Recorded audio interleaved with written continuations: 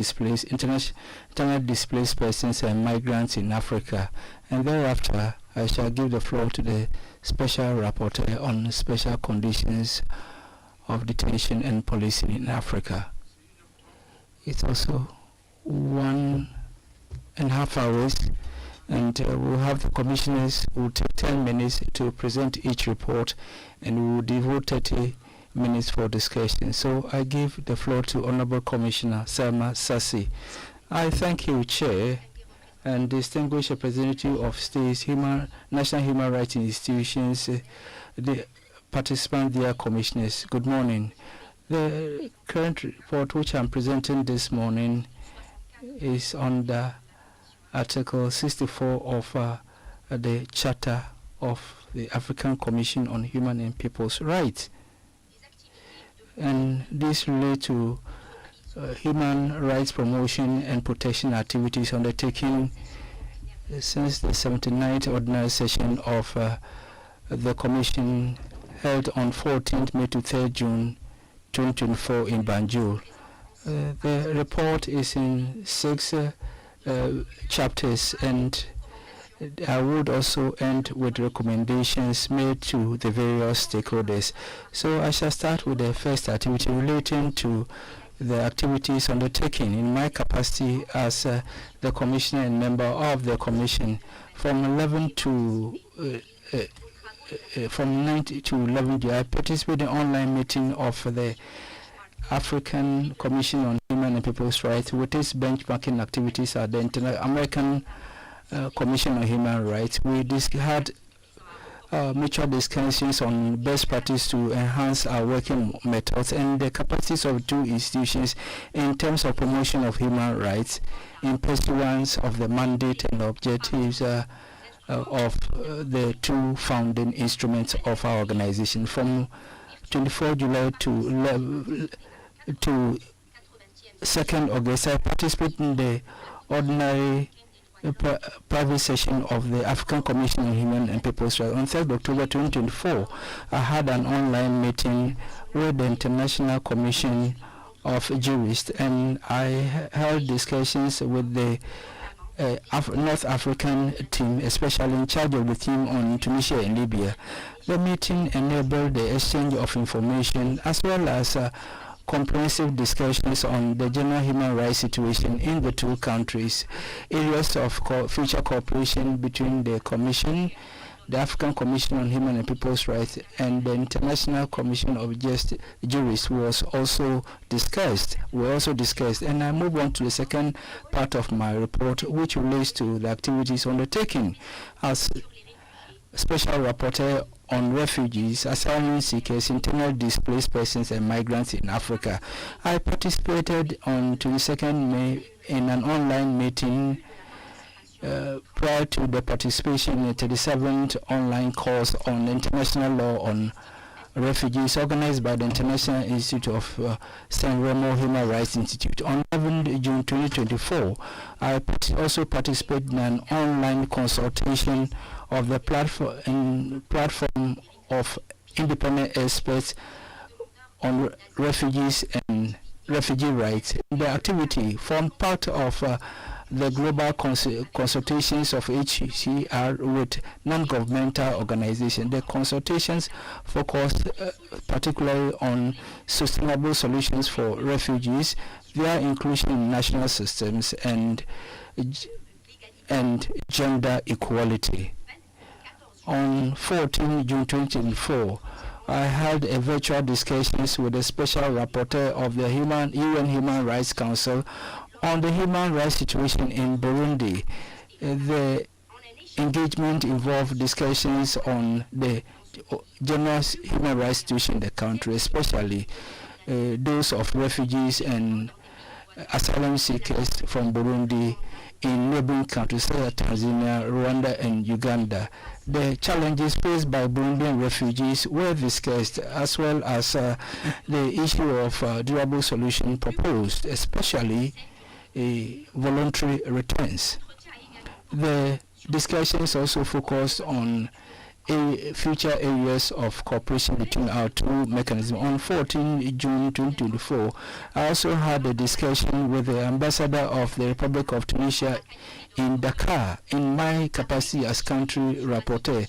After discussions on the human rights situation in Tunisia in a critical regional context, especially the issue of migration and the challenges it poses on the continent. Other issues were also raised during the discussions, especially the need to strengthen links between the African Commission and Tunisian authorities in order to maintain cordial relations within the framework of exchange dialogue and trust.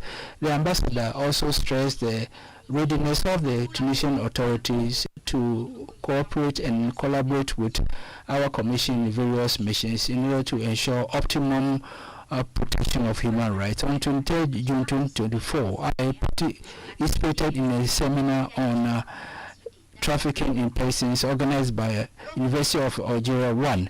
During the seminar, I presented a paper on human trafficking in the context of irregular immigration in Africa, which served as an opportunity to highlight the many challenges and obstacles faced by irregular migrants on the continent, including that of falling victim to human trafficking. On 24 June 2024, I participated in an online course on international law of international refugee law organized by International Humanitarian Law and San Remo. And on that occasion, I was invited to deliver the inaugural lecture, and it gave me the opportunity to look at the various current challenges, such as climate change and its impact on displacement, mixed movement, alternative to detention, and inability to balance security concerns and human rights of migrants and refugees, the standardization of asylum procedure, or disappearance of migrants, and illicit trafficking of persons. From 25th to 28 June 2024, I participated in a series of activities with PIA in Geneva in Switzerland. And these activities involved internal meetings with the members of PIA and a meeting of PIA with HCR, and a side event on human trafficking, mixed movement on the sea, and a meeting with the members of PIA with the UN High Commission on Human Rights, as well as a side event on PIER, working together to protect the rights of asylum seekers and refugees, and meetings with the various members of the ACR to scale up the partnership with the African Commission on Human and People's Rights. All the details of these meetings and the activities are contained in my report published on the website of the Commission. From 4th July to 10 September and 11th October 2024, I participated in a meeting with Cornell Law School Migrants' Rights Initiative, and the meeting focused on the strategies to be put in place to disseminate and promote the guiding principles of Africa on the rights of migrants, asylum seekers, and the finalization of future activities for the implementation of the guiding principles during the 81st session of the ordinary session of the Commission. From 4 to 7 September 2024, I also participated in the technical meeting of the Humanitarian Affairs Division, Health and Social Development of the African Union Commission in Harare in Zimbabwe. From 4 to 6 September, I also participated in a meeting on the humanitarian diplomacy framework of the African Union.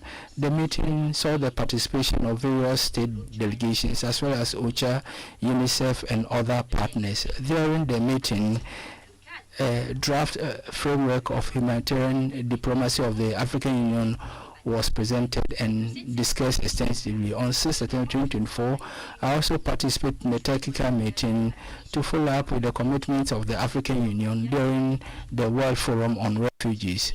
The activity provided the opportunity to reiterate the commitment of the African Commission on Human and People's Rights, which was presented during the GRF in 2023, relating to the implementation of Resolution 765 on inclusion of refugees in the national socio-economic systems. On 9 September 2024, I also participated in a meeting of peer platform to prepare the activities during the 81st Ordinary Session of the Commission.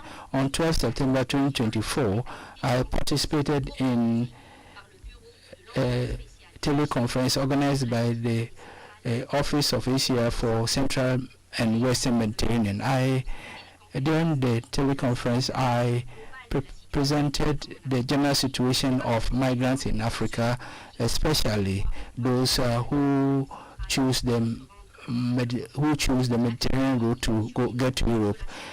Emphasis was placed on various abuses faced by migrants during their migration. Special attention was accorded to the situation of migrants who disappeared in the seas, and the decision of the relevant decision of the Commission was also reiterated and insisted on the need to implement it. We also discussed the conditions of disembarkment of some migrants in North Africa and insisted on the need for safe disembarkment and respect of the fundamental rights of the migrants. From 19 to 20 September 2024, I participated in a workshop organized by the Pan-African Parliament ACR on the preparation of model law on citizenship and prevention of statelessness in Africa, held in Midrand in South Africa.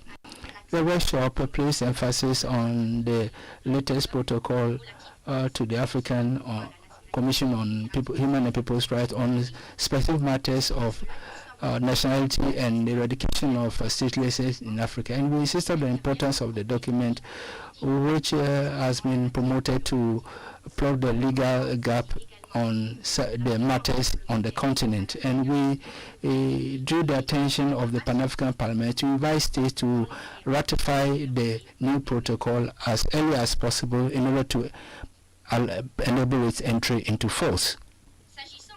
Now, regarding the protection activities, the details are in the report, which is available on the website of the African Commission on Human and People's Rights. So I shall make a brief presentation, and this is an urgent appeal made to the Republic of Tunisia on the arrest and detention of human rights activists working to protect migrants, dated 19 May 2024.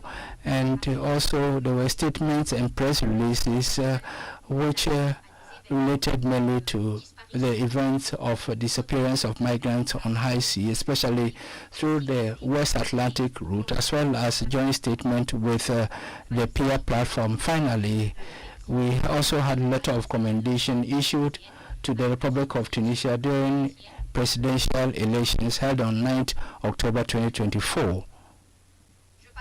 I shall now move on to part 4 of my report, which relates to the state of ratification of the African Union Convention on the Protection and Assistance to Displaced Persons in Africa. We would like to commend the Republic of Sao Tome and Principe becoming the 34th state to ratify the African Union Convention for the Protection and Assistance to Internally Displaced Persons in Africa.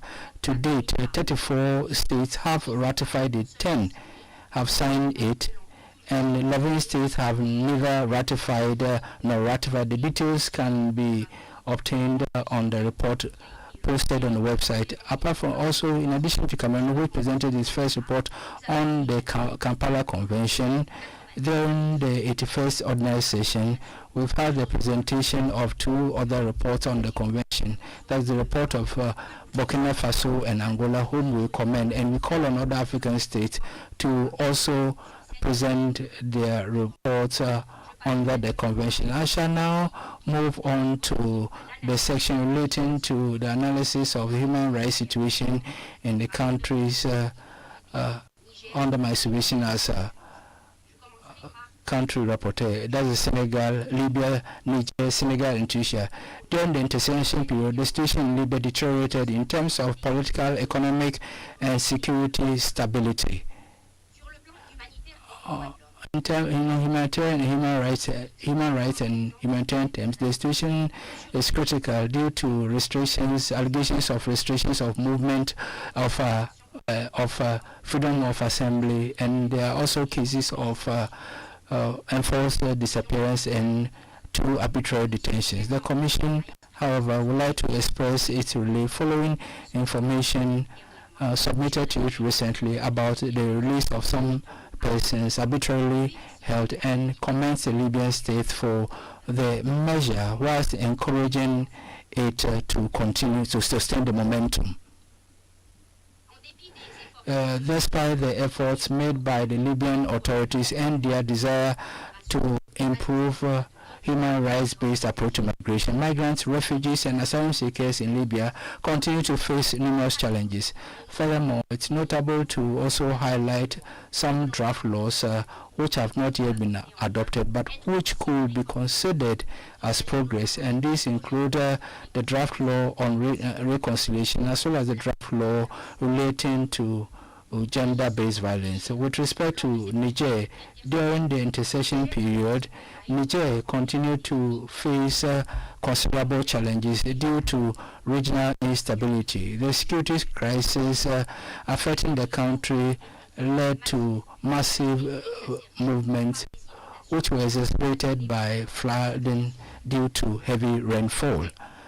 As pointed out in our previous intercession report, and following the military coup d'etat, the National Council for the Protection of Human Rights was replaced by another group, which is the Observatory of Human Rights. They said the institution is not yet operational. So we appeal to Niger to operationalize the National Human Rights Institution. On 24th May until 9 May 2024, a circular order was issued suspending all visits by human rights organizations to Nigerian prisons until further notice, despite the fact that Niger is party to the optional protocol OPCAT to the Convention Against Torture and Other Cruel, Inhuman, or Degrading Treatment.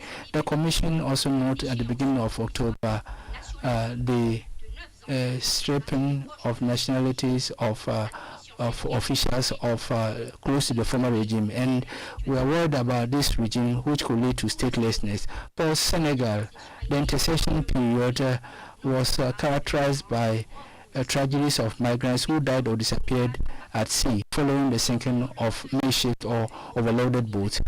Beginning of June and the beginning of October 2024, according to OIM, hundreds of people attempted to reach Europe from Senegal, the vast majority of them being youth, women and children in search of a better life.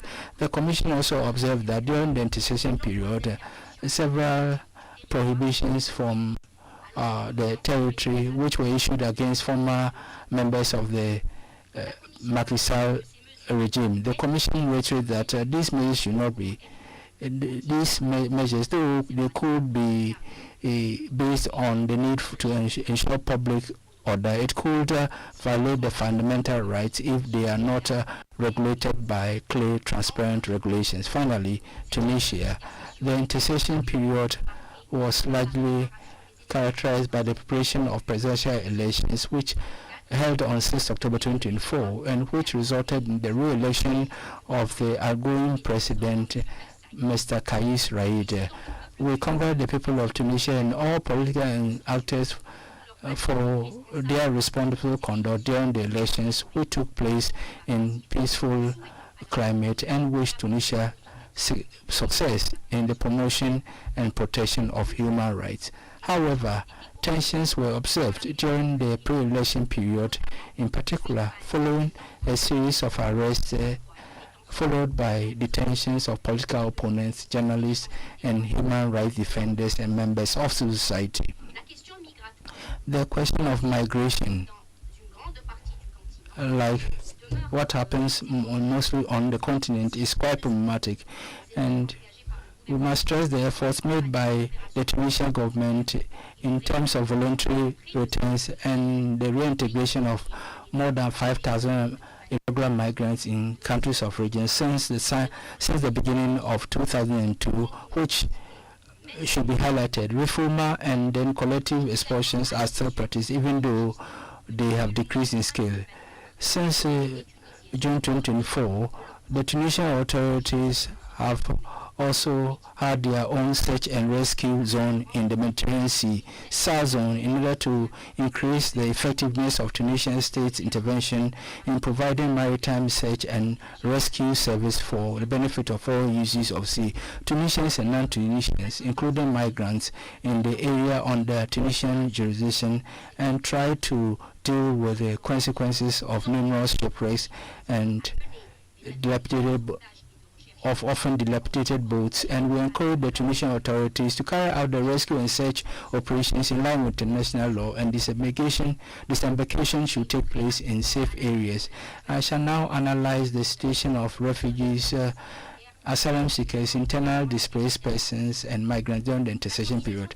The combination of conflict, political violence, deteriorating socioeconomic conditions, climate change, and food insecurity continue to cause massive displacement of persons in several countries of Africa.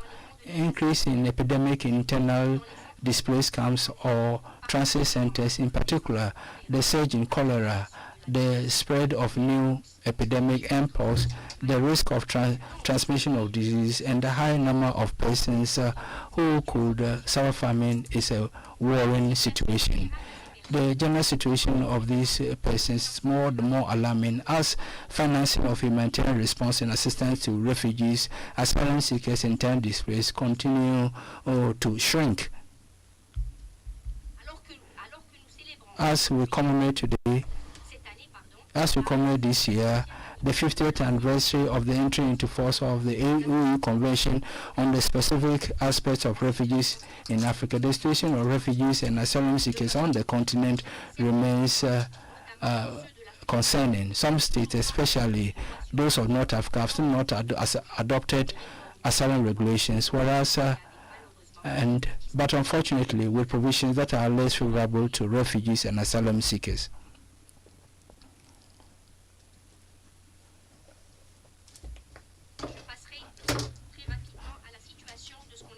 I shall now quickly go on to migrants who disappeared during the intercession period.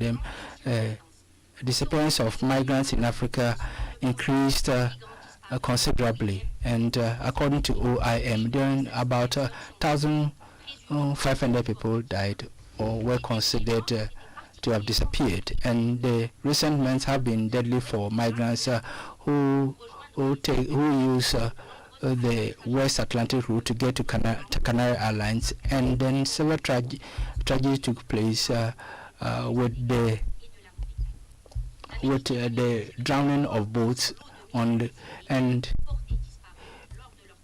a lot of migrants also were disappeared, and just in September there were more than 30 deaths.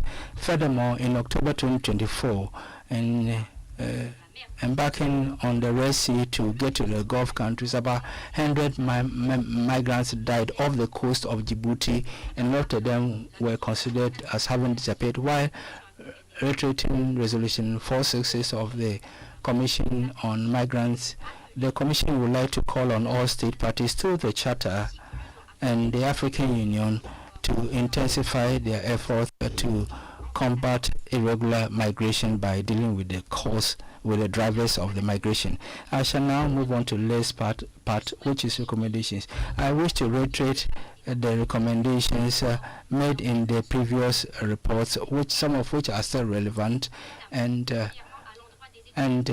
we want to urge the state parties to the African Charter to adopt and implement the African Guiding Principles on human rights of all migrants, refugees, and asylum seekers, and then to take ownership of Resolution 486 on migrants, refugees disappeared in Africa, and ensure that refugees can enjoy their full range of human rights, especially economic social rights, and respect the principles and Geneva Convention and OAU on the protection of refugees, which ensure the fundamental principles of non-refoulement and collective deportation, ratify the protocol of the African Charter on Human and People's Rights relating to nationality and statelessness,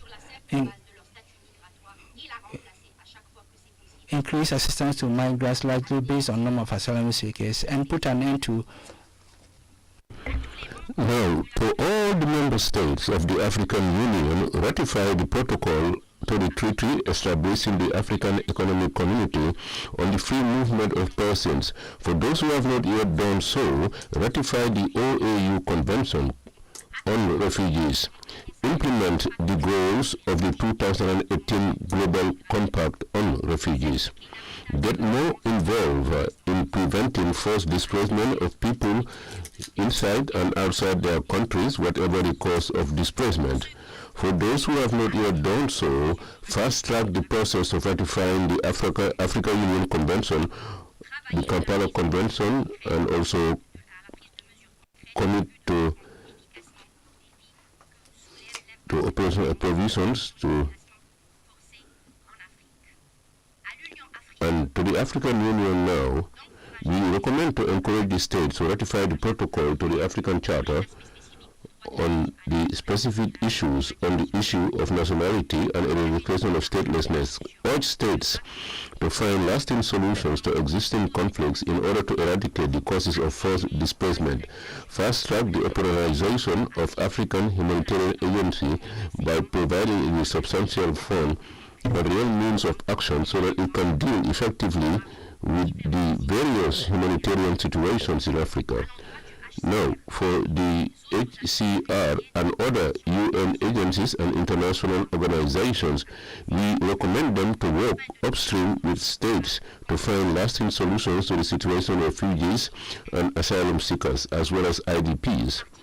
In particular, the situation of long-term refugees, increase humanitarian assistance to refugees, asylum seekers, and internally displaced persons. And finally, for the civil society players and other partners, we recommend to develop strategies and action plans for the ratification of the Protocol on Nationality and eradication of statelessness, continue to advocate for the universal ratification of the Kampala Convention, pursue their work on the ground to keep us informed of the situation of refugees, asylum seekers, internally displaced persons, and migrants, and provide support and assistance to the Special Rapporteur.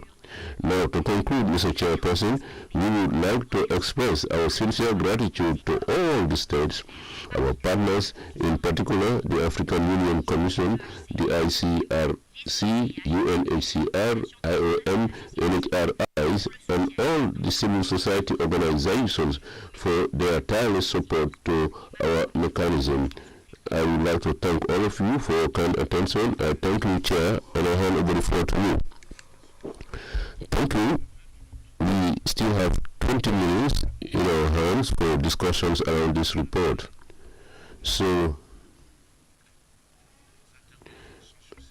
I will now call upon those that I have on my list. Before that, Algeria.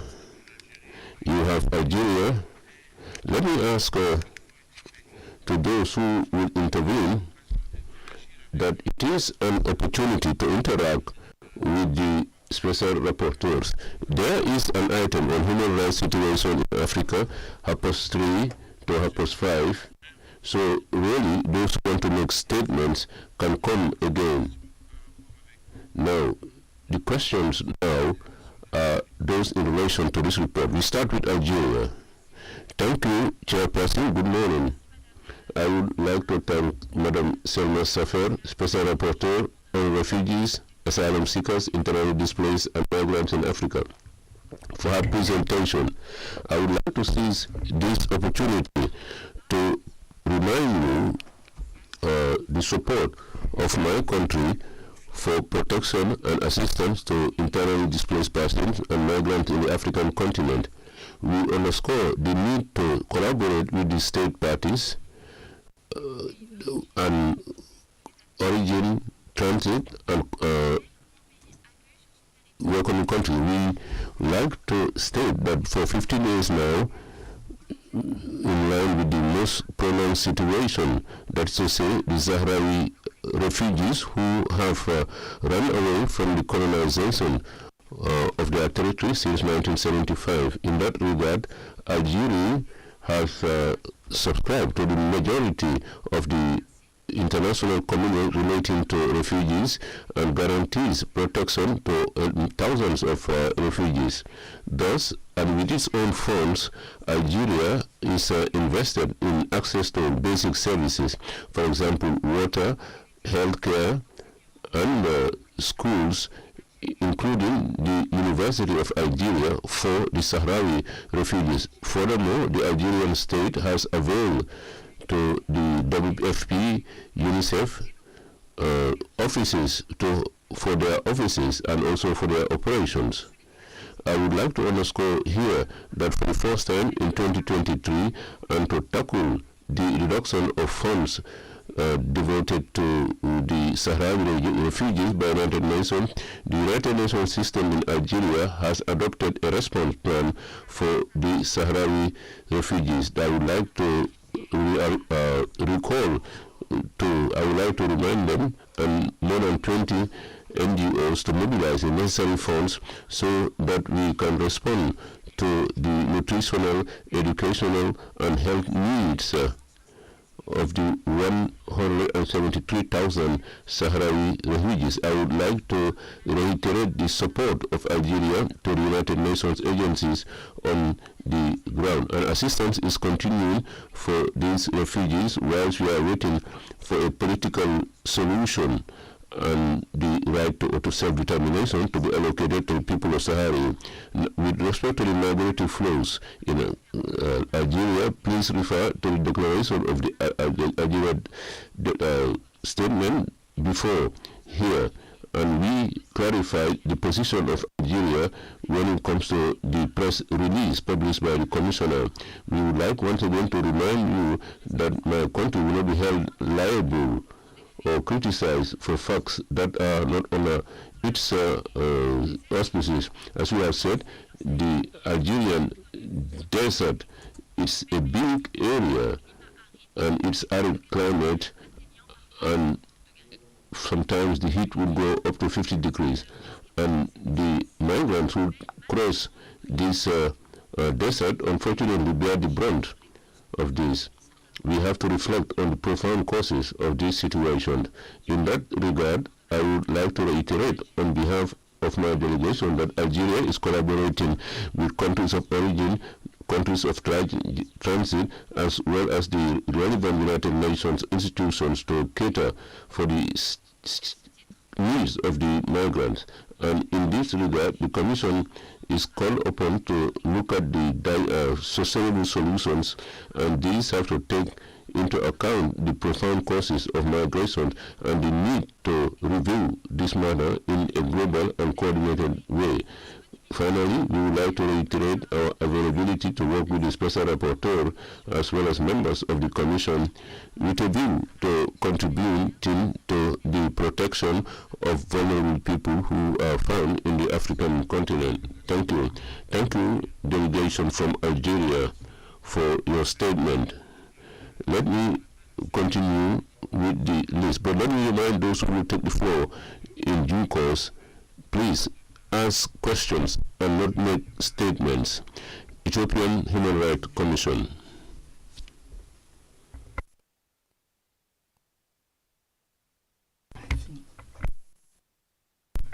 NGOs, AFCOF.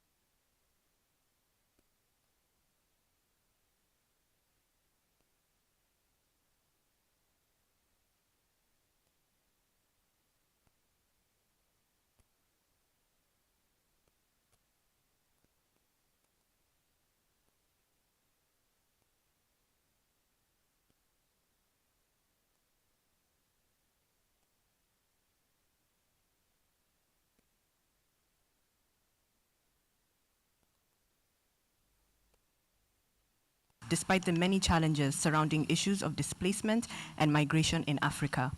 We further commend the African Union Heads of States Assembly for adopting the protocol to the African Charter on Human and People's Rights on specific aspects of the right to nationality and the eradication of statelessness in Africa in February 2024. Equality Now is a co-founder and steering committee member of the Global Campaign for Equal Nationality Rights, and we have documented gender discrimination in nationality laws in Africa and the globe through our periodic The State We're In, Ending Sexism in Nationality Laws reports. We are concerned that there are at least 16 countries in Africa where women are denied the right to confer their nationalities to their children and or spouses on an equal basis with men, which leaves them and their families in grave risk of violations of their human rights. Discriminatory nationality laws have an enormous impact on women and their families, often violating their rights to health, education, employment, and participation in public life, as well as putting them at risk of statelessness. We stand ready to work with your mandate and member states to advocate for the signature, ratification, domestication, and implementation of the AU Nationality Protocol, particularly through the strong interpretation of its gender equality provisions in compliance with Article 19 of the Convention on the Elimination of All Forms of Discrimination Against Women, and using soft law instruments so that thousands of vulnerable women across the continent can transmit their nationality to their children and spouses on an equal basis with men. We call on your mandates to urge member states to repeal and or amend sexist nationality laws to ensure that everyone is able to pass on their nationality and all its benefits to their children and spouses so that our families, communities, and economies can be stronger. Thank you. Thank you, Gichuku Karugu. International Detention Coalition.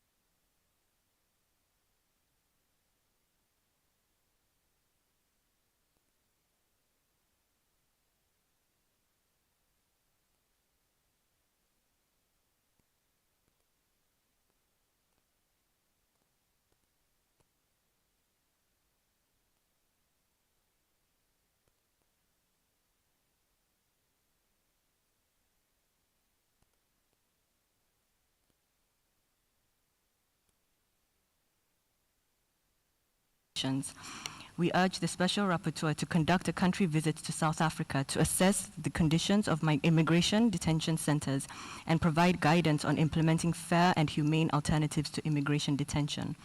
To also call on member states to prioritize the establishment of alternatives to immigration detention programs and initiatives that align with the international, regional, and national human rights obligations and standards, to encourage the member states to adopt legislation, policies, and practice directives that allow immigrants to reside in the community with freedom of movement while their immigration statuses are being resolved, to urge member states to put in place alternative care arrangements for children to prevent immigration detention and ultimately end immigration detention for children, and increase the use of rights-based, community-based alternatives to detention for people at risk of detention, as their detention is neither in the best interest of the children nor justice, and to further encourage member states to collaborate with NGOs and civil society organizations to promote the whole of government and whole of society approaches. Thank you.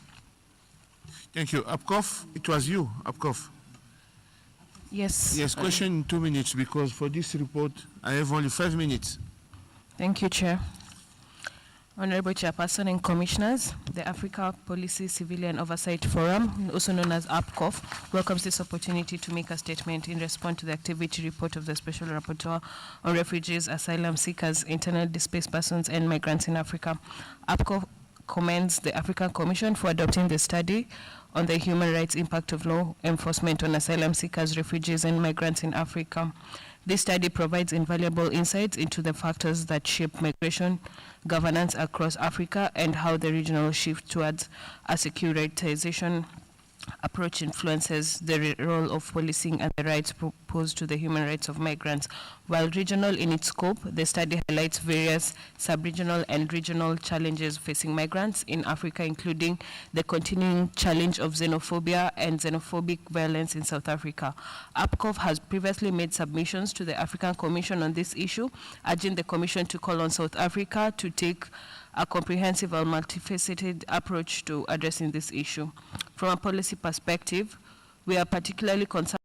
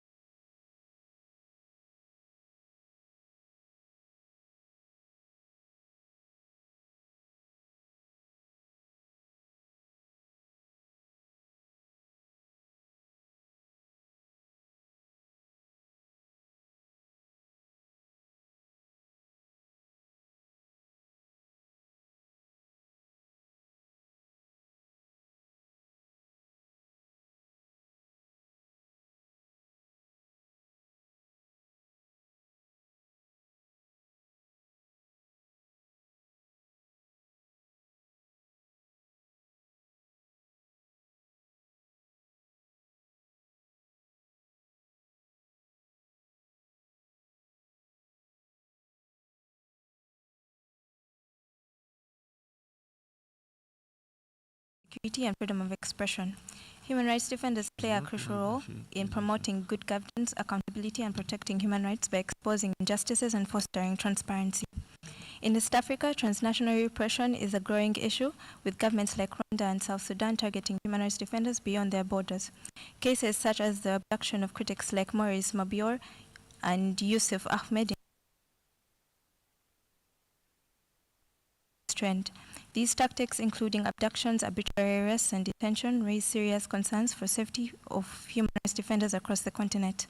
We also highlight the displacement of human rights defenders due to conflict, particularly in Sudan. While we commend efforts to investigate these violations, we are troubled by the lack of cooperation from countries like Egypt, Ethiopia, and South Sudan with the UN fact-finding mission. We urge the Commission to push for their cooperation and support accountability efforts.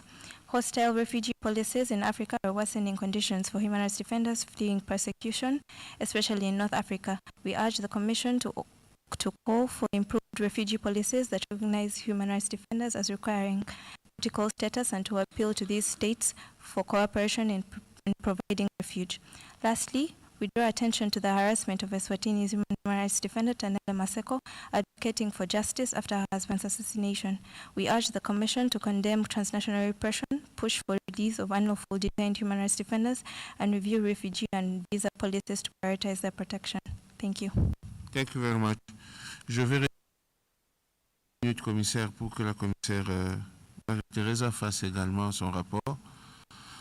Vous allez réagir à la délégation de l'Algérie et aux ONG de manière globale pour permettre à la commissaire aussi de présenter le rapport. Je vous remercie, Monsieur le Président. Je remercie tout d'abord l'ensemble des intervenants pour leurs observations et leurs commentaires. Je commencerai par la délégation algérienne. Je retiens leur soutien à la Commission africaine et également October, and we take this into account. And the African Commission is also available to discuss about other sustainable solutions that we can think about to assist refugees, asylum seekers in Africa. Now, Equality Now, I believe they made observations on the protocol on statelessness and also on the issue of states that have legislation which does not allow women to transmit their nationality to their children. The Commission has taken this into account, and we will work on it. For International Detention Coalition and APCOP, well, your concerns are more or less the same, and your concerns relate to the study launched by the African Commission, and we would roll out advocacy for this to be incorporated at the national level. We have also taken due note of the call made by these two NGOs to work with South Africa to manage the migratory problem. I believe, Mr. Chairman, the last participant is on Eastern Forum of Africa talks about made an observation on displacements in Sudan, and would like to assure the representative that this was taken on board. I did not share all the paragraphs, but this has been presented in a report, and the African Commission is being seized of the situation of refugees and internally displaced persons in Sudan. Thank you. Thank you, the Special Rapporteur on Refugees. Now we can move on to the next report. I will now give the floor to Honorable Commissioner Maria Teresa Manuela, Special Rapporteur on Prisons, Detention Conditions, and Policing in Africa. You have 45 minutes before we go for break, I believe. Thank you, Chair. Vice President, representative of member states, representatives of national institutions on human rights and NGOs, commissioners, secretariat, all protocol duly noted.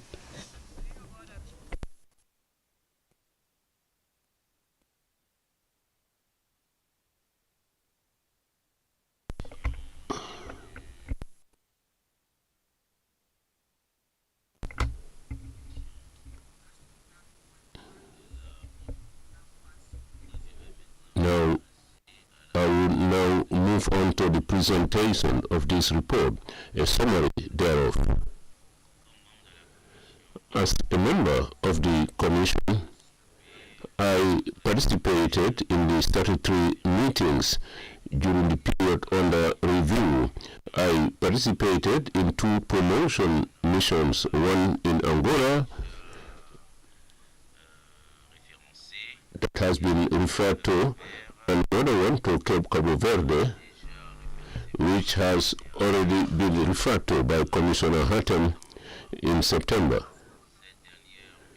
This mission to Cape Verde was planned for quite a while now, and the reason, and this is why the mission was postponed, and thanks to the African Commission, thanks to the Commission, we were able to do this mission. We also conducted a seminar at the Santiago University where we made a introduction of the African Commission to all the stakeholders who were there. And these stakeholders, by and large, are the Forum of the Public Societies. With respect to the report on prisons, I participated at the second conference, which was convened with the partners. Our participation was because most of the torture acts were conducted by security forces in prisons or during public demonstrations. These activities, among the activities, we participated in the formalization of the network of mechanisms, national mechanisms for the prevention and inclusion of 2 Portuguese countries to the network so that these NHRIs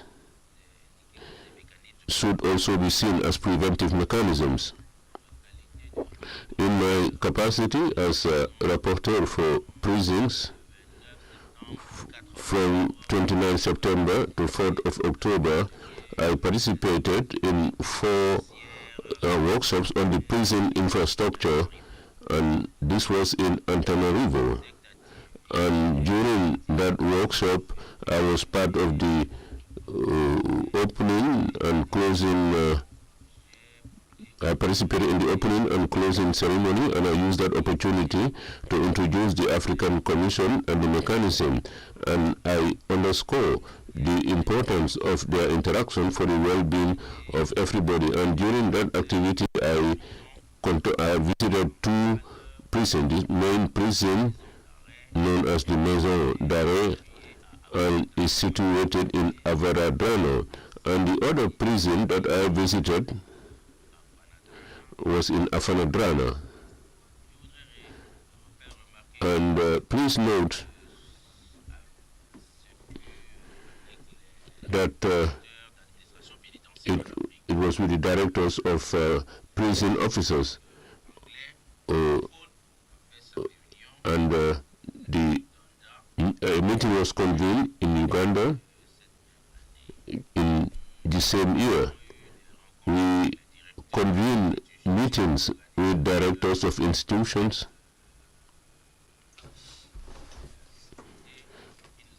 who call us on us, and we realize that during those workshops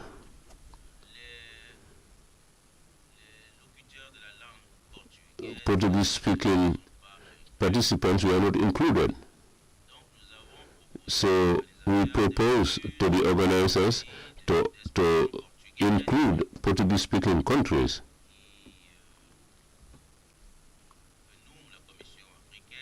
And that we, the African Commission,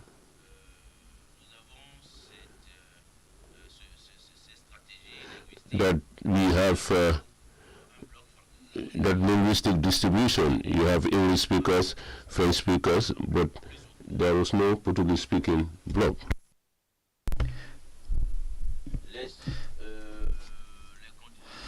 The study on the conditions in prisons led to various meetings with important partners and stakeholders.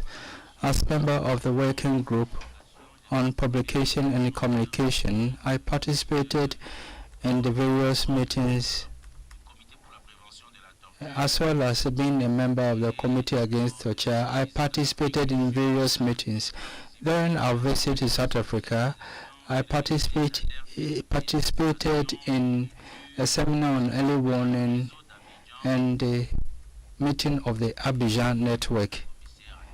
And Commissioner Atem has already mentioned it in his report. Regarding my capacity as a rapporteur of Portuguese-speaking countries, I can say that there have been significant progress, especially the presentation of report on human rights by Mozambique and promotion visit to Cabo Verde. And this is has been made possible due to interactions with the member states so that they can carry out their obligations under the Charter. And you, in the report, you also note the various strides made by the various countries, and we've also made recommendations. Regarding Sao Tome and Principe, the country has ratified the Kampala Protocol, and in the report on Equatorial Guinea, we did not receive any information during the reporting period.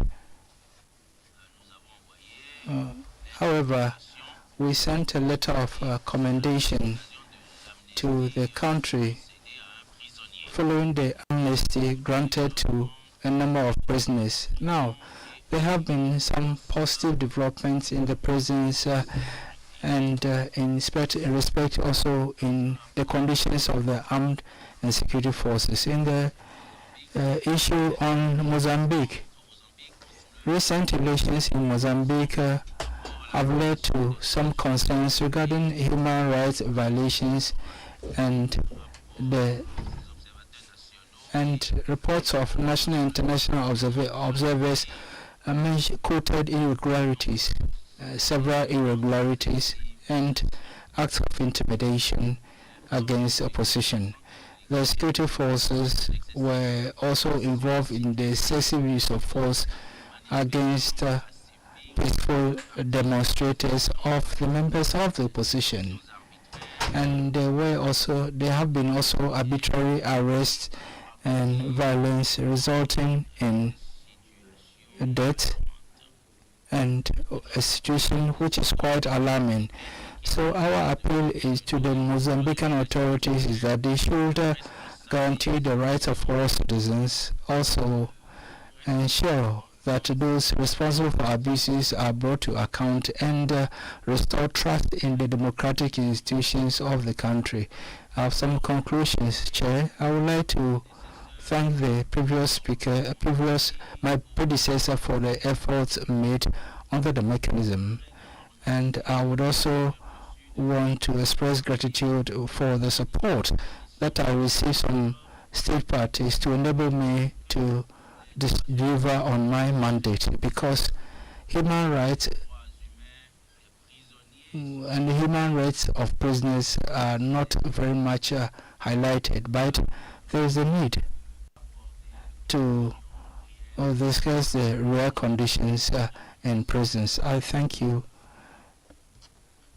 and I would like to thank all, and I hope that we are going to make a prisons a place where human rights are respected, not only the rights of prisoners but also those who work there, the duty bearers. And so I want to thank all those who contributed to the report, all those present, state parties, national human rights institutions and other institutions, including universities, religious institutions, NGOs, who work in the area of human rights, and will continue to have more training, because the issue relating to prisons and police, we are conscious of the fact that if it will be necessary to disseminate all information relating to human rights of prisoners. In closing, Chair, I would like to thank you for the opportunity given to me to share with you the contents of this report covering the session period. Thank you very much.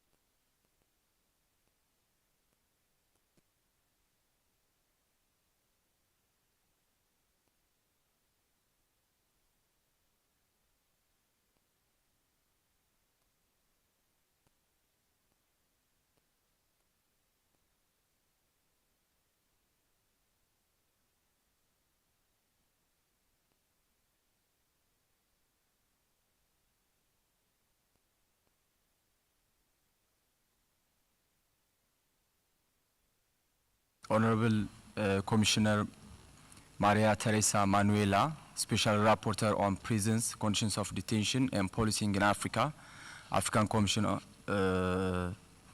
Honorable Commissioners, all protocols duly observed. Between June 2023 and June 2024, the Ethiopian Human Rights Commission visited a total of 306 police stations and 52 prison centers, as well as 15 non-regular detention centers across the country.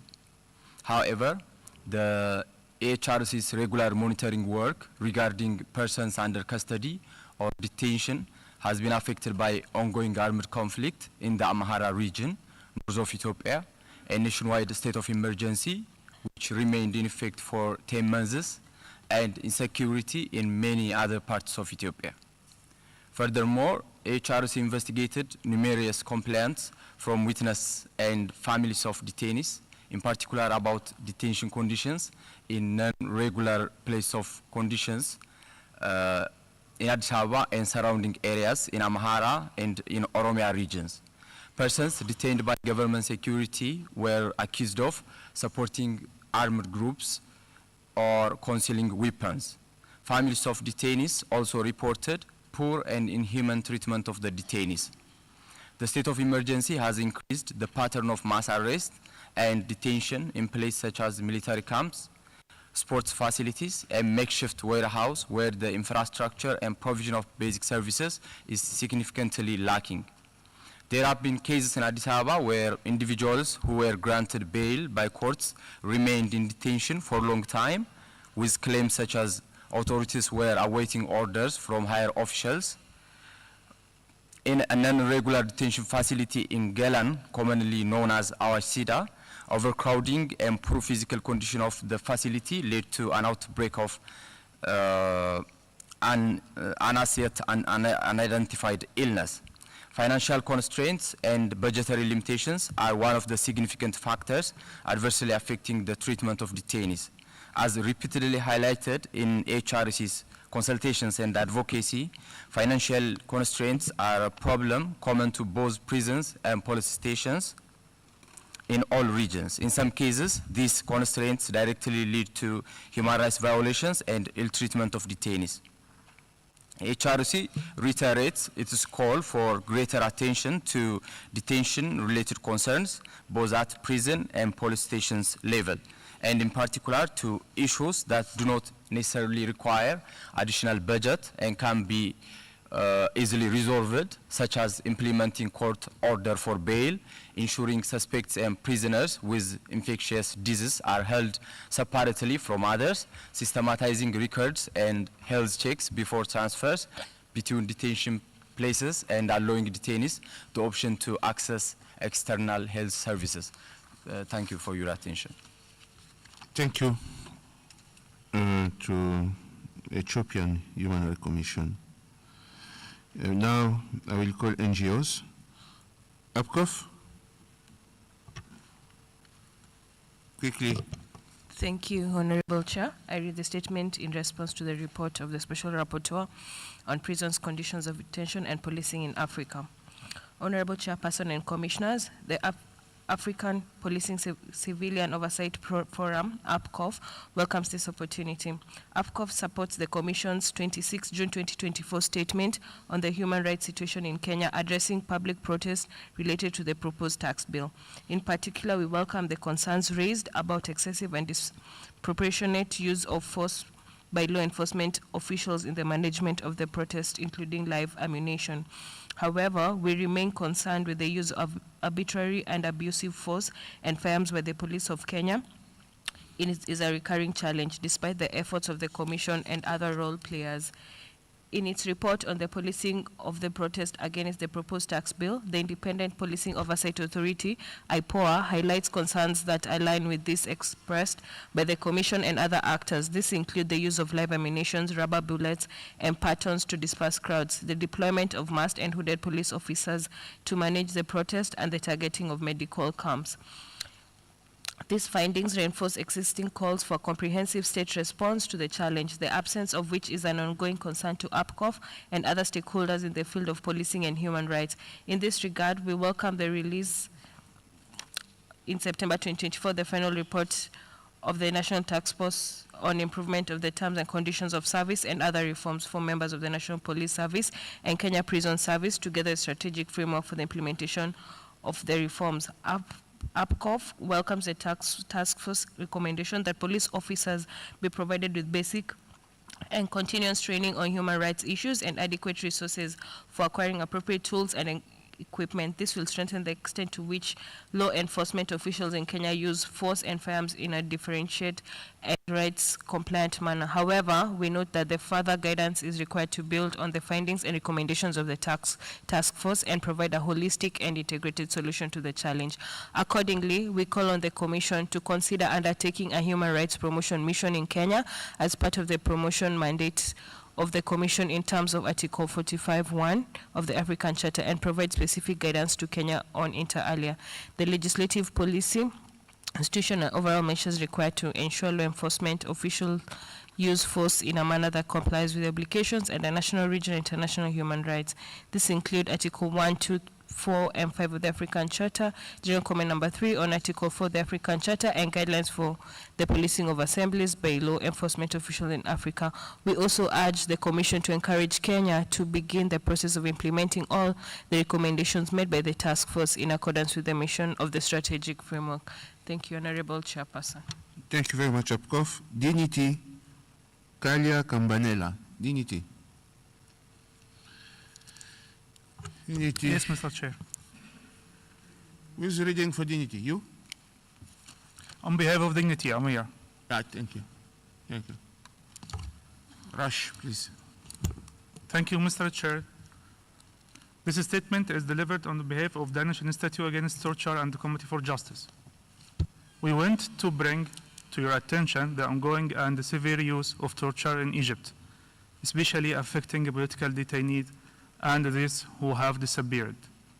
Based on the committee's recent report and recommendation, we are deeply concerned that Egypt's new amendments to the criminal procedures law could make these abuses worse. Without proper oversight and clear protection, the amendments may further. Yeah. You are reading for which organization? Dignity. Dignity? Dignity. Danish Institute Against Torture. 566. 566. Okay, thank you. And your name is Kalia? No, my name is Ahmed. I am on behalf of Kalia. Okay, you can continue. It's clear. Thank you.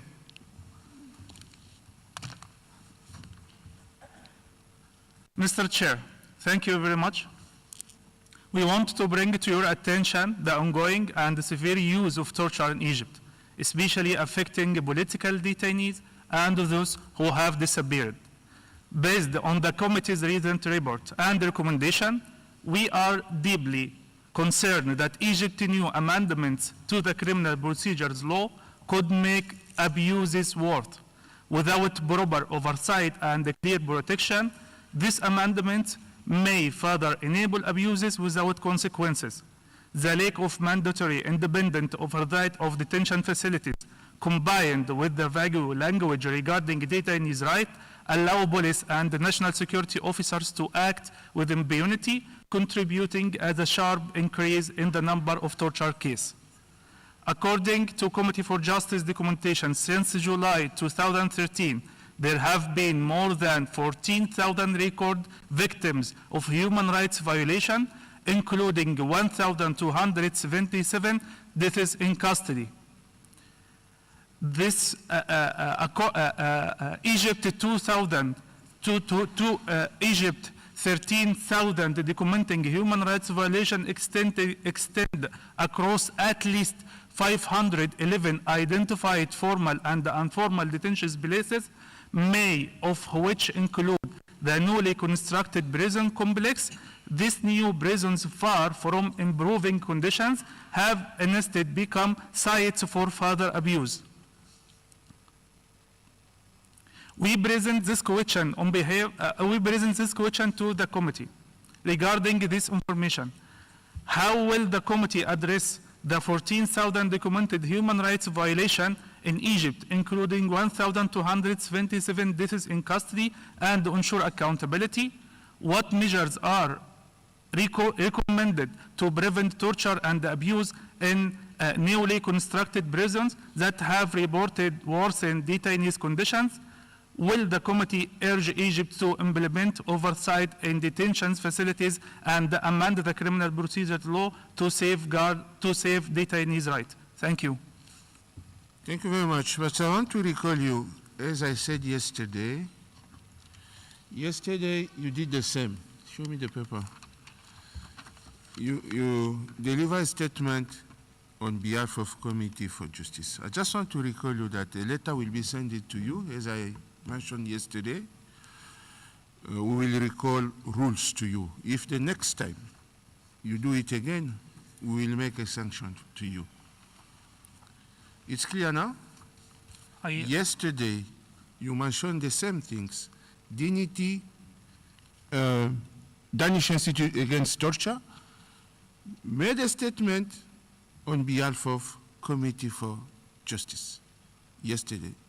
Don't do it again, because Committee for Justice is not registered at the African Commission of Human and People's Rights. And yesterday I said, I will address to you a letter on this concern, okay? Okay, thank you. You should avoid that practice. Thank you very much. We are here to service you, but you should also help us to respect the rules, okay? Of course. Thank you very much. Fiakat? Fiakat? Fiakat? Ils sont pas là. International Detention Coalition. International Detention Coalition. Ils ne sont pas là. Thank you very much. Je pense que nous avons terminé avec la liste de ceux qui sont enregistrés. Je vois que l'Afrique du Sud a demandé la parole. Je lui accorde la parole et puis la commissaire Manuela va faire ça. Commissioner Manuela will respond.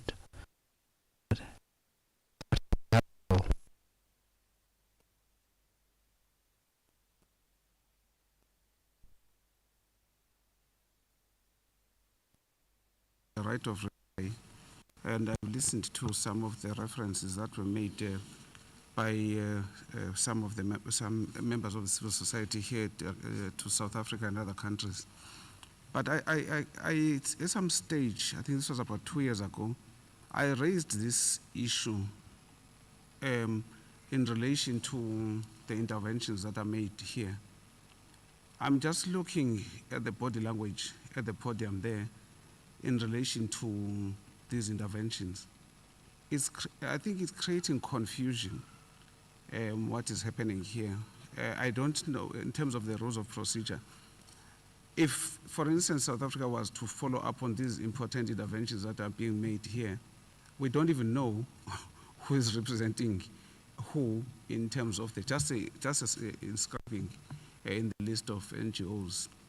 And therefore, it takes away even the essence of the message if South Africa cannot benefit from that intervention that is made, so that we are able to transmit it to the relevant authorities in South Africa.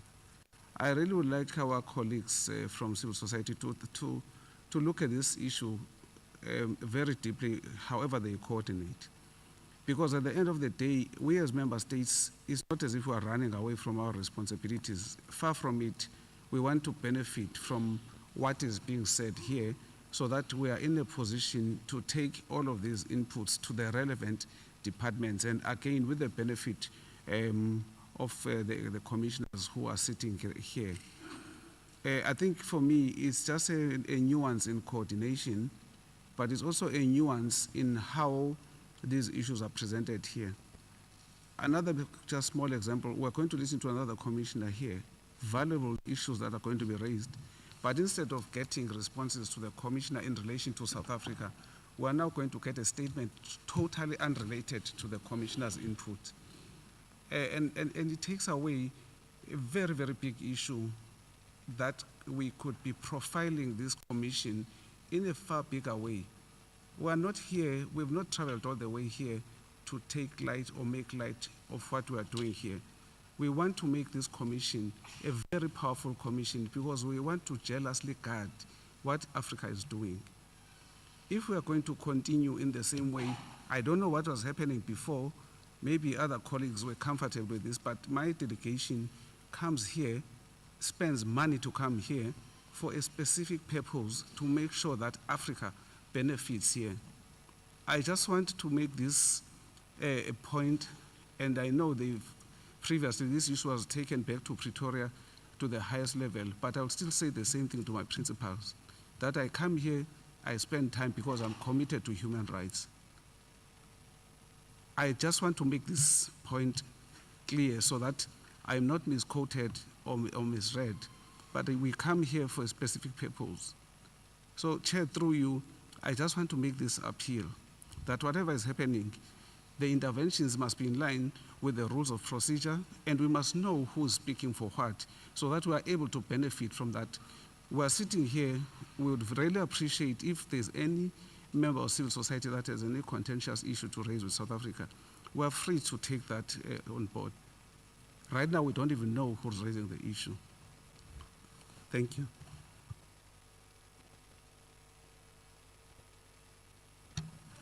Excellences, Monsieur l'Ambassadeur, la Commission africaine a pris bonne note de votre observation. Je demande au secrétariat Request the Secretariat to duly note the relevant comments made by the delegation of South Africa.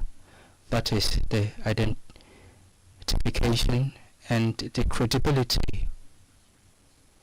If we don't have if the group cannot be identified, then the information will also be adversely impacted. So, Secretary, can you duly take note of the observations? In 2 days, we will be over with this session, and we will enter into private session, and that during the private session, we would like this issue to be tabled to the commissioners for analysis and recommendation.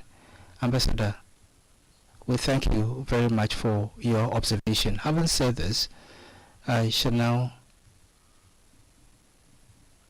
revert to the Special Rapporteur Commissioner for her observations. 5 minutes maximum.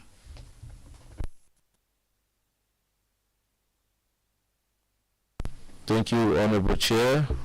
I thank the South African Ambassador on this remark, which the Honorable Chair has already taken duly note. I look at the questions that were raised, and I thank the Ethiopian Human Rights Commission for the data. We will take attention. It would have been more practical to us to have received this data before the session. We could have made good use of it and included it in our report after cross-checking. However, we still think for it and we take action. Regarding visitations, we would love to visit the Ethiopian detention centers, but we always rely on the acceptance by the country for us to enter and do our work with the authorization of the government.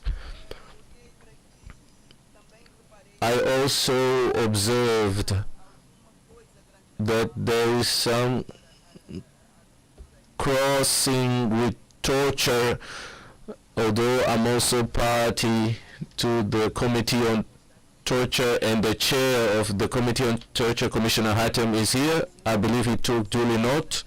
We are aware of the financial constraints, but I also agree with you that there are issues that can be solved without financial issue, like separating sick prisoners, and other actions can be done without increasing the budget. Thank you for this approach. To the APCOF, they brought us some cross issues on the use of force by the police in Kenya. Thank you for bringing these notes. And to emphasize, as I said, that we would love to get authorization to conduct our visitation, especially on the training of law enforcement officers. We would be glad to do so, but we await for the countries to open the doors and welcome us into the country. Regarding dignity on behalf of other entities are related to torture, and as I said in my report, torture occurs at times at places of detention, sometimes during demonstrations and outside these spaces. There is an issue linked to new detention centers that don't have the ideal detention conditions. We thank you for this data. And once we get authorization to go to Egypt, we can also address this issue. We took note of the suggestions,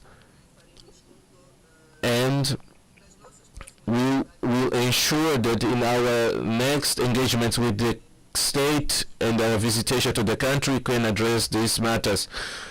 Other than that, I thank to all for the attention. We have a version which is in the website, but we are going to update it regarding issues related to Mozambique, which took place during the current session. Thank you once again, Honorable Chair. Thank you very much, Commissioner Manuela. So can we give a round of applause to Commissioner Manuela for presenting her report? Thank you.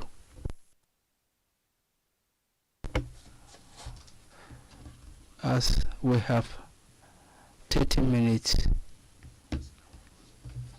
I shall give the floor to Commissioner So for presentation of his report, and thereafter have a debate. Commissioner So, you have the floor.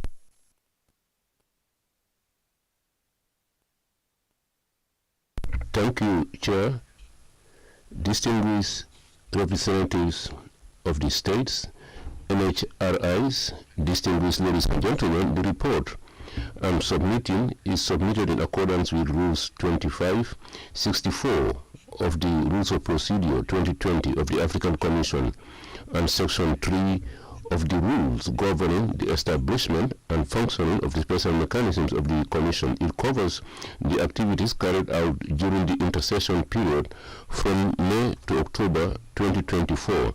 The report is divided into 4 chapters. Chapter 1 presents an overview of the situation of the death penalty, extrajudicial summary or arbitrary executions, and enforced disappearances in Africa.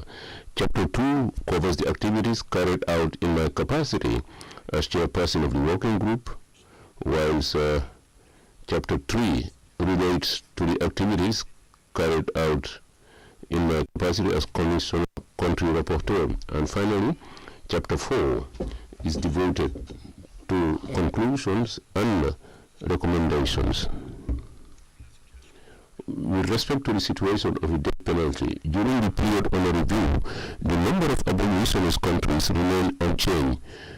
So, with 24 of the 54 state parties to the Charter having abolished the death penalty for all crimes, 4 for ordinary crimes, while 15 others observed a moratorium on executions. Empirical analysis of the statistical data on the issue of death penalty on the continent suggests a strong momentum in favor of abolition. In effect, the evolution of the death penalty situation shows that the majority of member states have taken an unequivocal option through their domestic legislation or in practice in favor of the greater preservation of the right to life as guaranteed by Article 4 of the African Charter. However, this positive perception should not overshadow the growing trend in death penalties and executions done.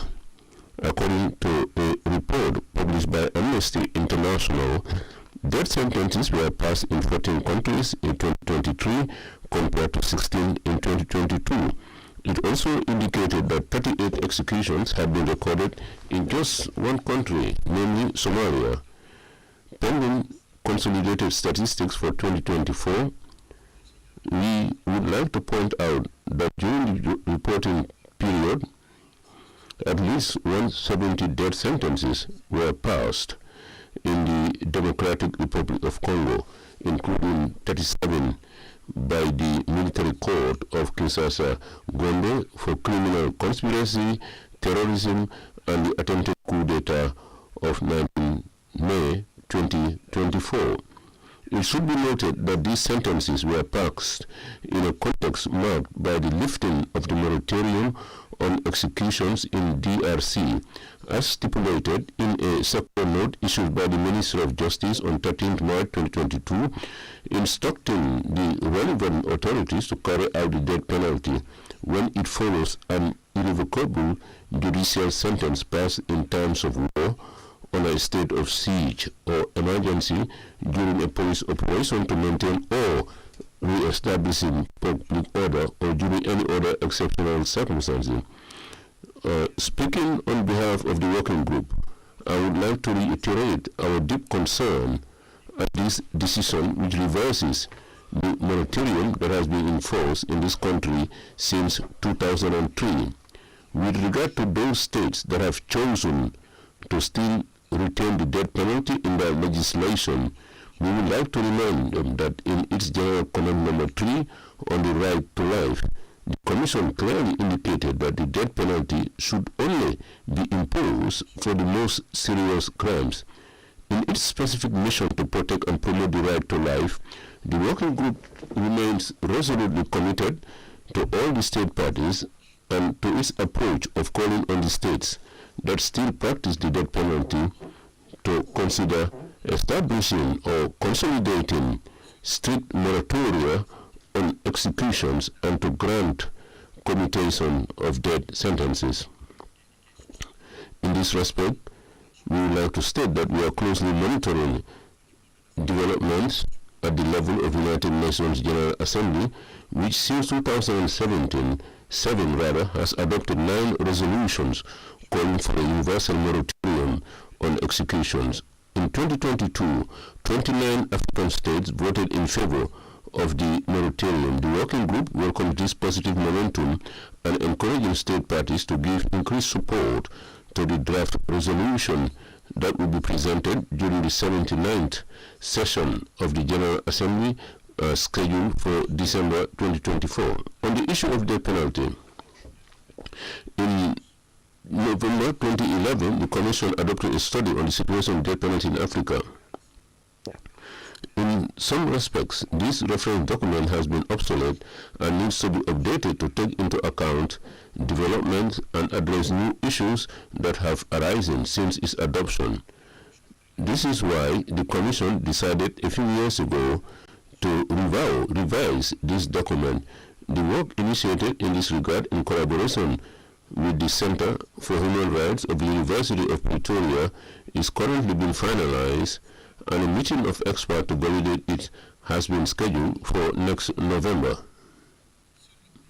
On the draft protocol to the African Charter on the abolition of the death penalty, we would like to point out that the process of adopting the draft protocol to the Charter, initiated by the Commission since 2015, has made significant progress in the last 2 years, after being held up for a long time. Indeed, the steps taken to reach a consensus on the draft protocol continue to meet with favorable response from several states. In addition, there is the considerable support from the Pan-African Parliament, which, through a resolution dated 5th of July 2024, expressed its commitment to working with the Commission and all the stakeholders to facilitate the adoption of the draft protocol by the policy organs of the African Union. This important expression of political support followed our presentation to the Honorable Ministers of Legal Affairs and Human Rights Committee of the Pan-African Parliament on 25th June 2024.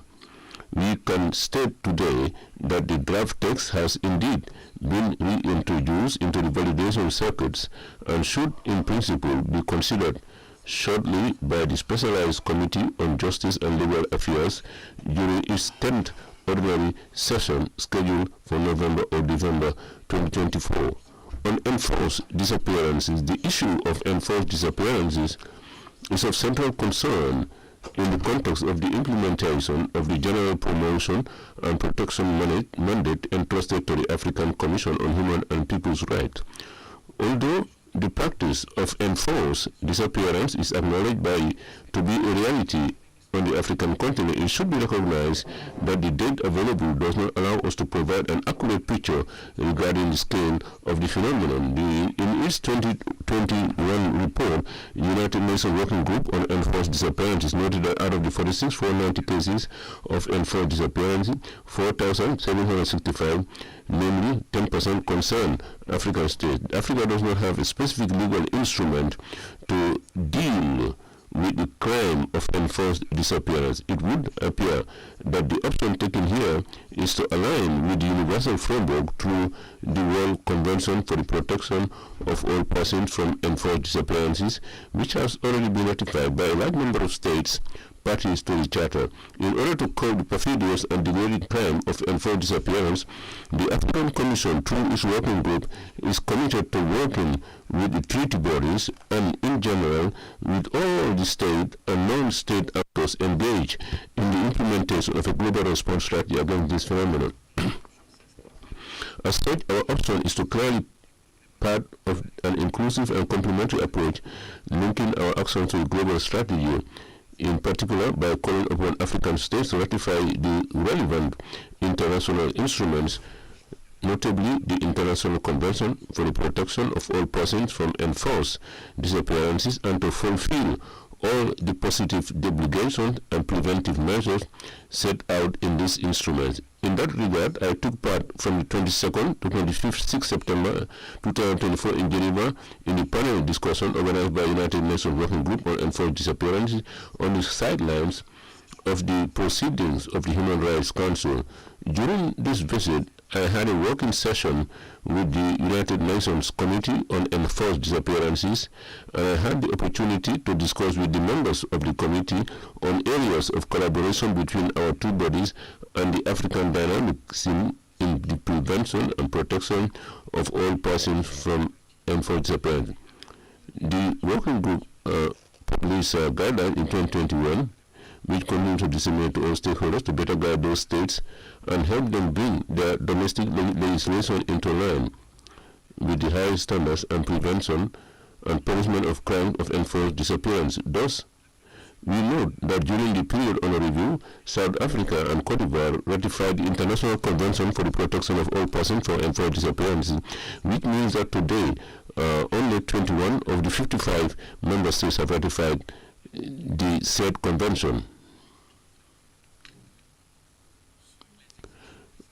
On extrajudicial, summary or arbitrary executions, the working group notes with concern that allegations of extrajudicial executions perpetrated most often in the context of security or law enforcement operations were reported during the period under review in Burkina Faso, Kenya, in the Union of Commerce and the DRC. At this stage, the working group is not in a position to draw any conclusions on the materiality of the alleged facts, but remains seized of the case brought to its attention until its level of information enables it to adopt a definitive position. Several initiatives have been taken as part of efforts to interact with the states concerned in order to shed light on this allegation. Furthermore, the working group, in collaboration with the Institute of Human Rights and Peace at the University of Cheikh Anta Diop in Dakar, has launched a study to assess the magnitude and consequences of extrajudicial summary or arbitrary executions in the continent. In accordance with Resolution 583 of March 2024, arrangements have been made to finalize the draft study in the first quarter of 2025. A consultation meeting on the study is scheduled for 20 November 2024 in Abidjan. Chapter 2 of my report relates to activities rolled out in my capacity as a commissioner and chairperson of the working group. I participated in the 79th ordinary session in Banjul, held from 14 May to 3 June 2024, as well as the 88th ordinary session held virtually from 24 July to 2nd August 2024, during which the Commission adopted several documents, considered reports, and rendered decisions on various communications. During this session, we organized a panel entitled The Abolition of Death Penalty and Security Issues. The panel examined the linkage between and here I represented the Honorable Commissioner Marie-Louise Abumo on a panel organized on the right to education, which is chosen as central theme by the African Union. In my presentation, I outlined the perspectives and challenges of setting up an educational system adapted to the situation of people with disabilities. From 13 to 16 June 2024, I represented the chairperson of the Commission at the international conference organized by the ECOWAS Court of Justice in Freetown, Sierra Leone. From 10 to 16 July 2024, I took part in the inter-mechanism dialogue between the African Commission on Human and People's Rights and the Inter-American Commission on Human Rights, which was held in Washington. This meeting enabled us to exchange experiences and best practices in the exercise of our respective mandates. From 27 August to 4 September 2024, I took part jointly with the World Organization Against Torture in a mission to Chad at the invitation of the National Human Rights Commission. The purpose of the mission was to exchange views with the new commissioners of the NHRC on issues relating to prevention and promotion of human rights. From 16 to 28 December 2024, in my capacity as Commissioner Country Rapporteur, I took part in a mission to promote human rights in Moroni, in the Union of Comoros. The related press release was made public and published on the Commission's website. From 29 September to 4 October 2024, I conducted a working group to the Republic of Guinea at the initiative of the FIDH. During this mission, I had the opportunity to meet with national authority as well as the civil society organizations. It emerged from this discussion that the Republic of Guinea will shortly be submitting its consolidated report under Article 62 of the Charter. Now, during the period under review, I signed several letters of urgent appeal. Let me just indicate some. 29 May 2024, I co-signed with the Special Rapporteur on the freedom of expression and access to information in Africa a letter of urgent appeal to His Excellency General Mamadou Doumbouya, President of the Transmission of the Republic of Guinea, after receiving information about allegations relating to order to withdraw licenses for the installation or operation of private radio stations. On 22nd July 2024, we sent a letter of urgent appeal to His Excellency Captain Ibrahim Traoré, President of the Transition of Burkina Faso, after receiving information about allegations relating to the enforced disappearance of journalists Charles Olo, Adam Bayala, and Khalifa Rassere. On 22nd July 2024, we sent a letter of urgent appeal to His Excellency General Mamadou Doumbouya, President of the Transition of the Republic of Guinea, after receiving information about allegations relating to the enforced disappearance of activist Umar Sila, known as Fonike Menge and Mamadou Biloba.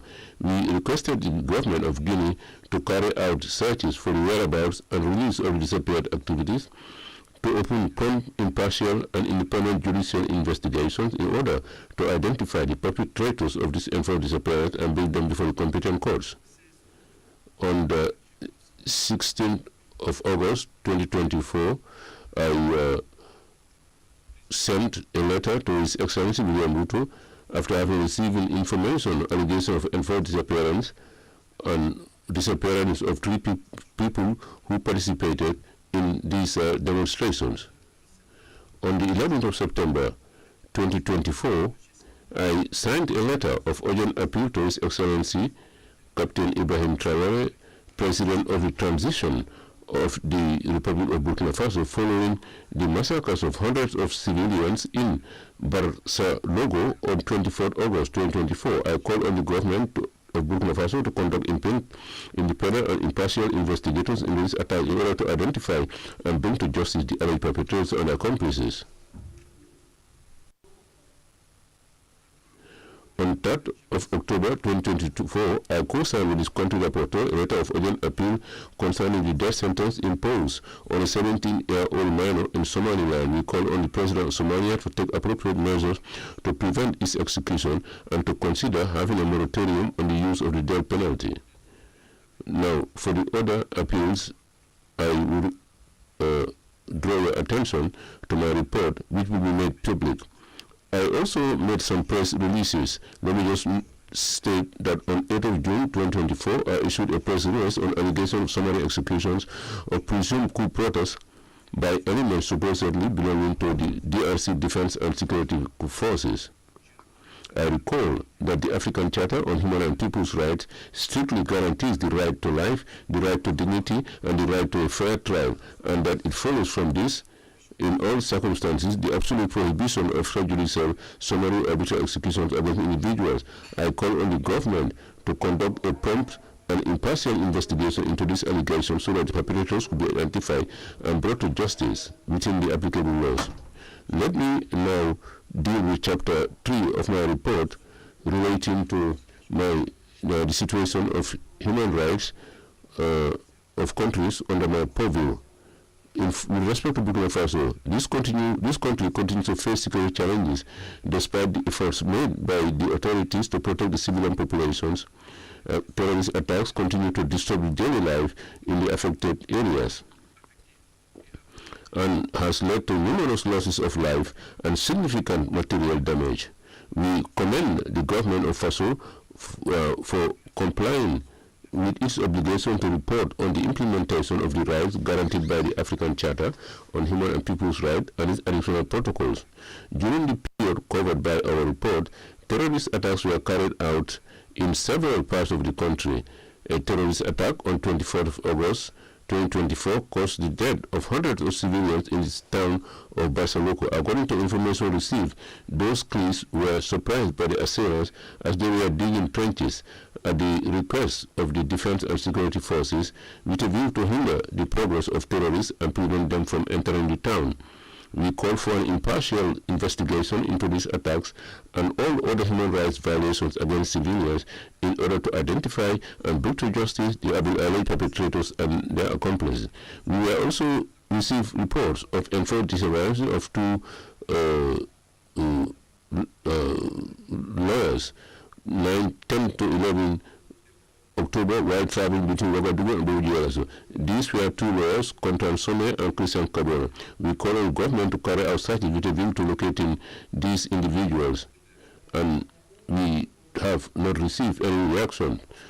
And several civil society organizations working in the rights of human rights have talked about the application of this decree on 19 April on general mobilization and have caution adopted with a view in particular to defending the integrity of the territory and protection of population in their property against the threat of action of terrorism. It should be noted that the complaints raised do not relate to the legality or relevance of the decree, but rather on the conditions of its enforcement, which could in certain situations give rise to violations of citizens' rights and freedoms. In the Republic of Guinea, Guinea experienced an unconstitutional change of government on 5th September 2021. The transition government announced that a constitutional referendum and transfer of power to civilians would be organized before the end of 2024. During the reporting period, restrictions on the freedom of expression and demonstrations continued, with 5 media outlets still under suspension. On 31st of July 2024, the trial of the 11 people accused of taking part in the 28 September 2009 massacre resulted in the conviction at the first instance of former President Captain Musa Dadis Camara and 7 of his co-defendants. We welcome the government's efforts to bring justice to the victims and encourage it to prosecute the perpetrators of the other mass crimes that have gone unpunished for several years. We encourage the government to ensure preparation for the harm suffered by the victims by guaranteeing their compensation. We reiterate our concern expressed in the letter of urgent appeal sent to the transitional authorities following the disappearances of Maudou Biloba and Fonike Mende. We are also seized of the case of alleged forced disappearance of Mr. Sabo Nimanga, former Secretary General of the Ministry of Mines under President Alpha Conte. Now, with Central African Republic, armed conflicts continue in certain localities to disturb this country. For example, in the Ruampende Prefecture, 61 civilians were killed in the village of Lime. involving land dispute involving local farmers and cattle owners. We called upon 10 attacks were documented against people as committed by armed forces.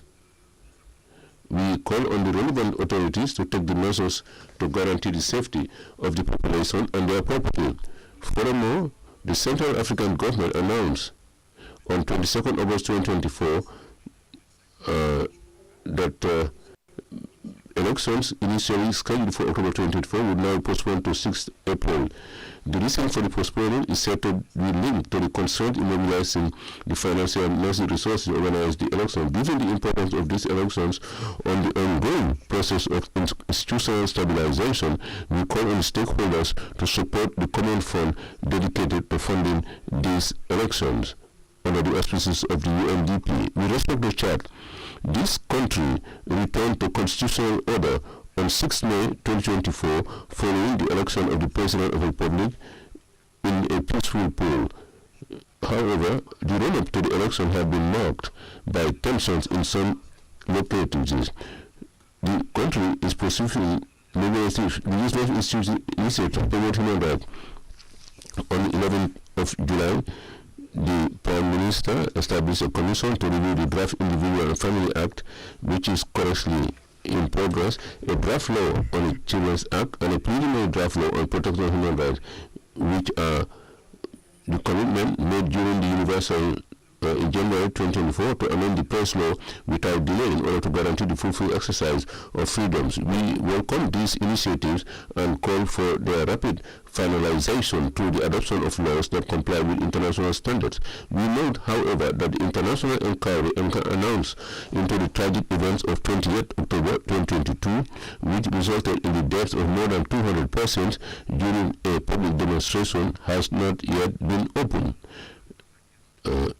There has not been any response from the note verbal in which we express the Commission wish to be involved in the announced international inquiry. We reiterate our call to the government to conduct an independent judicial inquiry and to bring the perpetrators to justice. We also call upon the government of Chad to open an impartial inquiry to shed full light on the circumstances surrounding the death of Yaya Dilo, the political leader who was killed on 28th of February 2024 during the attack on his party's headquarters. With respect to Comoros, a first promotion mission was undertaken in the country from 16 to 28 September 2024. During this visit, our delegation held discussions with those involved in the promotion and protection of human rights in the country. It also visited the Moroni prison and the Consular Service for Women and Children who are victims of violence. The relevant national authorities have undertaken to submit the initial report of the Union of Comoros in accordance with its obligation under Article 62 of the Charter. Progress was made and indicated in the report that we will publish in this regard. However, the delegation noted that there are still a number of challenges to effective protection of human rights.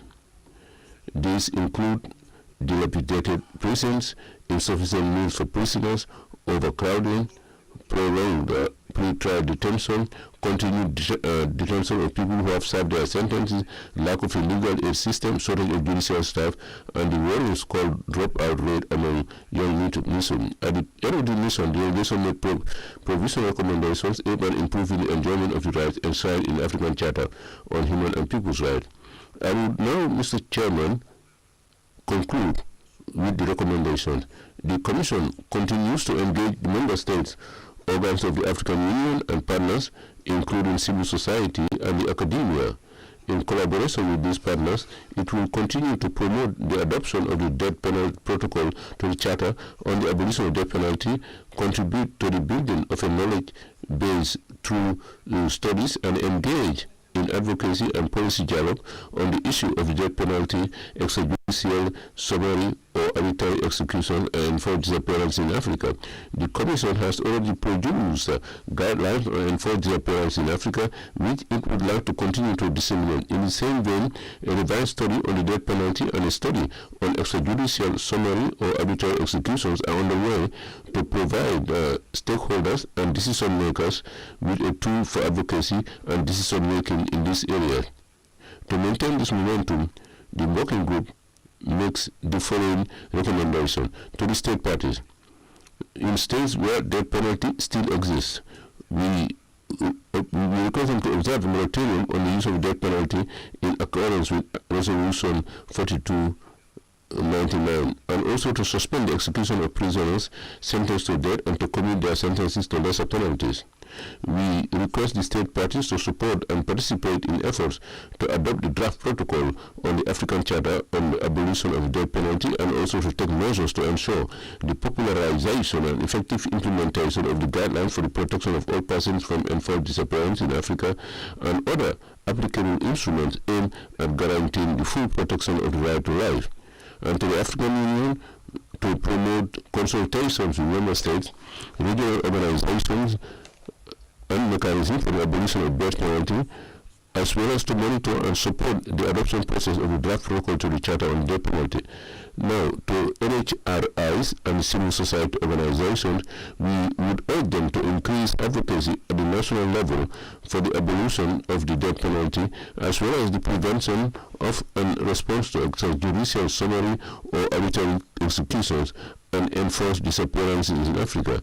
Finally, we recommend to the other development partners to provide support to the working group to enable it fulfill its mandates effectively, and to provide technical and financial support to state parties, NHRIs, and CSOs in their activities, programs, projects, and policies aimed at combating extrajudicial, summary, or arbitrary executions and enforced disappearances, as well as criminal justice reform process aimed at abolition of the death penalty. Thank you, Chairperson. That was an overview of the report. Thank you, Commissioner Idrissa Sow.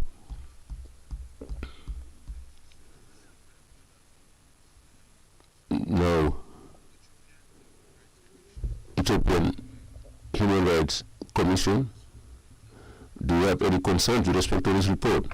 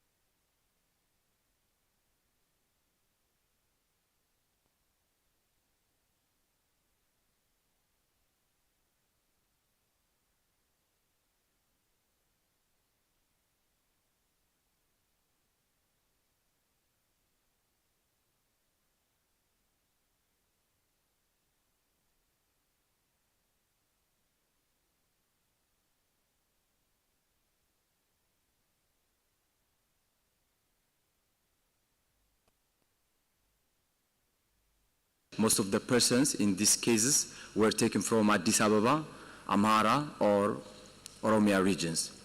While prison and police authorities are for the most part cooperative to inquiries regarding persons under their charge, I'm concluding, response from other security authorities, in particular the Army and National Intelligence, has been at best very weak. Therefore, the Ethiopian Human Rights Commission reiterates its call for the ratification of the relevant continental international instruments, which would provide a strong legal framework for specific accountability, but also preventive action obligations on the government. HRC also recommends for stronger focus to investigate and to bring those responsible to account. Thank you very much. Thank you, Ethiopian Human Rights Commission. NGO Amnesty International. Jafet Bigon, il n'est pas là. Fiakat. Fiakat. Fiakat. Amnesty and Fiakat, they are all not here. So thank you very much. So I shall request Honorable Commissioner So to react to the concerns expressed by Ethiopian Human Rights Commission and also give his concluding remarks. Thank you, Chair. We take note and thank the delegation of Ethiopian Human Rights Commission for their statement. I've taken due note of the cases of enforced disappearance reported by the Ethiopian Human Rights Commission, and I want to use this opportunity to inform them that I have a lot of admiration for the independence with which you deal with human rights situation, and it's the human rights institutions who provide information in cases of enforced disappearance. I've also taken due note and appreciate the fact that some national human rights institutions reiterate the call for the ratification of instruments on enforced disappearance, and I thank him and I thank all those who listen to my report. I thank you, Chair. What you've said about national human rights institutions is a shared opinion. So can we give a round of applause, please? So we shall now have a 30-minute coffee break, and thereafter I will return, and after 30 minutes we will take the report of the working group on extractive industries. The report is available on the website of the African Commission on Human and People's Rights, and those who would like to intervene exceptionally, we will take the questions in the room, because yesterday it was not available. It was made available this morning. So you can register with the Secretariat, and we also take the other questions in the hall directly. So we'll have a break for 30 minutes. Thank you.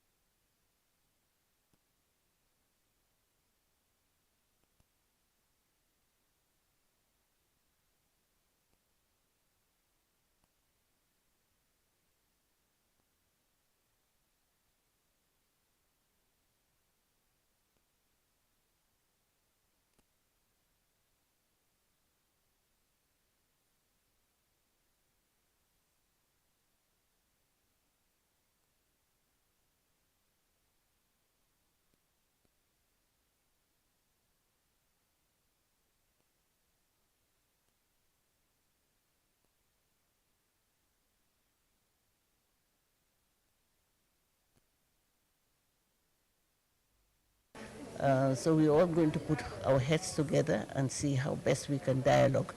And we're using the word dialogue because that's the most instrumental way people can get thoughts together, heads together, and decisions together. In addition to discussing the immediate repercussion of the proposed reverse of the anti-FGM law, the event aspired to a chart roadmap for collective action over the next 3 months and beyond by fostering strategic political advocacy and cultivating a shared vision. The roundtable endeavors to fortify the foundation for sustained progress in advancing women's rights and gender equality in the Gambia and beyond. The Imam of Tipakunda Central Mosque, Imam Basiru Drame, was also in attendance and has this to say. In 7th century Arabia, one of the major issues that Prophet Muhammad confronted was how to humanize women after they had been dehumanized and made a property of the menfolk. So this new wave of trying to men trying to speak on behalf of women, and most of those who talk about FGM amongst the menfolk, they do not know anything about FGM. They do not know even the anatomy of women, of they themselves, let alone women. So I am heartened. And I am very happy that we have such a meeting, and hopefully we will defeat this retrogressive force that is about to bring women down. Amidst the impassioned voices and diverse perspectives, a resolute determination to safeguard the hard-won gains of gender parity. As the curtains raise on the groundbreaking gathering, the world watches with bated breath, witnessing the genesis of a collaborative movement poised to uphold the rights and dignity of every woman and girl, not only in the Gambia, but across the globe. Reporting for Star TV News, I am Baikor.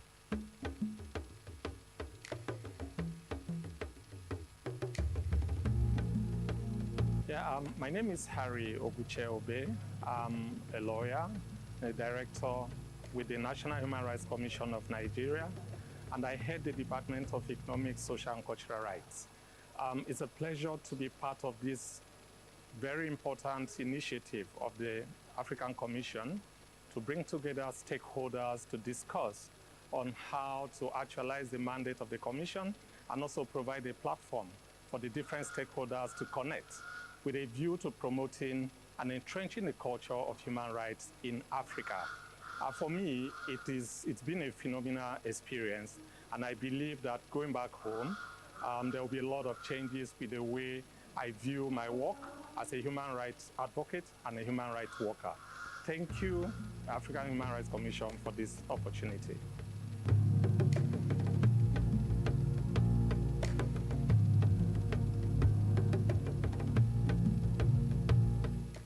ndogal fas yéene xóotal li nga xam ne rek moom lañ leen sas ngir rek daanaka fexe rek ba seen liggéey daal di jaar yoon, waaye tam jot nañu sifoo ay mbir yu bare bare lu ko indi rek moo di mbir mën jaarale ko yoon ànd ceeg Moussa Mané. mu doon seen ndaje bi ñu amal fii ci Sénégal ngir rek daal di waxtaanee jafe-jafe yi nga xamante ne nii nemmeeku nañ ko ci lu jëm ci ak yelleefu doomi aadama fii ci Afrique.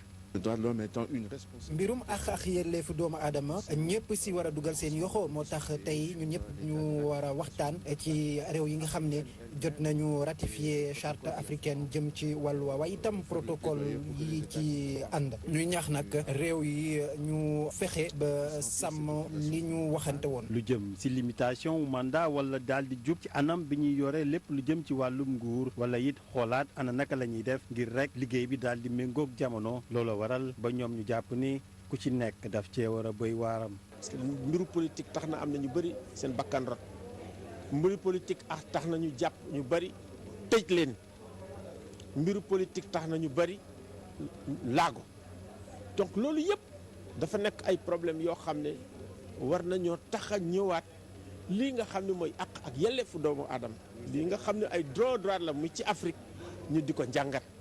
Sénégal ñu daal di koy tànn ngir rek mu daal di amal bile bis ndaxte jàpp nañ ni dafa nekk dëkk bu nekk ci yoon wi. fii la ñu jëkk bindee li ñuy wax charte africaine des droits de l'homme et des peuples te bi ñu amee commission africaine des droits de l'homme et des peuples Sénégal ci membre yi la jëkk bokk. Aucun pays n'est en avance. Les pays.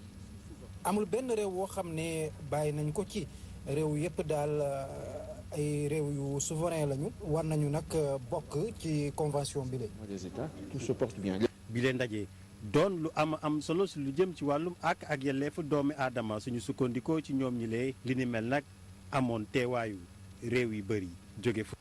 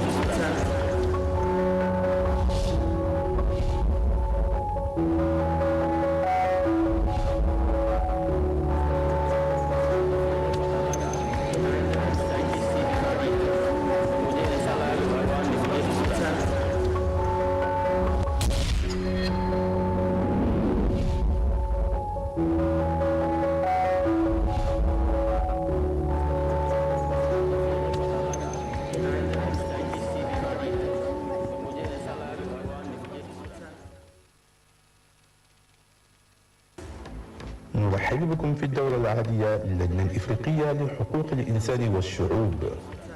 حقوق الإنسان مسؤوليتنا الجماعية.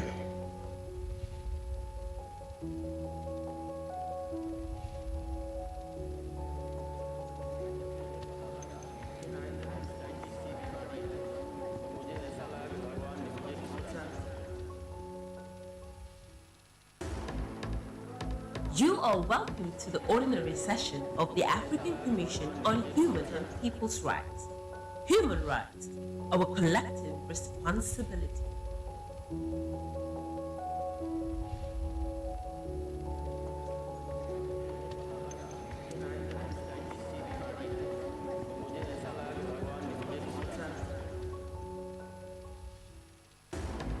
Bienvenue à la session ordinaire de la Commission africaine des droits de l'homme et des peuples.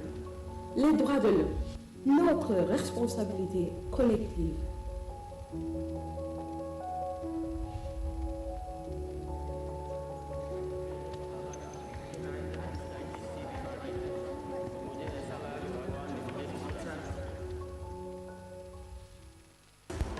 Sejam bem-vindos à sessão ordinária da Comissão Africana dos Direitos Humanos e dos Povos. Direitos humanos, a nossa responsabilidade coletiva.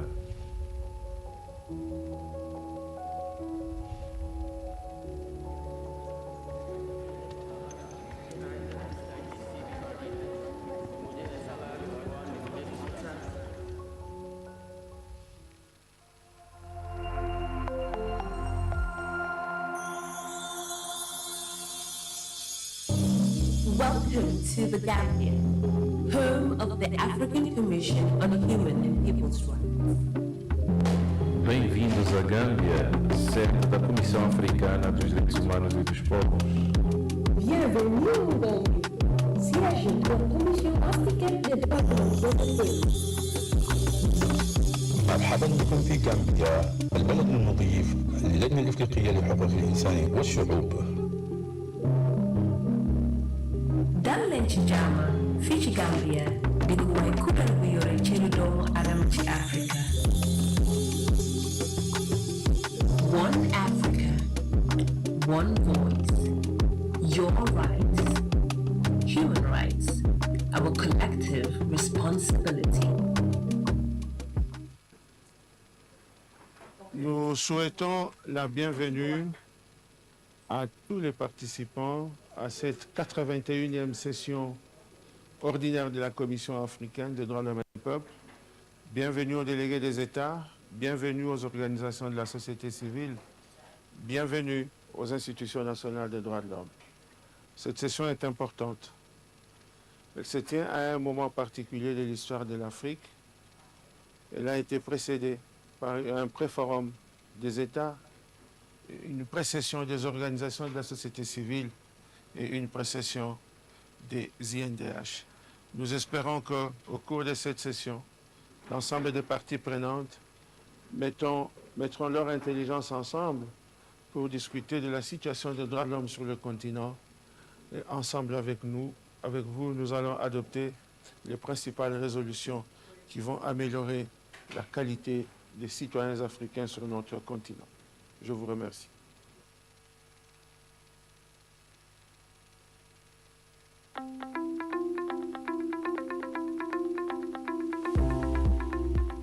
Bom dia, boa tarde ou boa noite. Meu nome é Maria Teresa Manuela. Estou na comissão desde 2017 e sou responsável pelo mecanismo das prisões, das condições de detenção e da ação policial em África. Integro também o grupo de trabalho sobre a pena de morte, integro o Comitê de Prevenção de Tortura em África e integro também o grupo de trabalho das comunicações. O que eu devo dizer acerca do meu mecanismo? O mecanismo das prisões, condições de detenção e ação policial em África foi um dos primeiros a ser introduzido na Comissão Africana e temos trabalhado intensamente sobre questões de polícia, portanto, toda a ação policial, e também temos trabalhado intensamente sobre as prisões. Por quê? Porque das políticas africanas, tanto na Agenda 2063, como nas políticas da União, tanto da ONU, que é a Agenda 2030, pouco ou nada se diz acerca das prisões. Mas todos nós sabemos que são homens, mulheres e algumas crianças que se encontram nesses locais e precisam que os seus direitos humanos sejam protegidos, que seja respeitada a sua dignidade como pessoa humana. E sobre a polícia, precisamos trabalhar no equilíbrio entre o respeito pelos direitos humanos e a manutenção da ordem e segurança públicas. Então, o meu mecanismo trabalha sobre estes dois aspectos cruciais na vida dos países que integram o continente africano. E apelamos a todos os que possam ajudar-nos a trabalhar para que as prisões sejam um local para correção e não para dupla punição, bem como trabalhar no sentido de que a nossa polícia possa efetivamente ser o garante do respeito pela dignidade das pessoas e o garante do respeito pela ordem e segurança públicas. Muito obrigada.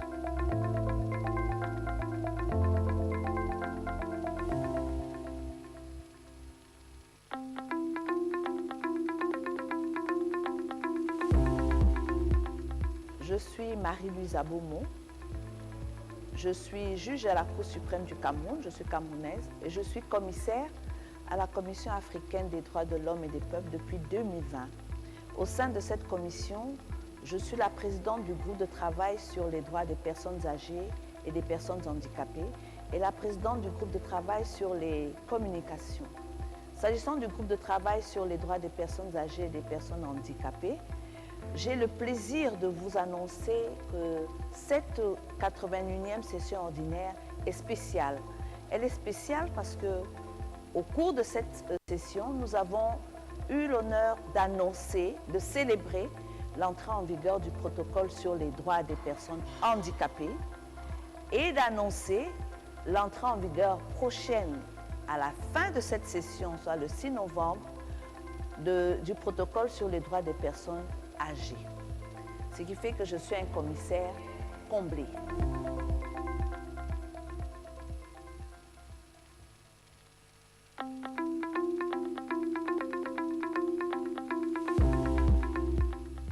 My name is Honorable Commissioner Janet Ramatulai Salanjai.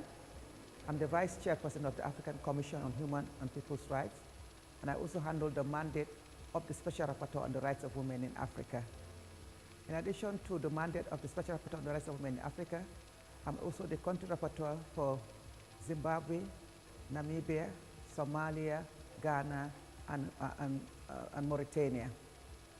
With regard to my mandate as the Special Rapporteur on the Rights of Women in Africa, I'm responsible for monitoring the situation of women in the continent, and in particular to ensure the universal ratification of the Maputo Protocol on the rights of women in Africa, in terms of ensuring that all member states become members of the protocol, and most importantly, to ensure the effective implementation and domestication of the Maputo Protocol, so that it becomes the reality of the women of the continent, that the women of the continent can claim their rights using the Maputo Protocol.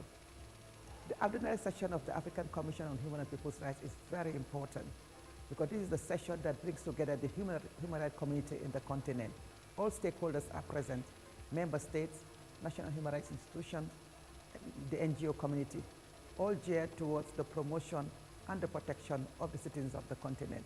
So this particular ordinary session is actually pivotal because it is the 81st ordinary session, and it also mirrors the fact that the charter that actually established the commission was adopted in 1981. So this is very significant. And as we reflect on the work we're doing today, we actually have to remember the aspirations that the framers of the charter had in 1981.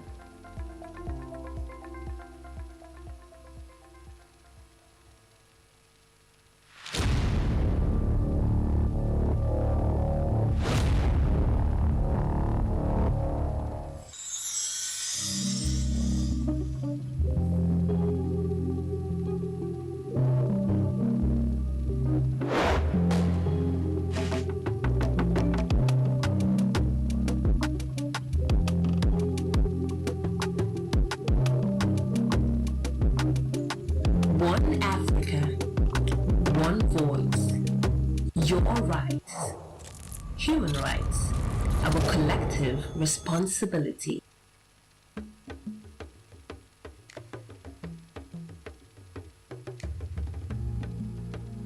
My name is Daniele Teccarelli. I work at the European Union delegation to the African Union in Addis Ababa, attending this forum organized by the African Commission for Human and People's Rights. It's been a good opportunity to exchange with the Commission, with the court, with other human rights and democracy organs, and also with especially with African Union member states, representatives from national human rights institutions, CSOs, on positive aspects, negative aspects, things that could be improved for us as a European Union, which are a partner to the African Union in general, and specifically to the African and governance architecture platform organs. It's important to hear those voices, and especially in a context where the current situation worldwide is not that positive on democratic trends. So we build upon the continental norms and treaties approved by member states and their obligations or lack of obligations to report against, to be committed towards those treaties. And for us as a partner, again, we stand always ready to support those human rights and governance organs. We have a privileged relation with the Commission, with the court in Arusha, the Commission in Banjul, the APRM, the PAP, the Committee of the Child, the AGA Secretariat in Addis Abeba, the Political and Peace and Security Department at the African Union Commission, and it's a common agreement that governance and human rights are strictly interconnected with peace and security dimension, especially when it comes to conflict prevention, conflict resolution, and investing in the soft power, though could be a bit more lengthy, but in the end of the day, it's more effective and efficient to prevent conflicts. Thank you.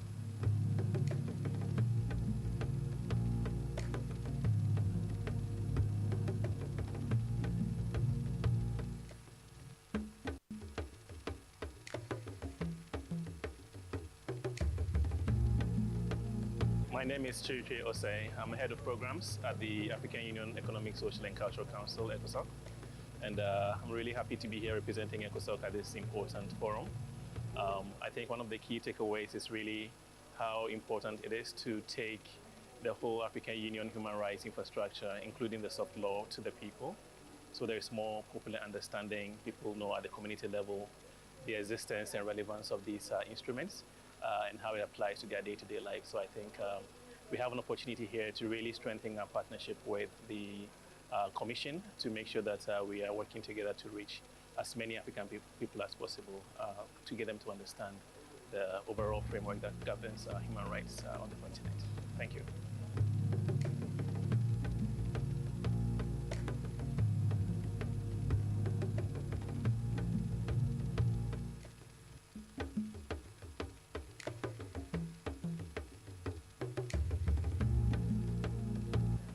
Je suis professeur Hajar Geldij, je suis la conseillère juridique de l'Union africaine. J'ai le grand honneur et le plaisir de participer à ce premier forum sur les mécanismes spéciaux de la Commission de Banjul. Je les félicite pour cette belle initiative, pour avoir ramené autour de la table des personnes qui sont de backgrounds différents, à la fois des académiques, à la fois des organes de l'Union africaine, à la fois des défenseurs des droits humains en Afrique, mais aussi les États membres. Nous avons fait l'état des lieux, des instruments, qu'est-ce qui n'a pas été ratifié encore pour pouvoir encourager les États à le faire. On avait mis en exergue le rôle de l'éducation, le rôle de la société civile, le rôle des associations, le rôle de la femme et de la jeunesse. Et on a fini par mettre en exergue pas seulement que les défis, mais surtout les solutions, les recommandations, comment aller de l'avant. Nous pensons que par rapport aux recommandations, il faudra peut-être dans les prochains forums se focaliser sur un seul aspect des droits humains. C'est vrai que les droits humains, c'est notre affaire à tous, mais il est important aussi de se focaliser sur un seul vecteur, un seul secteur pour pouvoir bien le prendre en main. Mais en tout cas, ça a été une véritable réussite. J'ai personnellement beaucoup appris dans ce forum. Je vous souhaite beaucoup de succès dans l'avenir. Merci.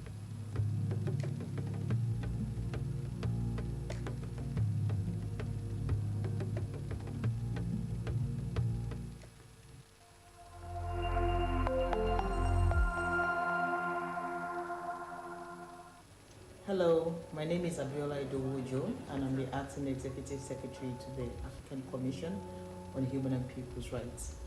Indeed, they just concluded AGA SP support to AU organs with human rights mandates, recorded a lot of success, and on the part of the African Commission, ACHPR for short, there was a significant contribution to the development of normative instruments within the African human rights system. There was enhanced public awareness of the work that we do, increased visibility, And we were also able to have institutional capacity strengthening through the provision of technical assistance, technical experts who contributed to the core business of the work of the African Commission. On normative frameworks, as you know, one of the things that we do is to increasingly interpret the provisions of the African Charter and to develop knowledge products, knowledge tools that help member states to better implement the human rights obligations that they have under the African Charter.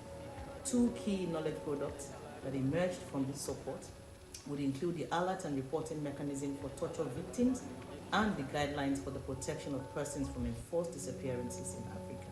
These tools provide clear directives to state parties on implementing AU shared value treaties.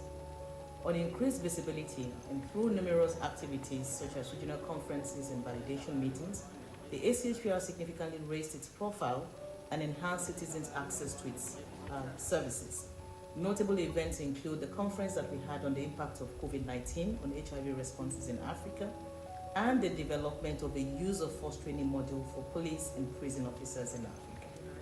And lastly, on capacity building, the ACHPR, through this support, recruited 6 staff members to strengthen its operational capacity and contribute to its core businesses.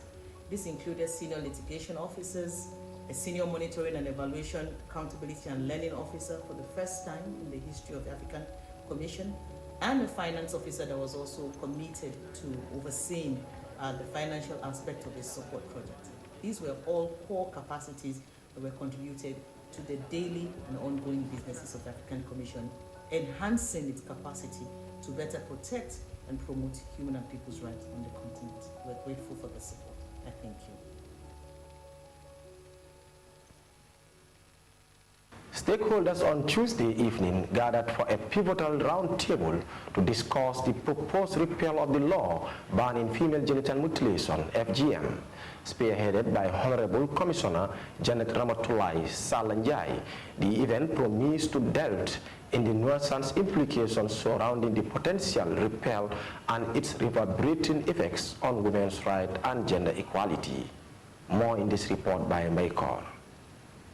With a remarkable lineup for participants, including the special rapporteur on harmful practice of the African Committee of Experts on the Rights and Welfare of the Child and the African Commission for Human and People's Rights, country rapporteur of the Gambia, the roundtable aims to maneuver through complex terrains of traditional culture and human rights advocacy, collaborating with the United Nations entity for gender equality and the empowerment of women. The gathering pledges to orchestrate an ad hoc coalition comprising influential local actors like women leaders, religious figures, and traditional heads. Vice Chairperson and Special Rapporteur on Rights of Women in Africa, African Commission for Human and People's Rights, Honorable Janet Ramatoulaye Salanjai, underscores the root cause and drivers that perpetuate to the practice of FGM. Well, one of the things we underscore is the fact that there is more to this than just the immediate relation to the bill that is being channeled in the National Assembly. Strategies must be put in place to address the root causes. What are the root causes? What are the drivers that perpetuate the practice of FGM? How do we ensure that whatever strategies we put in place are strategies that can be sustained to deal with the issue of the economic issues, to deal with education, to deal with awareness, to also deal with victims or survivors, I should say. How do we address the rights of survivors? How do we ensure that survivors' needs are met? So that whatever strategy we put in place actually has to be have survivors at the center of it. Also, one of the things that we reinforce here is the fact that whatever advocacy strategy we have should include and actually incorporate survivors, because survivors are better placed, they're in a better position to talk on the issue and to tell us the impact and the effect of FGM. In 2015, the Gambia banned female genital mutilation. However, the current struggle with the ban reflects the complex interplay between cultural norms, religious beliefs, and the fight for gender equality. The potential repeal of the law poses a threat to the human rights of women and girls in the Gambia. Former Vice President of the Gambia, Votre attention, nous allons reprendre avec les Our meeting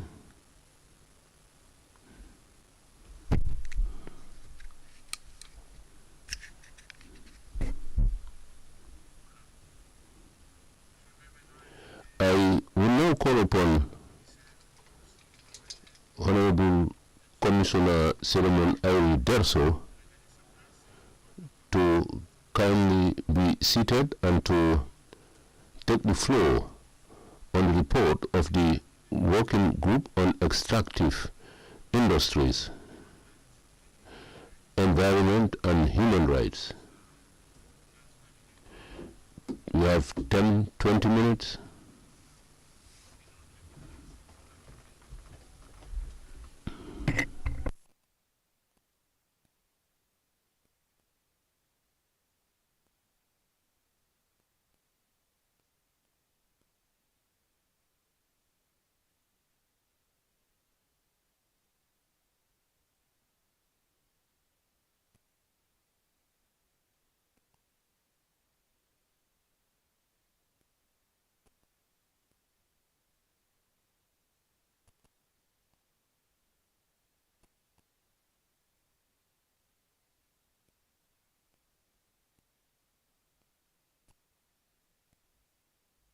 Of the Rules of Procedure of the African Commission and covers the period May 2024 to November 2024. And I will be presenting activities undertaken as a member of the Commission, the chairperson of the Working Group on Extractive Industries, Environment and Human Rights, activities undertaken as focal point on human rights in conflict situations and focal point on transitional justice, activities undertaken as country rapporteur, and on the study on AI, new emerging technologies, and human rights in Africa, and then would wrap up with a conclusion.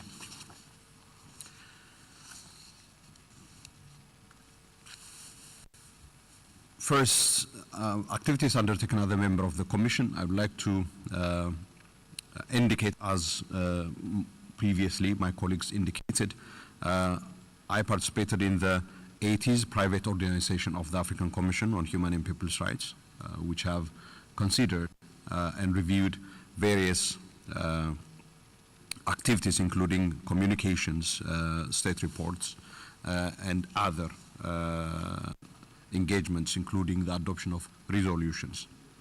This was during 24th July to the 2nd of August 2024. Of interest here is the engagement with respect to the adoption of the resolution on 590 on the joint fact-finding mission to the Republic of Sudan. This also involved a meeting with the Commissioner for Political Affairs, Peace and Security. During the intersession period, in my capacity as a member of the African Commission, I participated in the annual All Africa Moot Court competition organized by the Center for Human Rights, University of Pretoria in Kigali, Rwanda, where I served as a judge in the final round of the Moot Court competition. With respect to my role as the chair of the working group, from 15 to 16 October, ahead of the session, I made a presentation in my capacity as chairperson of the working group, and this was a session of states parties with a focus, among others, on the extractive industries, as reported earlier. Considering the persistence of legal and institutional gaps and weaknesses that continue to characterize the governance of the extractive industry sector in Africa, my presentation focused on availing detailed analysis on the ways in which the African Commission, through, for example, the state reporting guidelines and principles on Articles 21 and 24 of the African Charter, can actually help fill in these gaps and address the human and people's rights issues arising from these gaps. Accompanying my presentation, the printed copy of the guidelines and principles were shared with the representatives of states parties to the African Charter for their reference, both in the preparation of their periodic reports under Article 62 of the African Charter, but also in updating and adopting existing laws and adoption of relevant laws and regulatory measures. The presentation outlined how the state reporting guidelines and principles map in comprehensive terms the contours and contents of the obligations that the state parties bear and the rights of peoples, host communities, and individuals vis-a-vis Articles 21 and 24 of the Charter, read with other parts of the Charter. In doing so, attention was drawn to the imperative of addressing the range of human and people's rights issues that need to be resolved, and of ensuring that conditions are created for the operation of extractive industries to accrue net benefits to peoples of the country and host communities, rather than the prevailing condition where host communities actually bear the costs of extractive industries.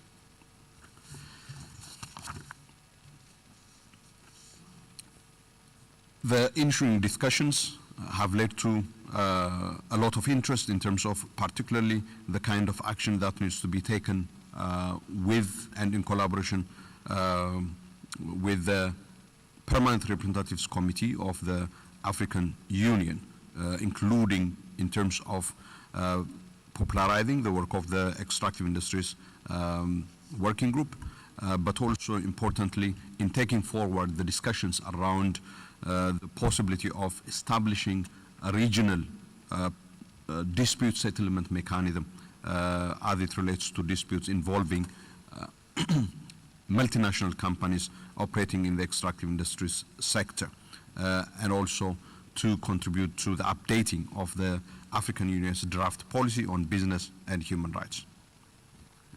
I engaged in a side event organized by the Kenya Human Rights Commission and Oxfam on community rights in extractive sector with a focus on sharing and post-mining land use. And during this side event, experiences from countries such as Angola, Kenya, and South Africa were shared.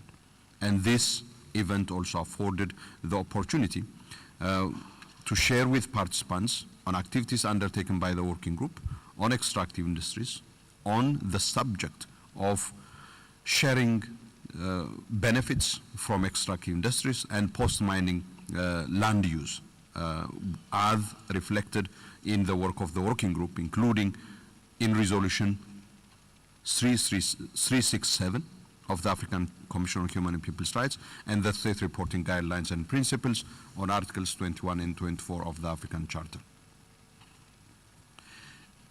In the context of following up some of the priorities of the working group, including those relating to the Commission's resolution on business and human rights, I held during the intersession period exchange, particularly with organizations that expressed interest to support the working group, including Lawyers for Human Rights and FDHI, to explore collaboration on how to activate the resolution on business and human rights.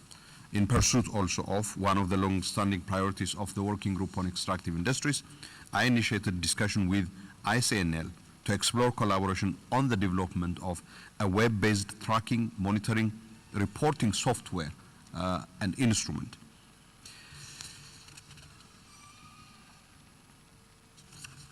And as you have all observed, following the work that has been done during the intersession period, I initiated a panel discussion during the plenary focusing on one of the pressing emerging issues, looking at the human and people's rights implications of the intersection between artificial intelligence, other new and emerging technologies, and critical minerals in Africa. Chair and distinguished delegates, during the intersession period, one of the issues that attracted my attention as chairperson of the working group on extractive industries, on which we wish to put particular spotlight as an area deserving the attention of the Commission, is the interface between extraction of minerals and conflicts in Africa. In Sudan, illicit extraction of gold has proliferated, becoming a major source of financing of the ongoing war between the Sudan Armed Forces and the paramilitary rapid support forces. According to the report of the UN Sudan Sanctions Committee, gold continued to be a source of revenue for the warring parties. It further stated that A governance vacuum and lack of control over the gold industry allowed gold smuggling networks to flourish. Of significance is the UN Committee's observation from reports that more than 50% of the gold mined in Sudan was not traded through the formal channels, but was smuggled illicitly out of the country. The warring parties sell gold through illicit networks, often smuggling it across borders to finance their military activities. These flows not only deprive the Sudanese economy of revenue, but also prolong and exacerbate the conflict. The permissive environment prevailing prior to the war for illicit extraction and smuggling out of Sudan of gold set the fertile ground, which in the context of the eruption of the war is facilitating and fueling instability and violence. The control over gold mines and trade routes provides these groups with financial power to sustain their operations.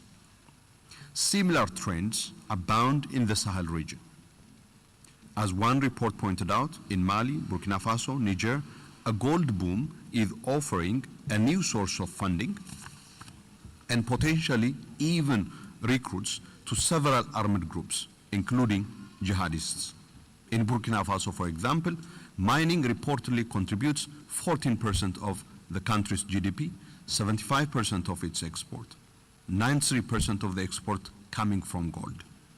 In the context of the spike in terrorist operations in the country during the past years, regions with gold mines, particularly artisanal gold mining, have increasingly attracted terrorist incursions and the interest of criminal networks and local self-defense groups.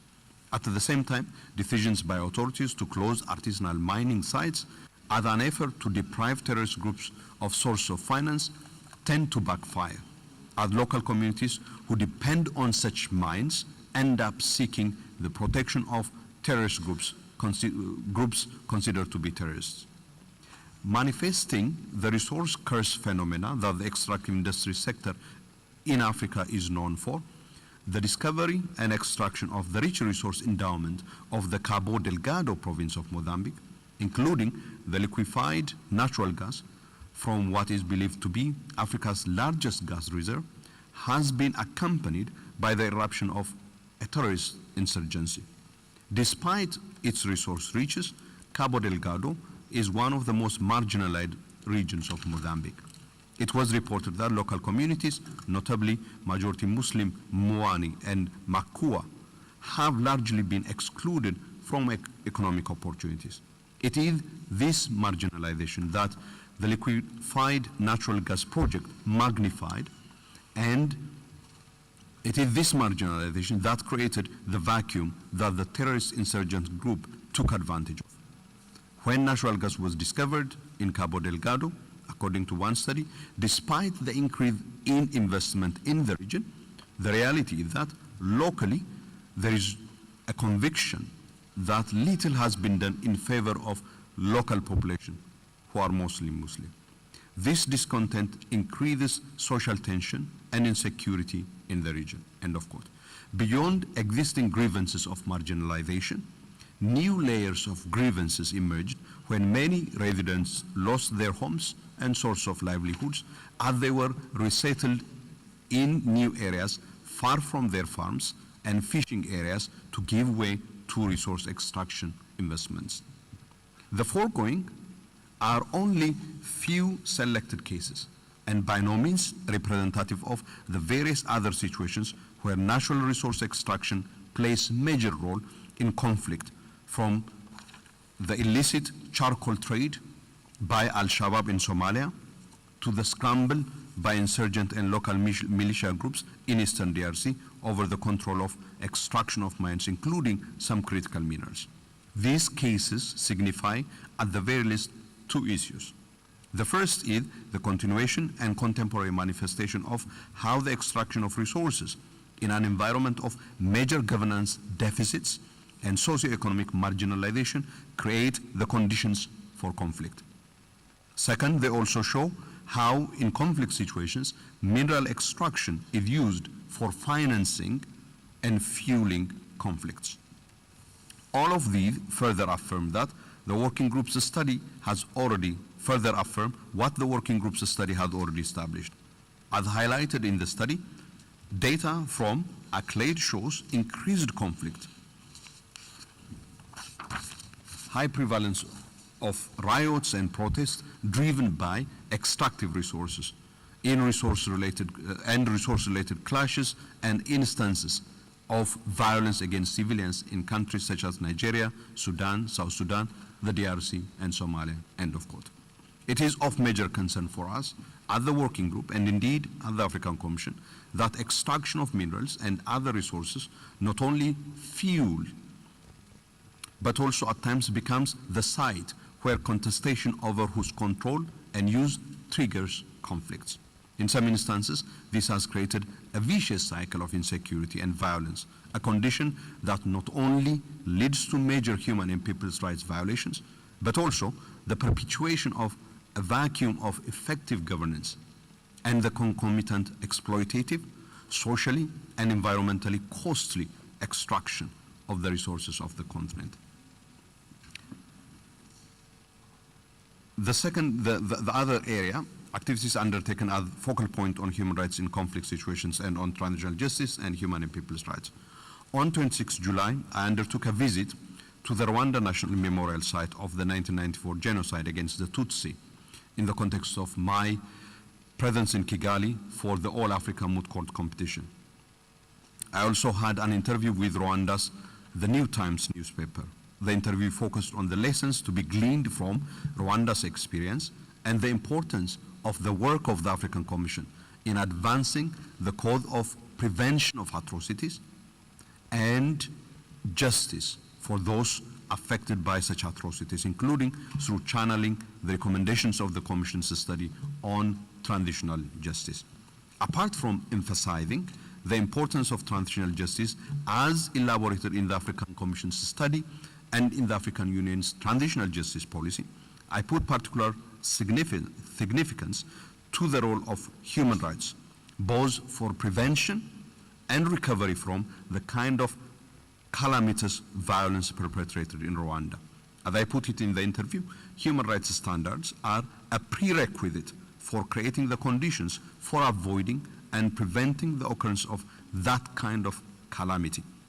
That calamity can only happen in an environment where those rights and freedoms do not have a space for their protection and for their enjoyment, and hence the need for respecting and protecting human rights even in the current situation of Rwanda.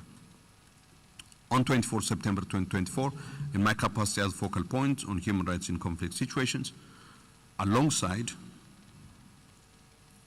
Honorable Commissioner Hatem Essa, the African Commission on Human and People's Rights Country Rapporteur, initiated a joint statement condemning in strong terms the atrocities being perpetrated against civilians in Al-Fashar, the capital of North Darfur, where the ongoing conflict has gravely endangered, among others, the lives of hundreds of thousands of refugee, internally displaced persons sheltering in the city. We expressed the African Commission's unwavering belief that the Sudanese people have the right to peace and security as enshrined in Article 23 of the African Charter, and reiterated that there is no justification of any kind for any act of violence targeting civilians. And we reminded the warring parties that they bear full responsibility for any acts of violence committed against civilians and should be and will be held criminally accountable under relevant rules of international law. I would like also to thank Commissioner Hatem and the members of the Commission for enabling us as the Commission to convene on 19 October 2024 as part of this plenary session a panel discussion highlighting the plight of Sudanese who are caught up in this very destructive war. And it was a pleasure to feature two Sudanese to share their experiences and the kind of violations that are being perpetrated in the situation in Sudan, and thereby enabling their voices to be heard, but also the situation in Sudan to be highlighted and to receive the attention that it deserves. And we thank the member states of the state parties to the African Charter who participated actively in that panel. It is to be recalled that during the previous intersession period, in my capacity, as the focal point for the study, along with Commissioner Topsy Sono, convened experts meeting for the consideration and review of the initial draft study requested under Resolution 473 on AI, robotics, and other new and emerging technologies. As a follow-up to that, on 30 September and 1st October 2024, I convened a wider consultation and validation meeting in Kigali, Rwanda. The meeting was held with the technical support of the Center for Human Rights, and it brought together not only experts in the tech industry, but also human rights experts and practitioners from the wider human and people's rights community, as well as national representatives of national and international organizations. The consultation meeting, apart from enabling receipt of inputs on the draft study from experts from various backgrounds, provided the opportunity to get rich and robust reflection that would enhance the quality of the report, the draft study. I don't read everything, so I'll quickly move to other parts. During the intersession period, as part of the work on the human rights implications of AI, robotics, and other emerging technologies, I sent a submission to the UN Secretary General in response to the request under UN General Assembly Resolution 78241 for such submission focusing on lethal autonomous weapon system. The submission emphasized the applicability of international law rules, including human and people's rights and international humanitarian law, the necessity of effective and meaningful human control over lethal autonomous weapons, as well as accountability and remedy in the event of violations as a result of the deployment of lethal autonomous weapons. This submission drew on the existing jurisprudence and soft law instruments of the African Commission, including General Comment number 4, General Comment number 3 on the right to life, and Resolution 473. Both of these jurisprudential and soft law instruments have been referenced by member states of the African Union in their engagement in the UN on the subject of lethal autonomous weapons. The copy of the submission is also linked in this activity report. As a country rapporteur, I continue to monitor the human rights situation in the countries of my responsibility, namely the Republic of Kenya, the Federal Republic of Nigeria, the Republic of Seychelles, the Republic of South Africa, and the Republic of South Sudan. With respect to Kenya, on 18 June 2024, I issued a statement expressing concern over the proposed tax bill and its potential impact on the citizens of Kenya. I stressed the importance of balancing the government's efforts to generate revenue with the need to protect the socio-economic well-being of its most vulnerable populations. The statement underscored the necessity for the government to engage in meaningful consultations with those affected by these measures, ensuring that the tax reforms align with the principles of the African Charter on Human and People's Rights, particularly in safeguarding the welfare, the socio-economic welfare of citizens. Additionally, I called on the government of Kenya to uphold the right to peaceful protest guaranteed under Article 11 of the African Charter, and I urged immediate release of individuals who are arrested for participating in peaceful demonstrations. On 25 June 2024, I was prompted to issue further statement expressing profound concern regarding the ongoing human rights violations and rising tensions associated with mass protests in Kenya, including reports of targeted abductions, the disproportionate use of force by security forces, and other forms of repression. I called on the government to facilitate transparent and inclusive dialogue, but also, most importantly, to undertake investigations to hold those responsible for the reported allegations of violations accountable. On 23rd July 2024, along with Commissioner Grisha Topsy Sono, Special Rapporteur on Freedom of Expression and access to information, we issued a joint letter of appeal regarding attacks on journalists in Kenya. On 21 August 2024, I joined with Honorable Commissioner Remy Ngoilumbu, Special Rapporteur on the Human Rights Defenders, or on focal point on reprisals in Africa, and Honorable Commissioner Rhys Hasso, Chairperson of the Working Group on Death Penalty, Extrajudicial, Summary Arbitrary Killings, and Enforced Disappearances, in sending a letter of urgent appeal to the Republic of Guinea, as presented by the Chair and Commissioner Rhys Hasso earlier on. I will not repeat the details. With respect to Nigeria, as the country rapporteur on the human rights situation, I joined Honorable Commissioner Remy Ngoilumbu in issuing a joint statement addressing our deep concerns regarding the human rights abuses reported in the context of protests that were held in Nigeria in August 2024. I will not repeat the details as they were presented earlier. With respect to South Sudan, on 4th July 2024, as the country rapporteur on the human rights situation in the Republic of South Sudan, I issued a statement expressing deep concern over the recent amendments to the National Security Service Act in the Republic of South Sudan. Most notably, the relevant articles of Article 54 and 55 of the bill, which actually provide sweeping power of arrest without warrant to security agencies. And we called on the government to reconsider and review these provisions to make them compliant with the provisions of the African Charter on Human and People's Rights. In conclusion, the various activities undertaken in relation to the Working Group on Extractive Industries and the review of the periodic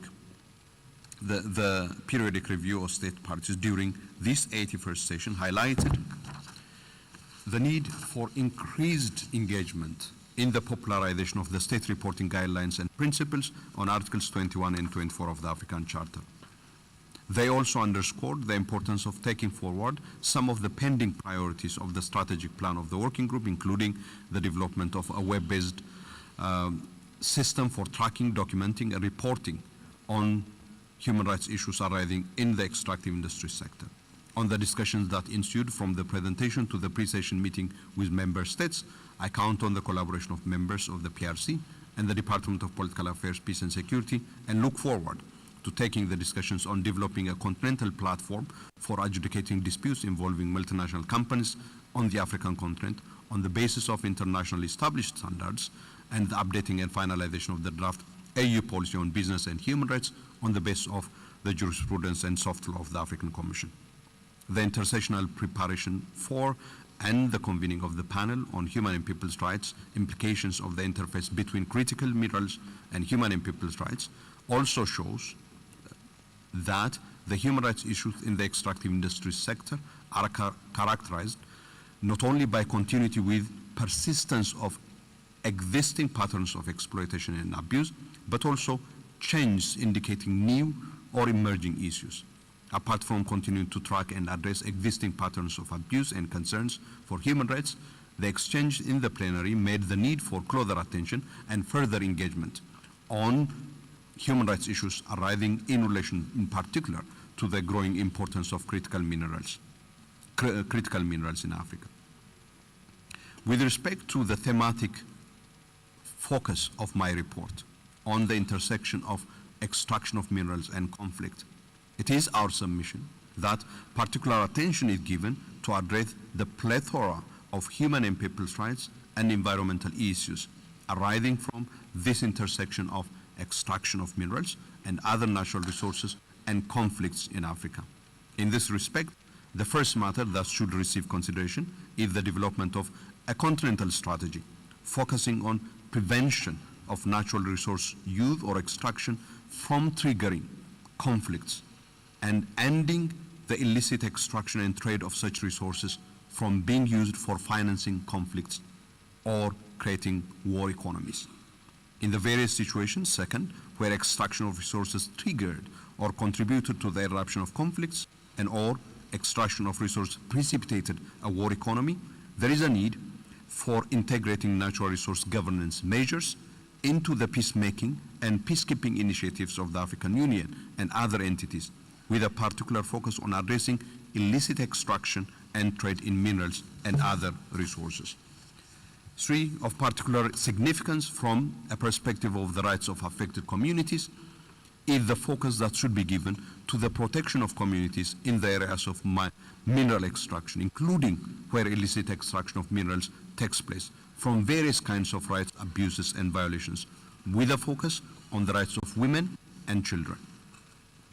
4, steps particularly for extracting minerals from illicit extraction and trade need to involve regional coordination that secures the full support of states whose territories are used as routes and or destination of trade in illicitly extracted minerals such as gold. So in the context of Sudan, the neighboring countries play a critical role in stemming the illicit smuggling of gold out of Sudan that fuels the fire of war in Sudan. Finally, territories subject to a war economy involving illicit extraction and trading of minerals should be designated for internationally monitored and enforced ban against the extraction of minerals, with due regard, of course, to the interests of affected communities, including those who depend on artisanal mining as source of their livelihood.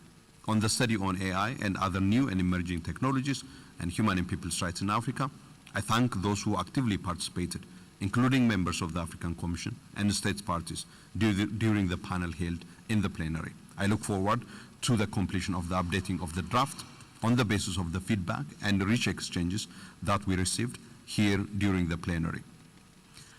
With respect to countries for which I am responsible, in the light of reports from Kenya that 65 people were killed and many others remained unaccounted for, I remain concerned about the lack of the institution of speedy, independent public inquiry into the various violations reported during and in relation to the protests, and in holding perpetrators of violations accountable. Apart from my expectation for the establishment of such independent investigation process, I wish to express my hope that the Republic of Kenya would not only heed our requests for investigation and holding perpetrators accountable, but also responds to the various letters of urgent appeal sent by the Commission. We have initiated at the African Commission a request for undertaking promotion mission to Kenya. I very much look forward to an affirmative response from the Republic of Kenya to afford us the opportunity to engage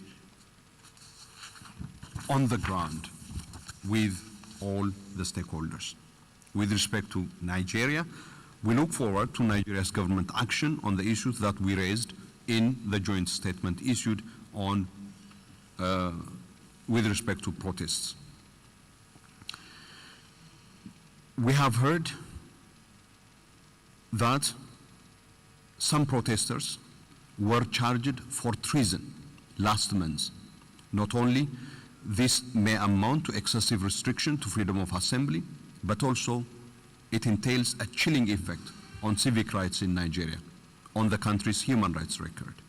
Considering that treason charges entails death penalty, I express the Commission's alarm over this matter and its expectations that this measure doesn't lead to the criminalization of the right to peaceful protest, and the right of those charged to due process is fully respected.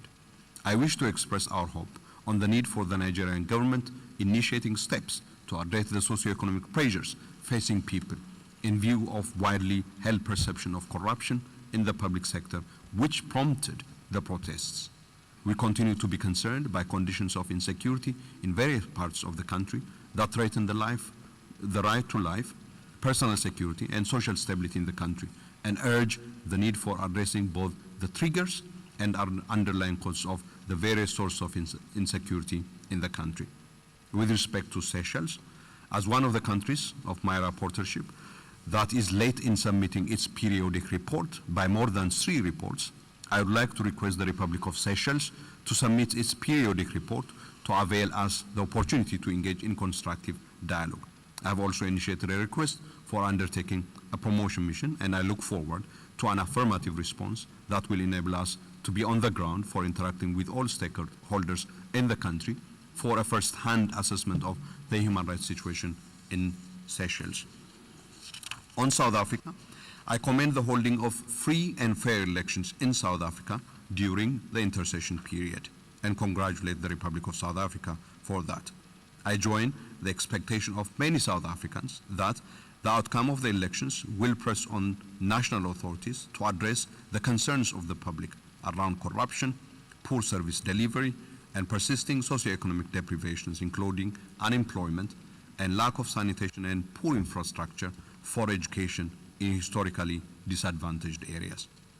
The record of the African Commission shows that South Africa is late by more than 3 reports in the presentation of its periodic report. I would like, therefore, to take this opportunity to call on South Africa to submit its periodic report in fulfillment of its obligations under Article 62 of the African Charter and providing us with the opportunity for engaging in constructive dialogue on the state of implementation of the African Charter in South Africa. With respect to South Sudan, I welcome the reported announcement of the Government of National Unity that the Presidency declined to assent to the controversial Article 54 and 55 of the security law.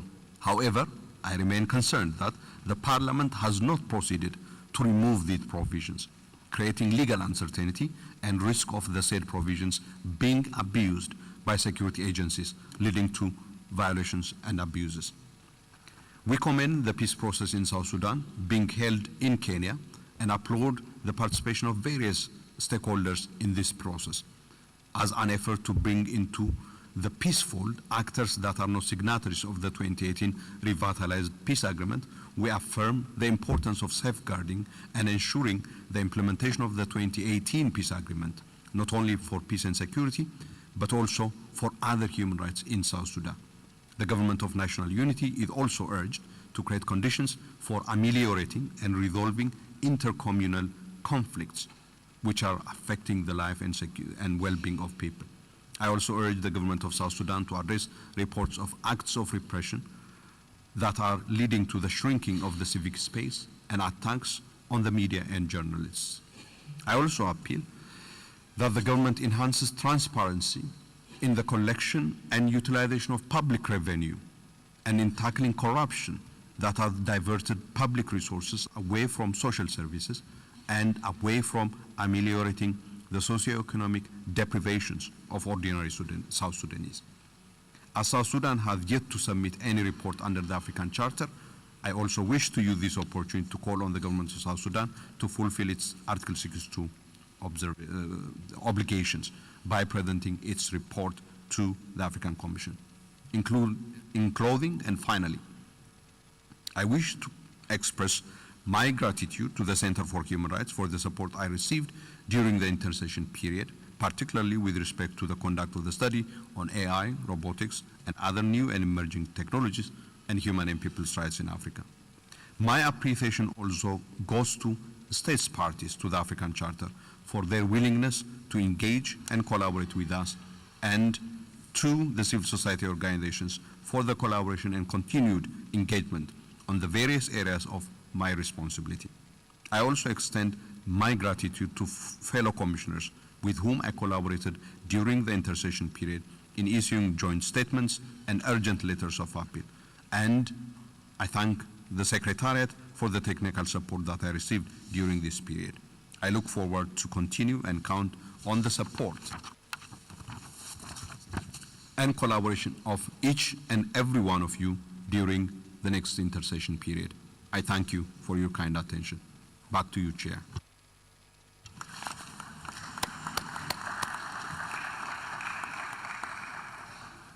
Thank you very much, Commissioner Dasso. Now we'll open the debate. There is no member state.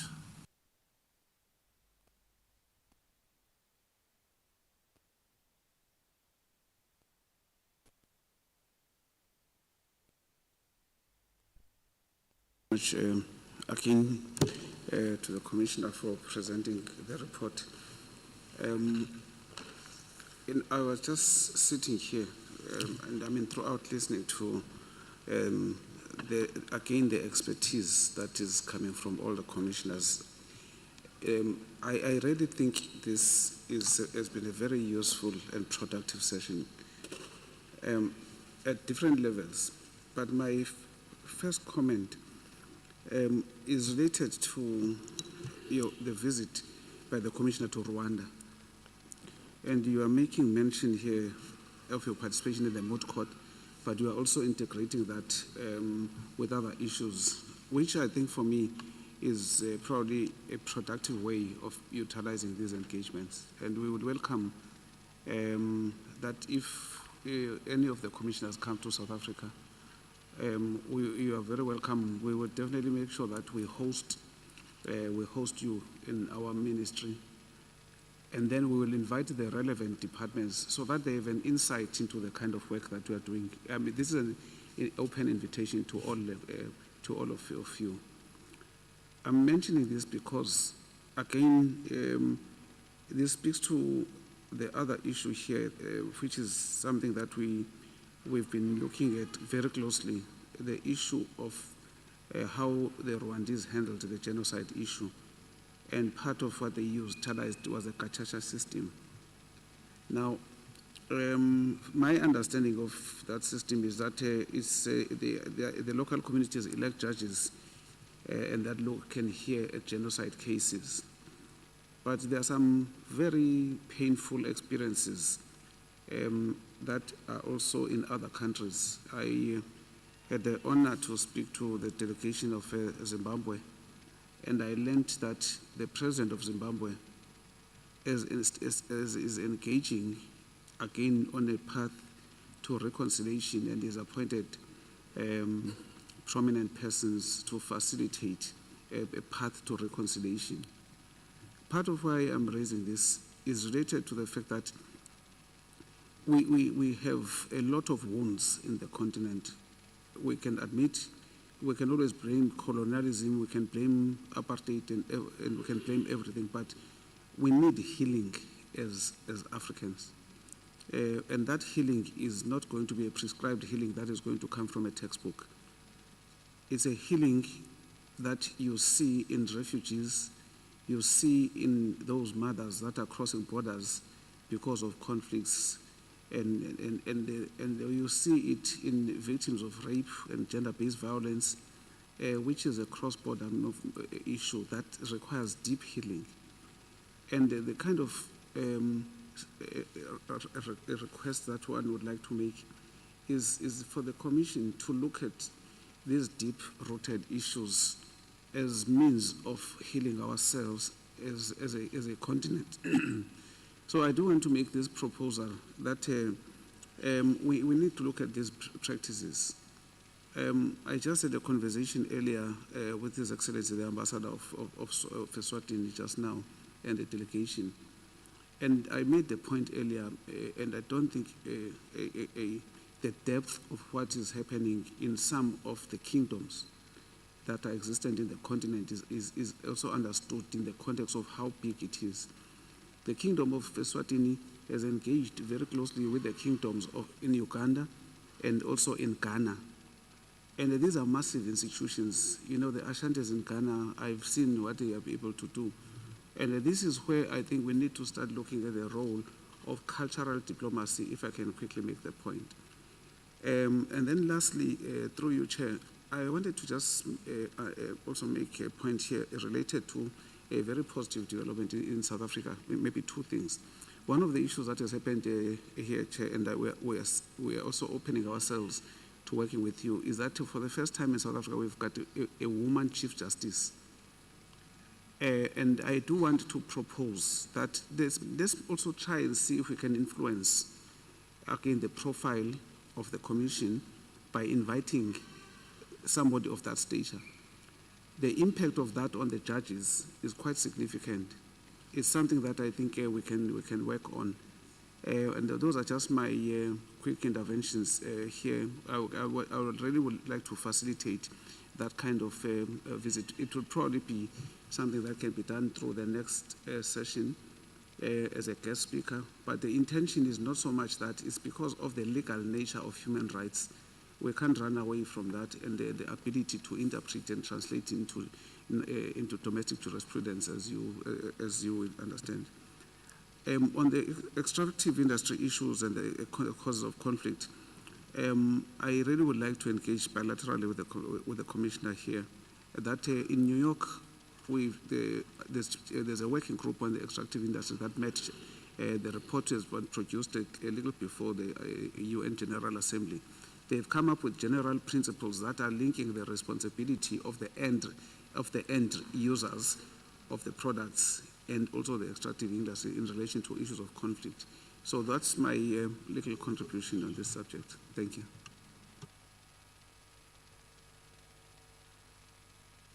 Merci beaucoup. Excellence, Monsieur l'Ambassadeur.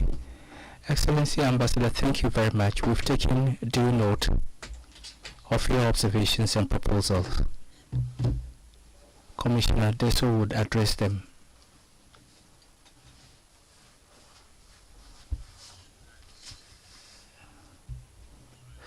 The NGO list: Amnesty International, Japhet Biogon.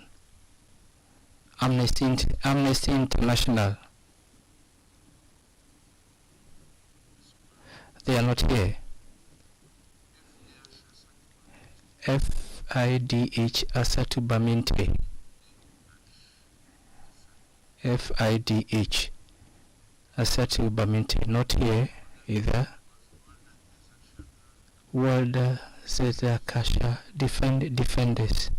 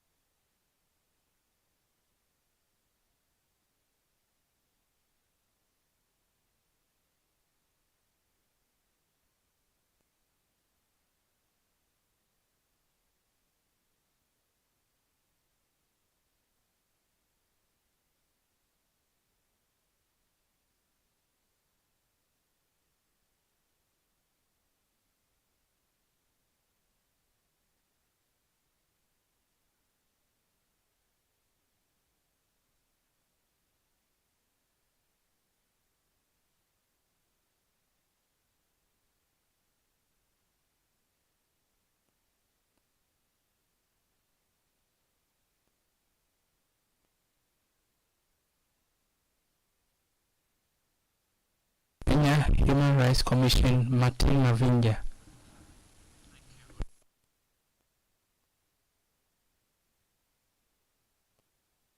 Ladies and gentlemen, the Kenya Human Rights Commission makes this intervention specifically around the special mandate that Honorable Commissioner Solomon Tasso holds as the country rapporteur for Kenya.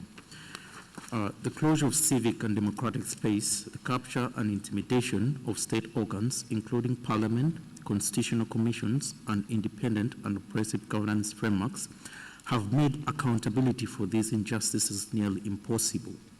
This starkly contrasts President Ruto's opposition to the anti-people policies and his campaign commitments to establish a public inquiry into the state capture under the previous regimes.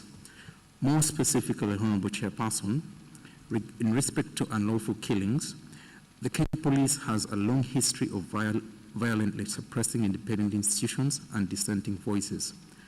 Our policing system, rooted in the colonial and post-colonial regimes, was designed to serve the narrow interests of the ruling elite at the expense of the people and, their rights.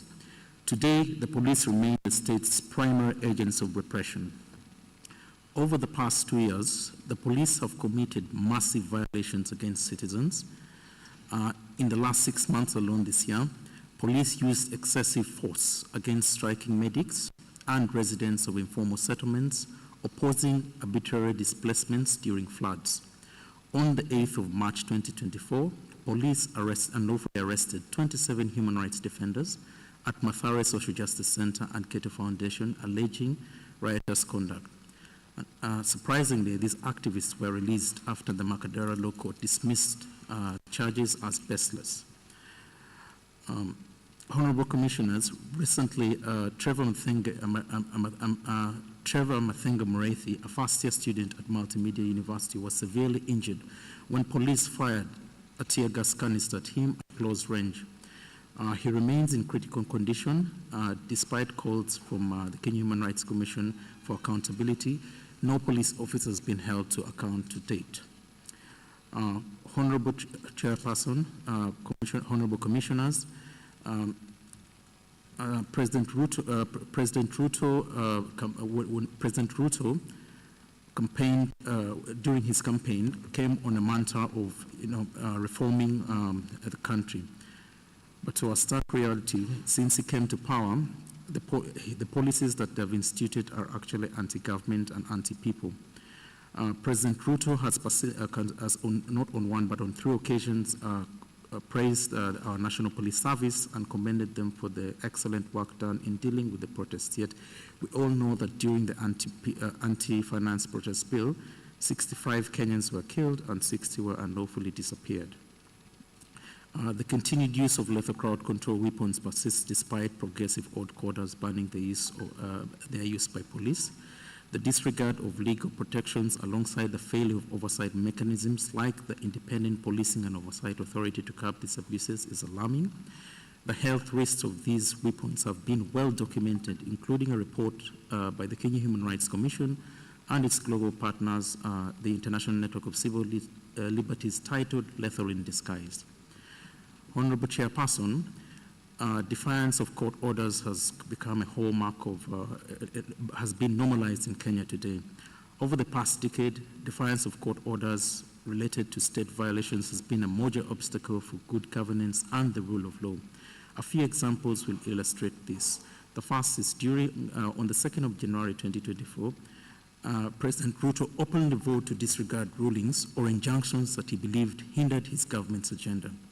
Recently, former Acting Inspector General of Police, Gilbert Masengeli, exemplified this deeply entrenching culture of impunity by ignoring 7 court orders, demanding that he disclose the whereabouts of 3 human rights defenders who were Jamil Longton, Aslam Longton, and Bob Jagi, who were unlawfully abducted by security agencies.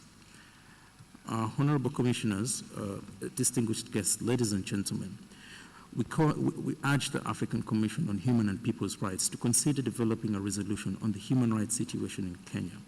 We also urge the Commission to call on the government of Kenya to take immediate action to address the human rights crisis in Kenya. Secondly, we urge the Commission to call the government on the government of Kenya to 1, urgently investigate human rights violations, including unlawful killings, enforced disappearances, arbitrary arrests, and suppression of civic and democratic space.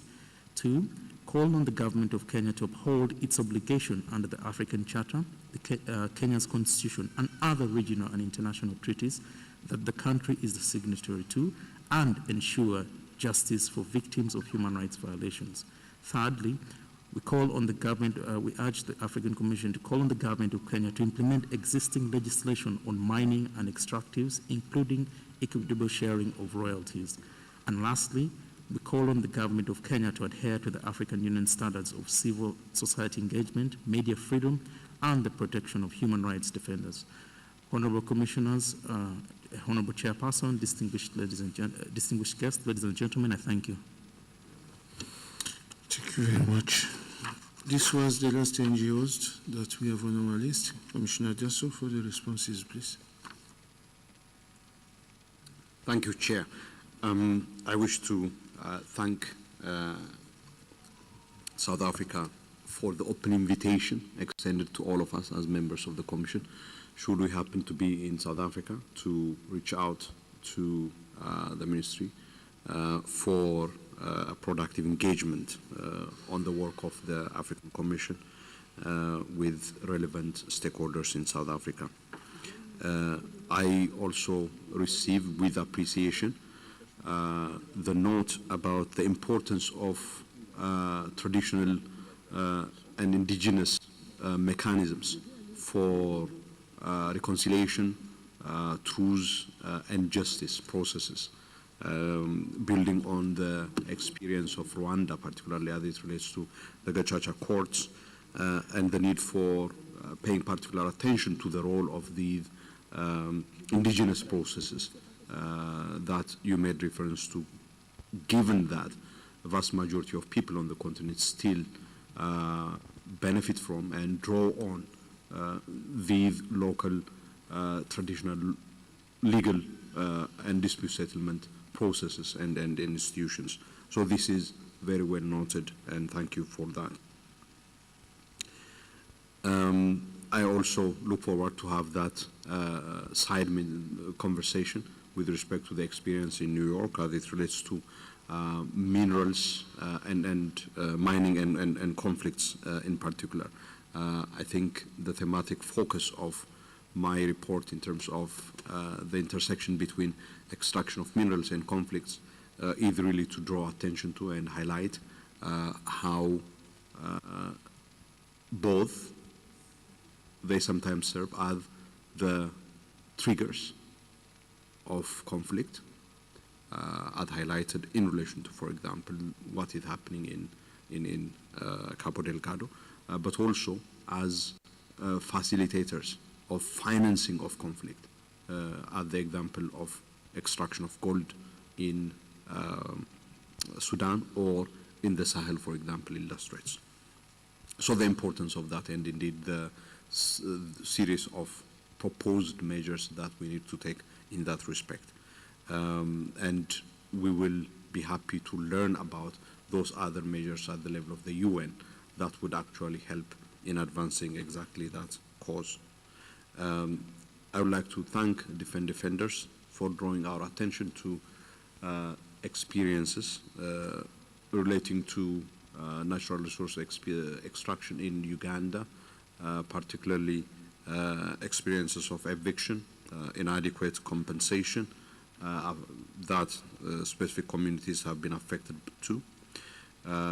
The communities in the Ngorongoro area who are affected as a result of conservation and tourism interests, as well as the experience in Goma, in Eastern DRC, particularly the human rights violations that are happening as a result of fierce rivalry and competition and conflict over extraction of resources, some of which illicitly by armed militias and groups, which relates to and speaks to the thematic focus of my report as well on the intersection of conflicts and minerals. And I indeed mentioned DRC as another case study, right? So we will follow up on this. Thank you very much for the submission from the Kenya Human Rights Commission with respect to excessive use of force, the nature of the kind of weapons that are used for crowd control and their implications, concerns raised around defiance of court orders and its implications for justice and accountability, and finally, of course, the need for implementation of equitable sharing of royalties in relation to the extractive industry sector. These are all comments and proposals that we very much welcome and take forward. I wish to once again thank each and every one of you for your kind attention and for the submissions. I hand over the floor back to you, Chair, with appreciation. Merci beaucoup, Commissaire Garçon.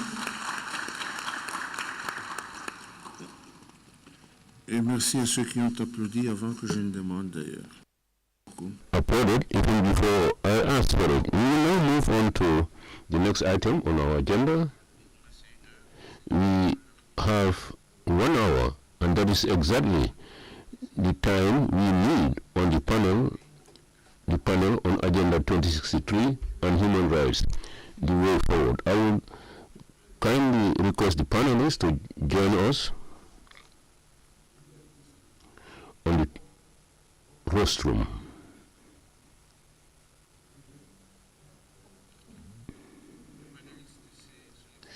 The panelists are Excellencies, the delegate of the South Africa, Madam Ekwe Linda Mahiza, Epus Mendugwa, delegate from Cameroon, Honorable Commissioner Lita Musiri Ogana, Chairperson of the Working Group on Specific Issues of the African Commission on Human and People's Rights,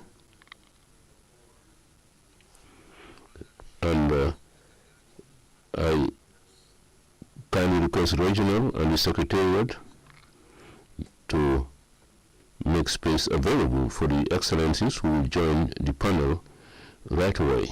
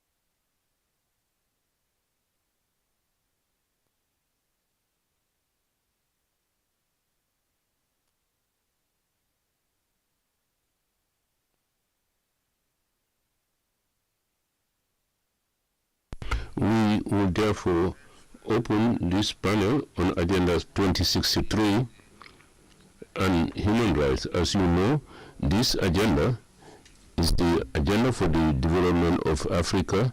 Now, the idea is what the channels to take, the way forward. It was adopted at the 24th session of the Conference of Heads of States of the African Union in Addis Ababa, January 2015. Decision 555. It depicts the aspirations of the African people formulated in a collective ambition, the Africa that we want in 2063. Well, I will deliberately be provocative here by saying the Africa that we want is not the Africa that we have today. What we have, the Africa we will have tomorrow, will depend to a big extent to all what we are doing today. So it is important, therefore, to give some energy, impetus to all that we are doing in our respective fields, so that we will be able to attain these aspirations that we have assigned ourselves for 2063. That is in 30 years' time. We would get there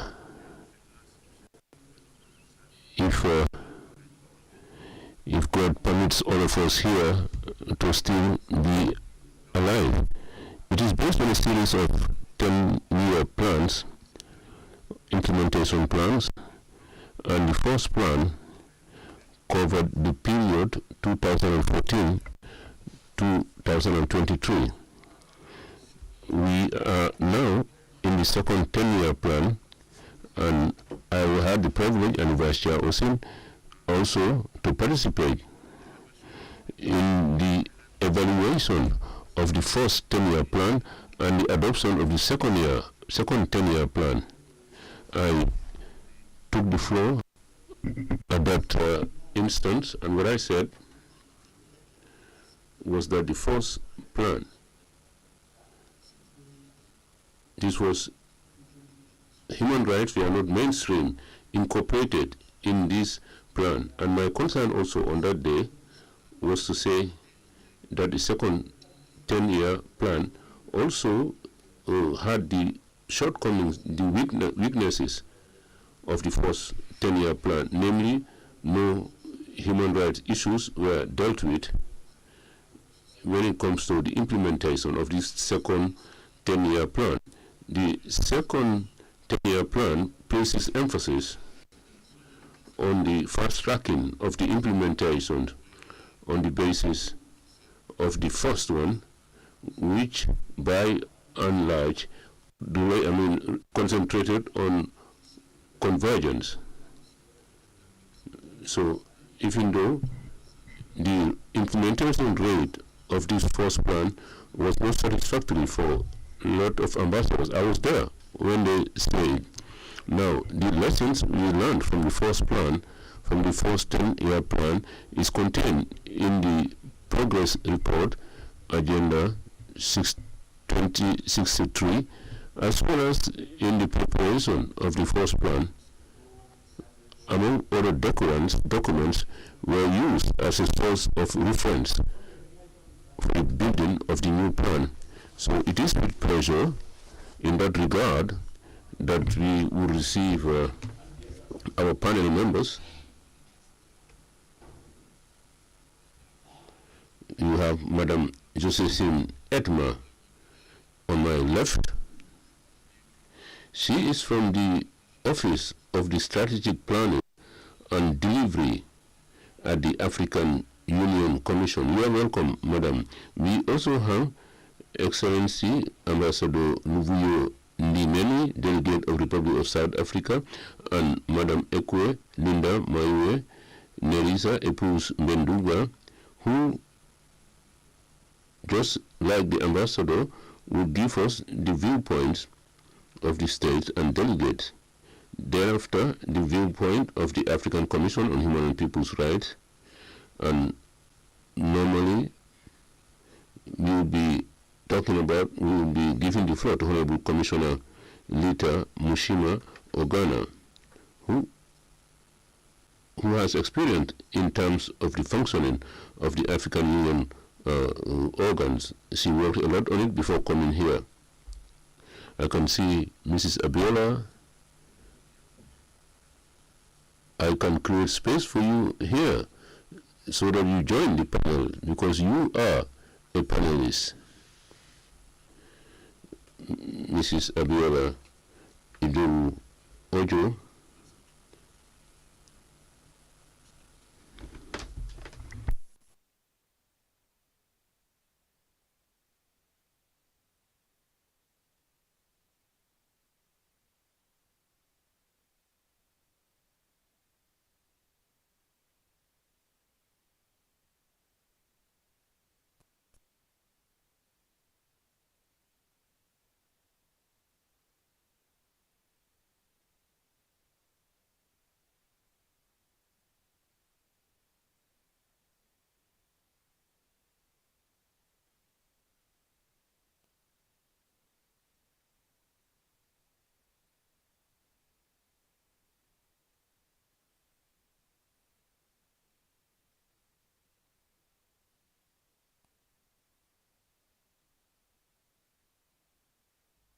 possible. Good afternoon, commissioners, distinguished delegates, all protocol observed.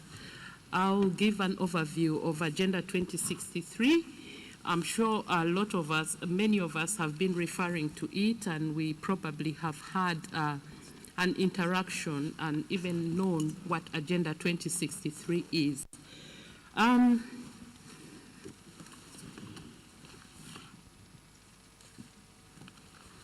I will quickly give a status of the evaluation of the first 10-year implementation plan. The foundations of Agenda 2063, we all know it's Africa's 50-year strategic framework for growth and transformation. And it's founded on the visions of the African Union, an integrated, prosperous, and peaceful Africa driven by its own citizens.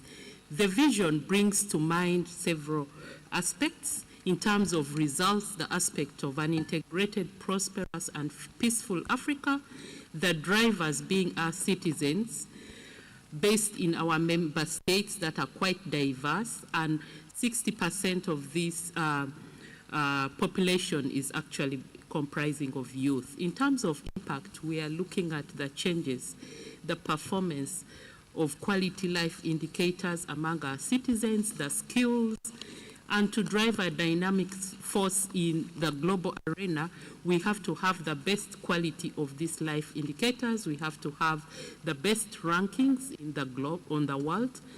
And we definitely can measure this through the perceptions, the influence that Africa is going to have. And this brings to mind the kind of brand that we would like to portray on the continent in terms of Africa. At the beginning of this week, there was a call for excellencies in terms of the examples that we will always focus on in Africa. And we have numerous examples, but the question is the documentation. In terms of aspirations, Agenda 2063 has 7 aspirations. These are founded based mainly on the solemn declarations that the founders had in mind. And I'm sure we are all informed of the 7 aspirations, beginning with aspiration 1 that focuses on Africa based on inclusive growth and sustainable development, to 7 that looks at Africa as a strong, united, and influential global player. The agenda also had specific flagship projects, including the African Continental Free Trade Area Agreement, that is one of the main flagships, the African Commodity Strategy, the Single African Air Transport Market, and many others, and all these come to about 15 flagship projects. The aspirations were followed by a lower level results measurement of goals. The agenda defined 20 goals, and those 20 goals were mapped along 4 main impact areas that include wealth creation, shared prosperity and transformed livelihoods, transformative capacities, and environmental sustainability. The implementation plan prescribed in the first 10-year implementation plan was mainly having execution at the member states, and then the systemic implementation of policy through AU organs and regs would guide this implementation at member state level. Implementation support, we are mainly in 5 areas: domestication and internalization, technical mainstreaming and alignment for implementation, that's in relation to the national development plans and regional development plans, and the various continental frameworks that have been talked about in this meeting. The third aspect is that of the country-specific dashboards that in a way give us the performance within the respective member states in terms of the targets that were defined in the first 10-year implementation plan, and then having an evaluation to assess performance in terms of implementation. One of the main cross-cutting aspects is that of advocacy, and informing the public. Critical factors that were defined in the first 10-year implementation plan include the political will and transformational leadership, institutional frameworks, resource mobilization, data and research. And a number of these have also been talked about in this meeting. Others included communication and awareness, partnerships, regional integration, and having a common Africa's narrative. The evaluation of the first 10-year implementation plan was requested for by the Executive Council that realized that since the first 10-year implementation plan was coming to an end, it was necessary to evaluate its implementation and develop the second 10-year implementation plan.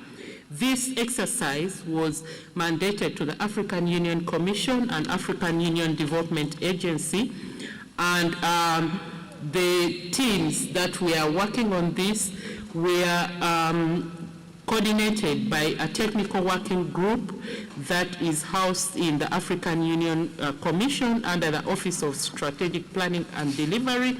This technical working group comprises representation from AUC, AUD, and NEPAD, the African Peer Review Mechanism, the African Capacity Building Foundation, all the regional economic communities, UNDP, the United Nations Economic Commission for Africa, UNICEF, and the Pan-African Parliament. And the technical working group carried out the evaluation using a number of mixed methods that included having national consultations, focus group discussions, key informant interviews, desk reviews, an online popular survey, and specialized studies. The evaluation was carried out based on the main evaluation criteria that include relevance, efficiency, effectiveness, sustainability, and impact. In terms of relevance, it was realized that the aspect of Agenda 2063 continues to be as relevant as possible. There is a strong alignment with the respective development plans and strong awareness at the level of policymakers and the high political leadership. However, it was revealed that at the low levels, the awareness levels were low. In terms of efficiency, it was realized that there was inadequate distribution of resources, with 76% of the AU budget being skewed towards peace and security related activities. In terms of coherence, it was quite clear that the agenda is very coherent with the Sustainable Development Goals and the high fives of the African Development Bank that are similar frameworks used across the continent. Looking at effectiveness, performance was quite low because out of the 74 indicators, 46, that's about 38%, were ranked low. They were the performance based on the 2023 targets were between 0 and 50. And to our disappointment, 11 of these indicators were regressing. This included percentage of children engaged in child labor, early marriages, human trafficking, and the percent of the population living below the poverty line.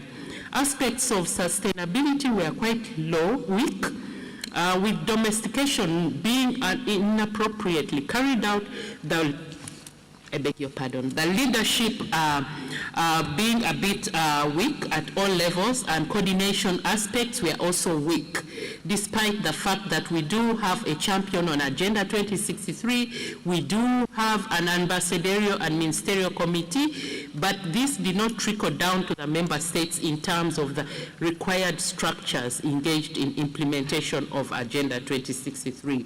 Impact was rather promising due to the convergence in increasing common positions in the aspect of food security, also the aspect of environment aspects, and many others.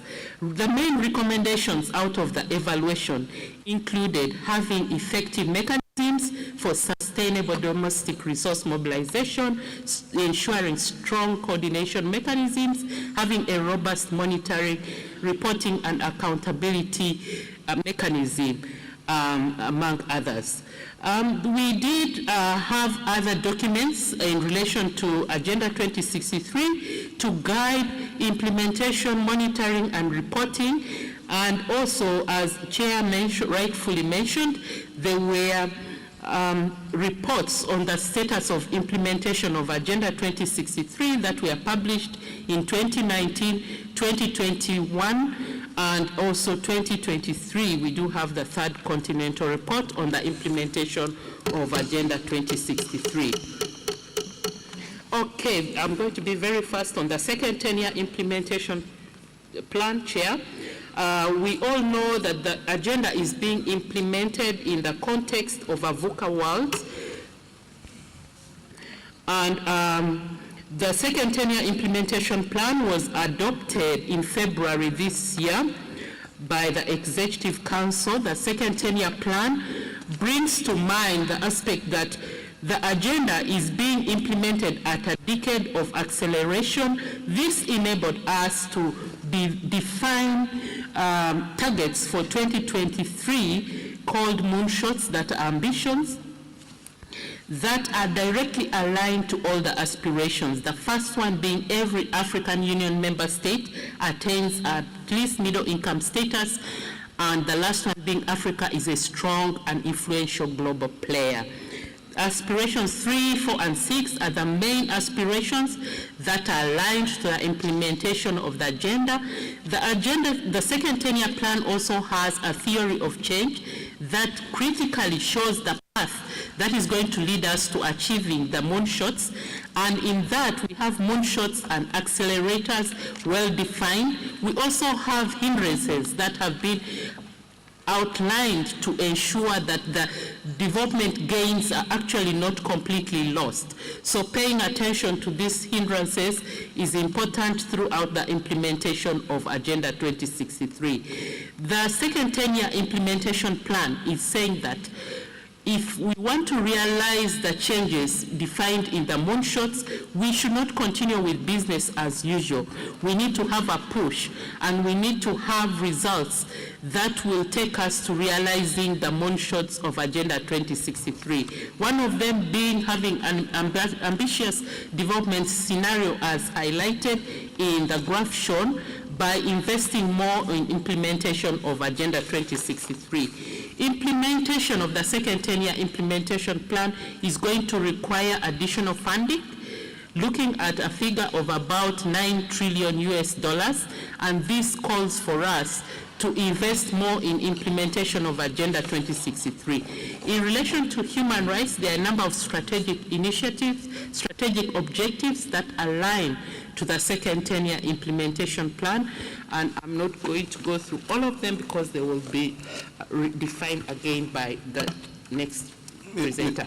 Thank you so much, Chair. Merci beaucoup, Madame Joséphine, pour ce survol rapide de cet agenda et de ces deux plans.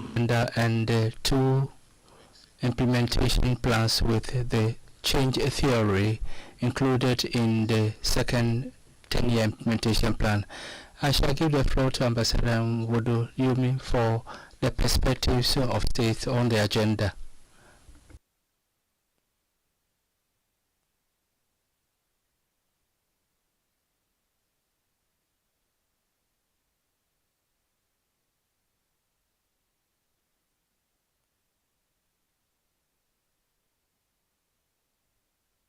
Vuyo means happiness in Xhosa, and we normally say I hope you can translate that.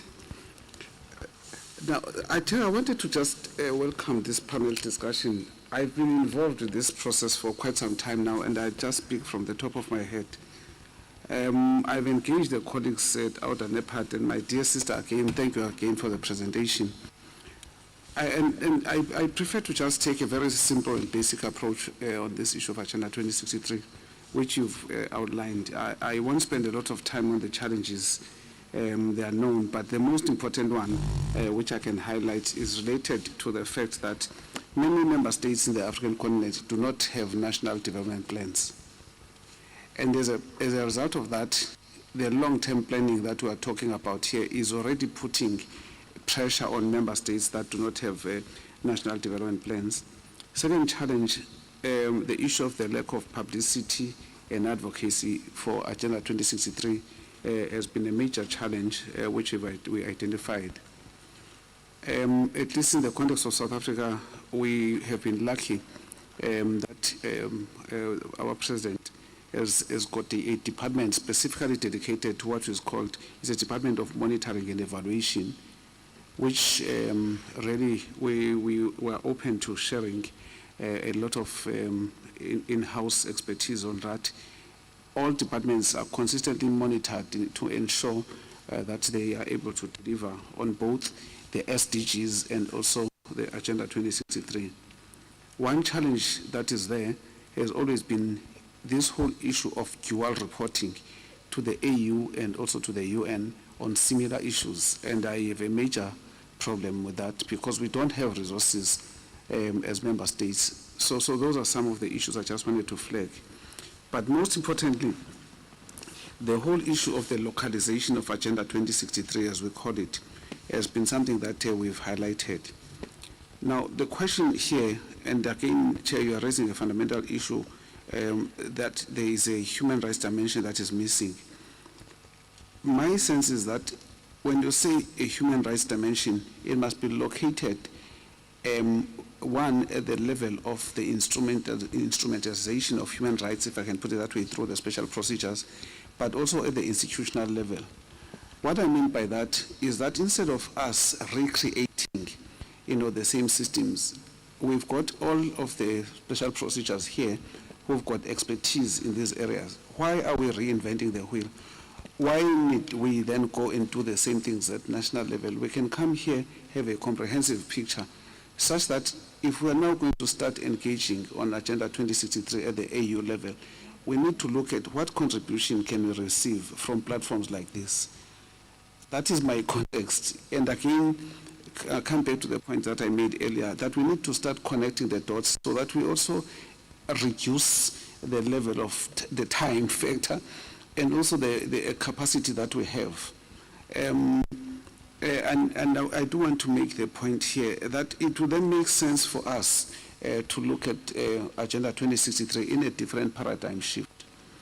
The other point I wanted to make here, Chair, and I've raised it elsewhere again, inherent in what we are doing and also inherent in the presentation that was made, at least I was privy to the presentation before, there's a whole issue of partnerships. Now, I wanted to just highlight that on partnerships, I work with them in a different, in my unit differently. The African Union we've got 13 different partnerships currently. We've got the TICAD, we've got the FOCAC, we've got all of these partnerships, the Russia-Africa partnership, there's a US partnership. All of these partnerships are resulting in something I called the politics of the plug. The politics of the plug, Chair, if you look at this building here, if you look at the plugs here, all of the plugs here are from a particular member state I won't mention. If you were to come here with your laptop, you can't put your laptop here from South Africa, it will not work. You will have to go get an engineer or a technician in that country to come and help you with just plugging here. What does that mean? It means when I say there's 13 partnerships in the continent that we have, roughly translated, it means we must have 13 different plugs for us to be able to operate in our own continent.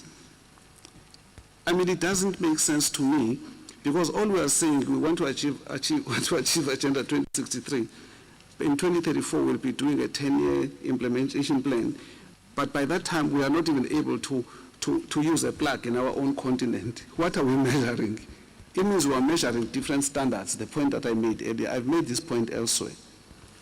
By the same token, I want to just take this point further. The other day, I made a point, a reference here to the issue. In fact, we've made the point eloquently here. If we're now going to look at where we are. This will be, where the chair was just saying, in 2063 will be so old. But the point is that if you are going to look effectively at anybody who's going to be in a place to influence the human rights machinery, the person must, by today's standards, be at least 30 years or 31 years. Because by virtue of the age, you will be able to gather institutional knowledge to be able to deliver on Agenda 2063. What does this speak to? It speaks to the issue that we need to start building capacity so that by the year 2063, we are able to keep up with the pace of developments, one of which is major, is influenced mainly by the artificial intelligence, the IE. There is no way we'll be able to operate outside the AI framework. Artificial intelligence is going to drive what we are doing, and if we want to optimize on Agenda 2063, we need to start looking at those issues. Last point I just thought is important again to mention here is I think we need to inculcate in the human rights machinery, especially from Banjul, the whole issue here of mentorship. I want to leave the challenge with yourself, Chair, and also the commissioners. Let us start mentoring and ensuring that there is a generation that is going to be able to be there. The little that I picked up from, at least in South Africa, from the private sector, is that in order for us to be able to operate, we need to look at an option of the involvement of the private sector, because that's where the resources are lying. If then that is the case, they would like to see what is a long-term goal, what is a long-term planning. 2063 is very far for the private sector. They are always looking at a shorter time frame, and the feedback that one is receiving is that at least in 12 months you need to have a turnaround in terms of understanding what is it that we are getting back in terms of an assessment from the private sector. So I think we need to start looking at the role and the involvement of the private sector, resource mobilization for this particular commission. That's my intervention here, Chair. Thank you. Thank you very much, Ambassador. Parce que vous avez mentionné dans votre statement, vous avez également la même vision, il y a un manque de la dimension droit de l'homme. For lack of human rights dimension in Agenda 2063, maybe it's time that we call on the African Commission on Human and People's Rights to brief us on Agenda 2063 and human rights and the mandate of the Commission. And I will give that responsibility to Ms. Abiola. You have the floor. 10 minutes. Thank you, Ambassador Luvunyo, for giving us 1 minute addition.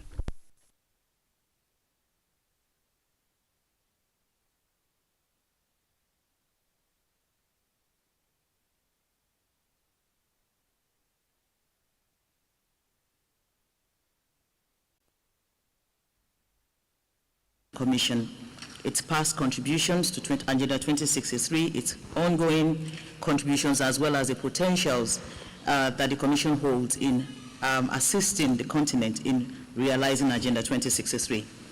Excellencies, distinguished participants, as you all know, the African Commission is the oldest and first human rights organ of the African Union, and its mandate is broad and continent-wide.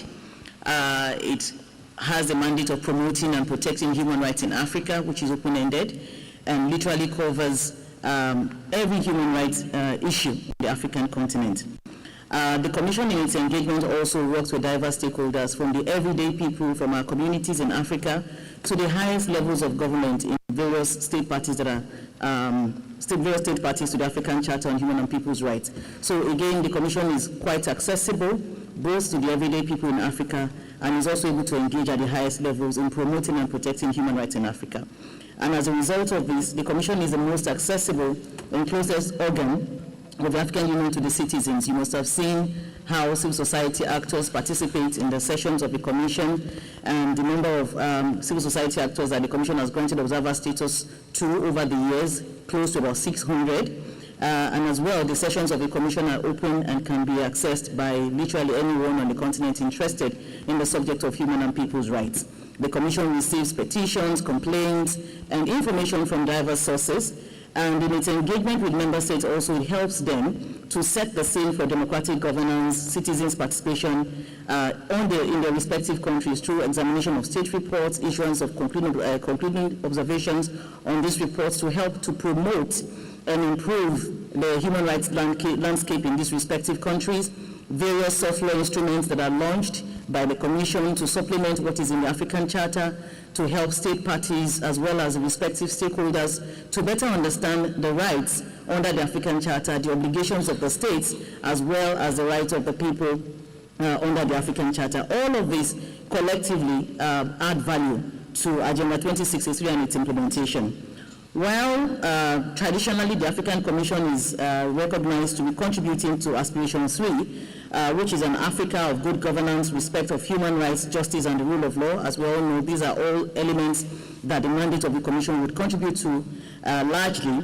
At the African Commission, we've made the case consistently that the mandate of the Commission literally contributes to all the aspirations of Agenda 2063, particularly for Aspiration 1, which speaks Aspiration 4, for instance, which speaks to a peaceful and secure Africa.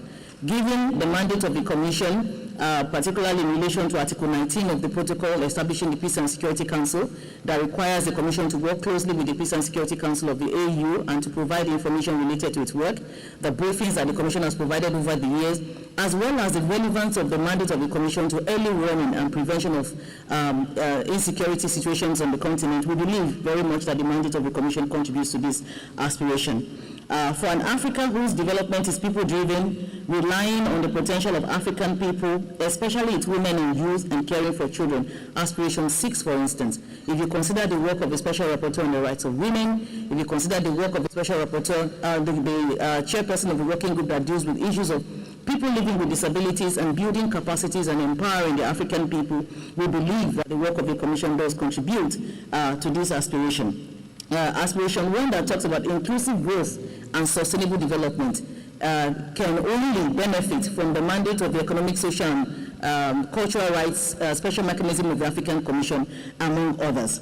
And going more specifically to the second 10-year implementation plan, which has been presented by Madam Josephine, would also like to say at the African Commission that while traditionally also we are located within Monshore 3, which speaks to public institutions becoming more responsive. Again, we continue to make the case at the level of the African Commission that we cannot have every AU member state attain at least middle income status without engaging soft law instruments emerging from the Commission on Economic, Social, and Cultural Rights. Examples would include the protocol recently adopted on social security and social protection in Africa, which was championed by the Working Group on Economic, Social, and Cultural Rights of the African Commission, the recent resolution on mainstreaming economic, social, and cultural rights into national development policies. These are critical enablers for achieving Moonshot 1, which aims at having every AU member state attain at least middle income status.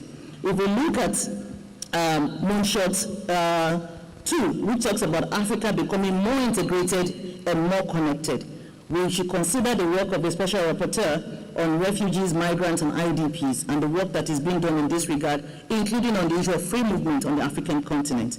We cannot speak about peace and security as mentioned earlier, and this is Moonshot 4, on Africa resolving conflicts peacefully. We can't speak about this without looking at the work of the Commission, particularly the mandate of the focal point on human rights and conflict situations on the continent, the briefings that the Commission has made to the PSC in recent times, the consultative meetings, and Article 19 of the Peace and Security Protocol, as mentioned earlier. Of course, we also need to take into consideration the mandate increasingly being given to the African Commission to engage on human rights issues in conflict context. Burundi is an example, and most recently we have the example of the Sudan, as well as the Commission's engagement on issues related to Tigray. Lastly, I think I have two more points. Also on the issue of African values becoming more explicit and promoted. Again, I refer back to the mandate of the Economic, Social, and Cultural Rights Working Group of the Commission. The working group that deals with indigenous people's rights also has significant relevance to this moonshot. A people-driven Africa, where citizens are more empowered and more productive, We can't have an empowered African citizenry without empowering African women who make up a huge percentage of the population, and we cannot therefore discuss this moonshot without referring to the mandate of the Special Rapporteur on the Rights of Women, as well as issues related to people living with disabilities who need to be empowered to be able to equally contribute to Africa becoming more empowered and more productive. And lastly, on the issue of partnerships, we would like to also highlight the work being done by the African Commission in relation to business and human rights and trade and human rights largely. During the course of this session, there was a presentation related to the work of the Working Group on Extractive Industries, the guidelines on Articles 21 and 24, issues related to beneficiation of the African people from the investment, from the exploitation of their natural resources, and these are all initiatives that would contribute to achieving this mission. So essentially, this presentation is to place human rights and the African people at the center of the conversation around Agenda 2063 and Moonshot 3. I thank you very much, and the Moonshot, sorry, I thank you very much for the opportunity. Thank you.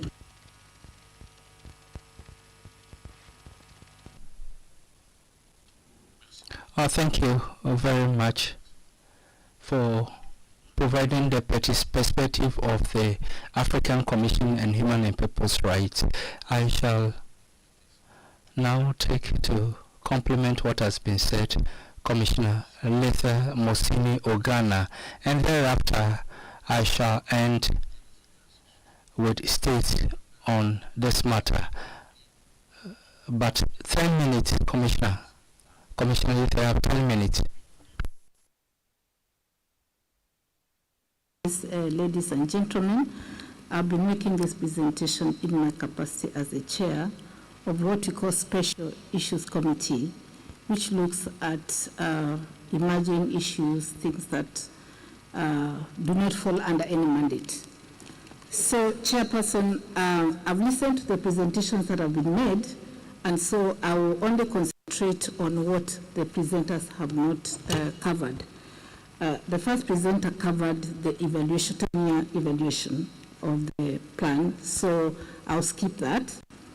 The STC has, the Executive Secretary has covered the moonshots related to human rights, so I'll skip that, but I'll look at moonshots generally. And Ambassador has given us set the stage for us. Excellencies, Chairperson, ladies and gentlemen, allow me to go down the memory lane, because I think when we made the presentation to the member states at the pre-session, we were able to give the background of how Africa ended up with a 50-year development plan. And it is important that we remind ourselves and we share with member states so that they can appreciate why we must achieve this plan. In preparation for the African Union 50th anniversary, back in 2012, a technical team was set up by the chairperson then, soon after the January 2012 summit, to come up with a successor strategic plan to previous African Union plans, which included the AU Horizon 2007, that was the first strategic plan that AU adopted after the transformation of OAU to AU, which ran from 2003 to 2007, and was succeeded by the AU 2008 to 2012 strategic plan, which actually adopted the flagship approach.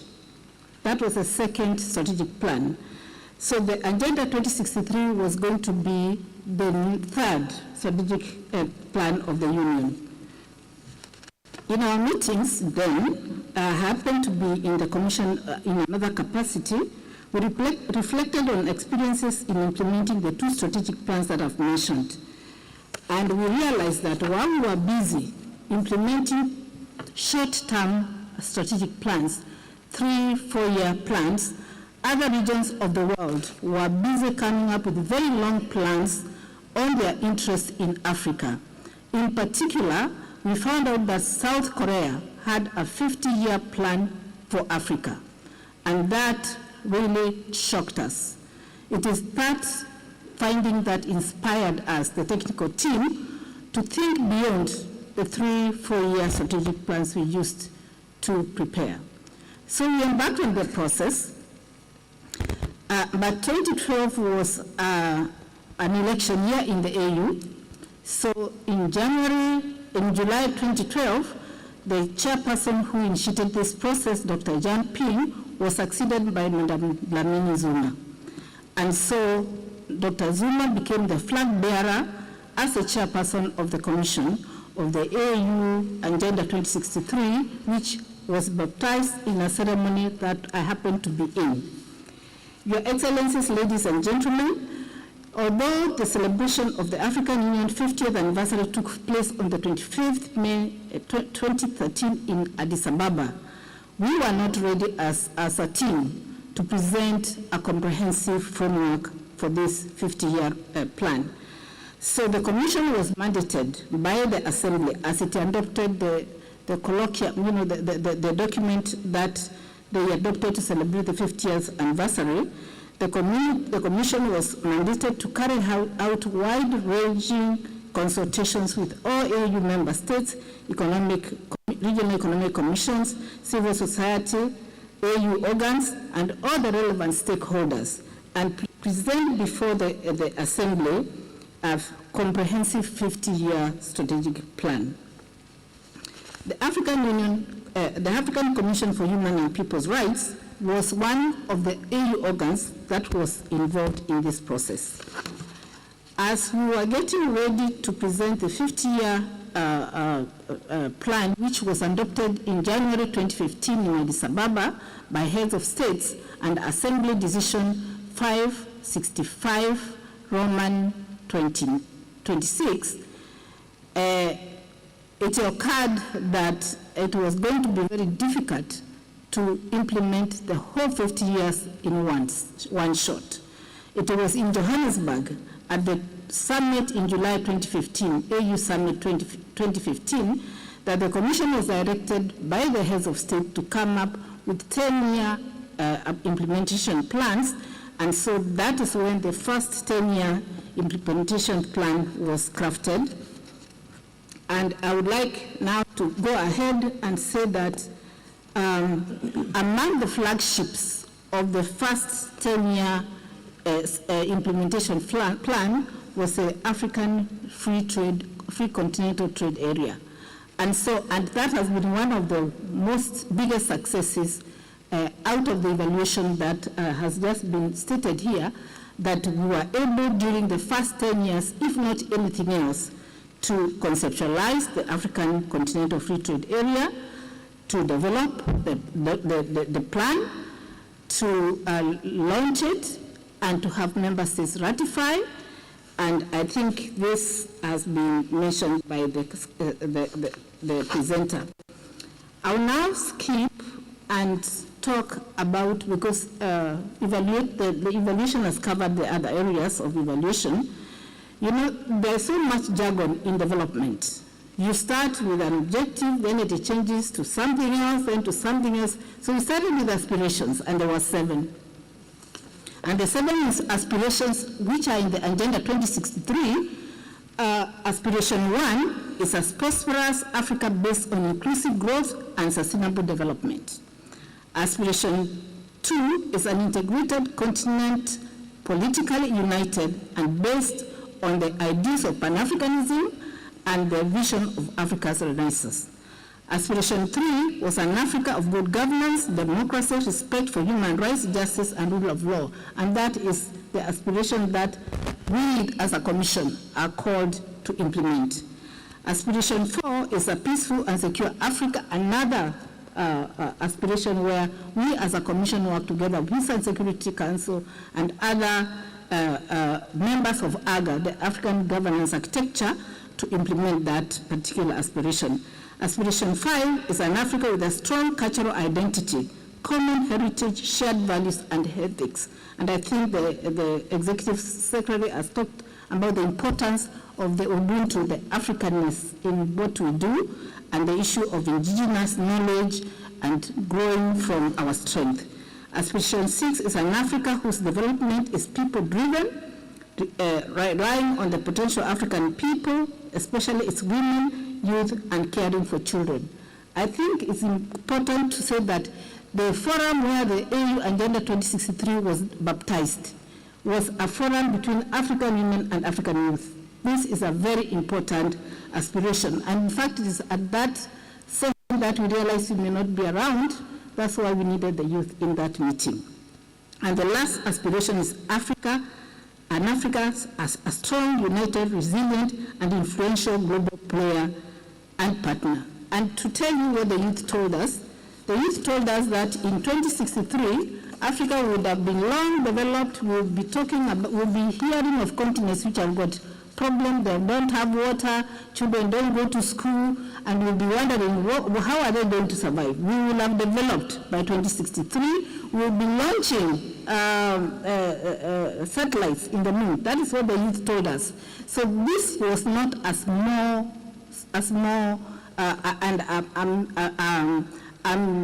micro-conceived agenda. It was an agenda that sees Africa as totally developed by 2063. So this business of picking one and small things and not implementing is not going to take us there. I wanted to very quickly link this to what are moonshots. So what happened in this process of implementing the Agenda 2060 second year implementation is we looked at the aspirations and we picked some operating words. Moonshot 1, the operating word is prosperous. Moonshot 2, the operating word is integrated. Moonshot 3, the operating word is democratic. Moonshot 4, the operating word is peaceful. Moonshot 5, the operating word is Pan-African. Moonshot 6, the operating word is African citizen. And Moonshot 7, the operating word is influential. Chair, I've heard you, and I want to conclude by saying we have now to be very methodological how we are going to achieve Agenda 2063 if every year we pick a theme to implement. Because that theme that we pick, every theme in the 10 years must contribute to the overall objective of the 10 years. And I want to give an example. In 2023, the theme was the African Free Continental Trade Area. And I think this one African government should congratulate themselves because we were able to achieve the ACFTA. We were able to move it from the desk to the border. Lastly, Chair, the theme for this year is education. So if we are going to achieve Agenda 2063 on 2024 theme, we have to look at the barriers in education, accessibility, availability, and when I talk about accessibility, children are still walking long distances to school in some countries. Availability is the quality of education. Is it the kind of education that can get our children jobs? Chair, 1 minute. Affordability. Can we afford the education that we want to give our children? And appropriateness, the relevance. So, Chair, in concluding, next year, the theme is going to be African descendants. Thank you. How do we use this theme for next year, Chair, to make sure that getting our African descendants as part of the AU contributes to achieving Agenda 2063? I thank you. Thank you. Thank you, Commissioner.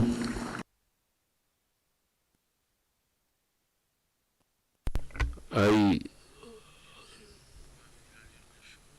really, it's as if I have developed the fever. I mean, I've developed fever. Mrs. Ekwe, we'll give you 10 minutes on your own for your presentation.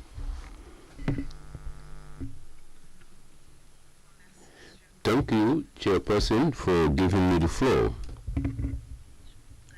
I would like to thank the panelists who actually have said it all and have made it difficult for me to be able to add something.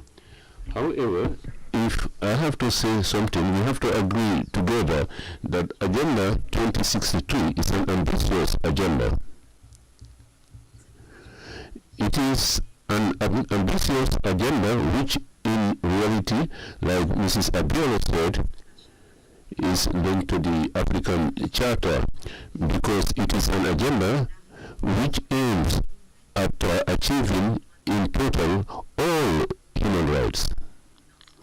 And in that regard, the role of the Commission as well as the role of the state, the civil society, is important.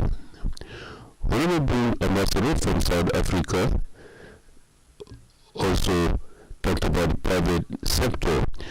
The private sector is important to support the state for the effective achievement, realization of this agenda. Now, if I think about another stakeholder, I will target the individuals.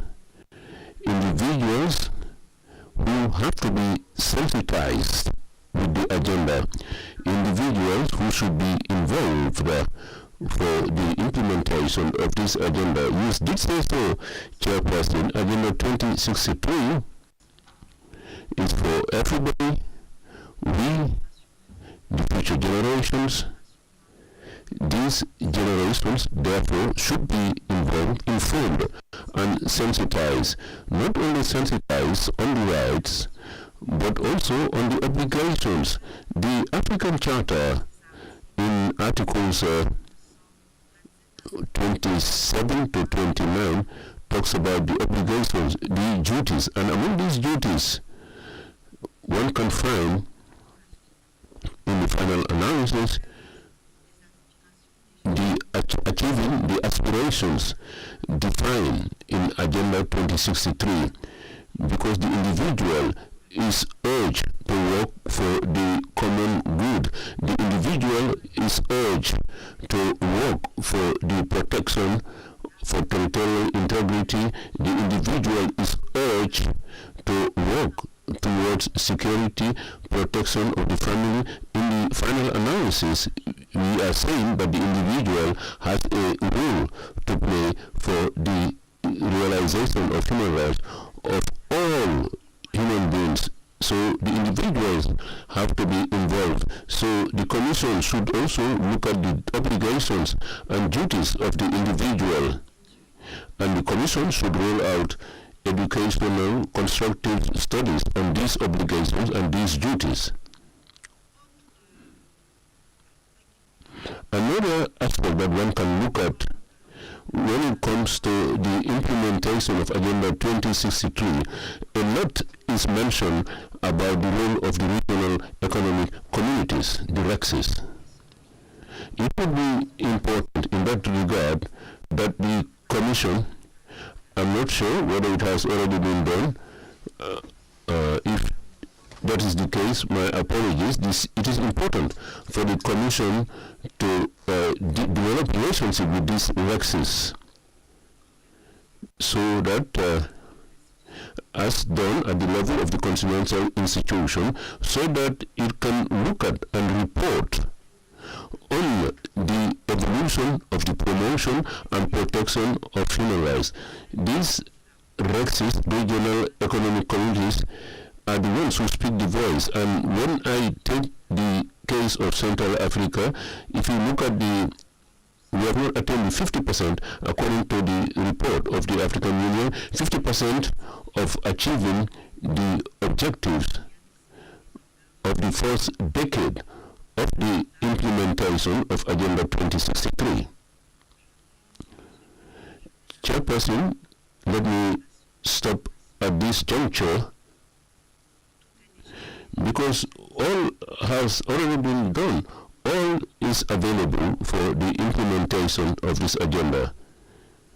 The reports presented by the Commission to the Commission, the thematic studies that have been linked out, promotion missions to name a few, and the anchorage in the annual themes defined by the African Union are in themselves tools to evaluate the implementation of this agenda.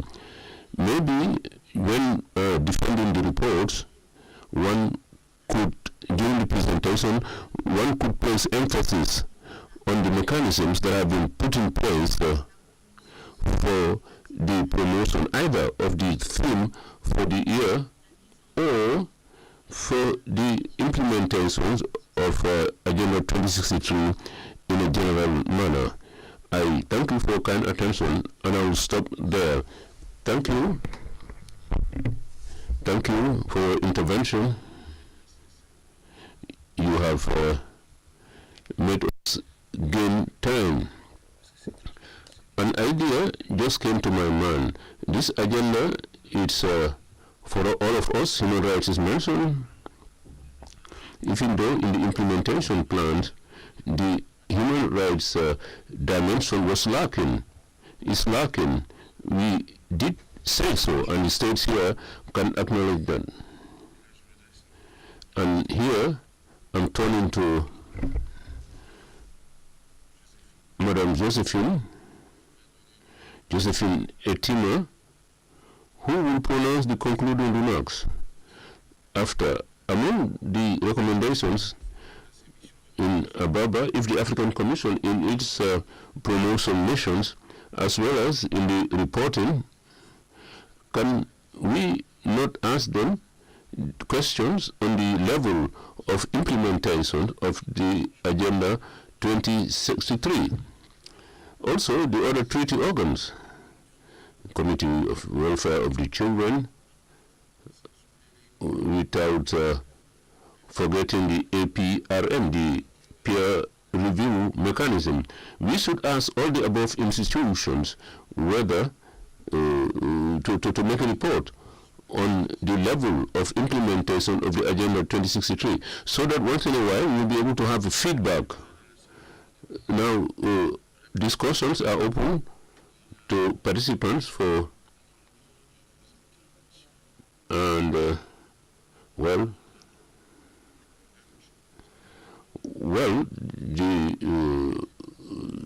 the lunch is waiting. If you stay long on your interventions, you will have lunch late, but if you are quick in your interventions, you will have an early lunch. So, any interventions on the part of the states? National human rights institutions? It's only we're the only one present here. You don't have anything to say? Okay, very well. NGOs? No NGO? Thank you. So, well, if in the absence of questions, we will hear from both sides.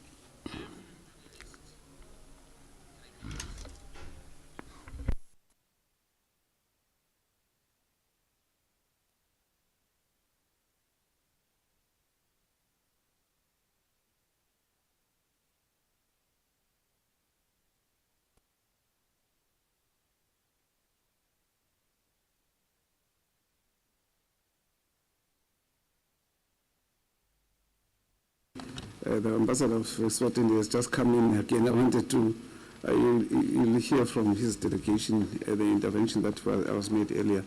The only quick issue I wanted to just say is there is something right we are doing with Agenda 2063.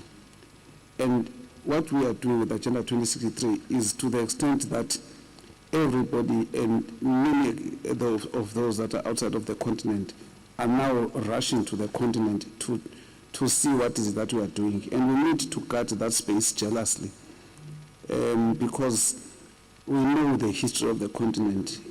We know the scramble for resources in the continent. And we know that when Africans do something as a collective, the potential of Africans to produce excellence is high.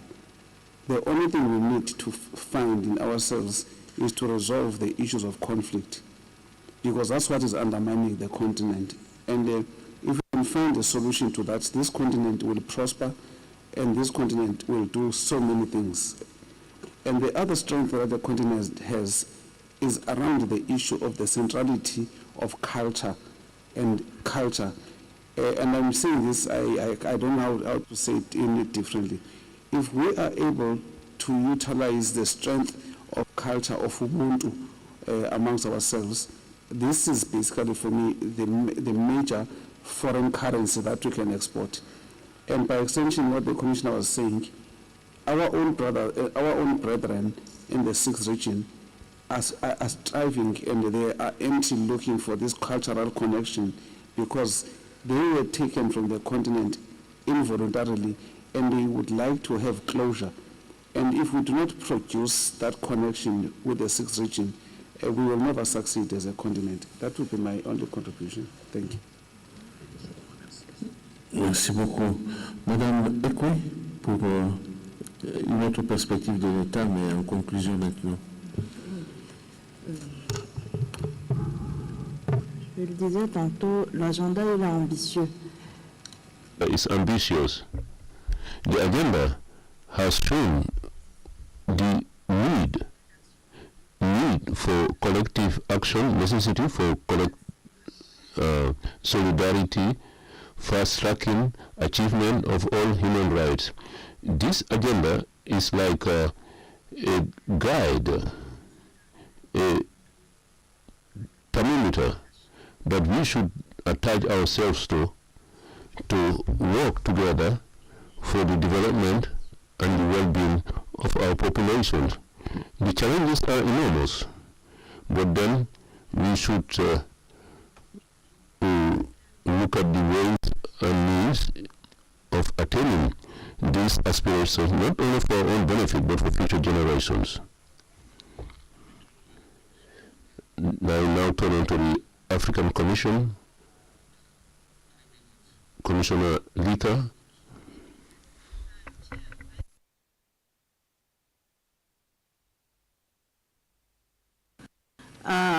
On African descendants, and because we did not involve the sixth region when we were involved doing the Agenda 2063, we should use this 2025 to take Agenda 2063 to the sixth region. But before we do that, we have to make sure they are organized and they are recognized through the necessary assembly decision.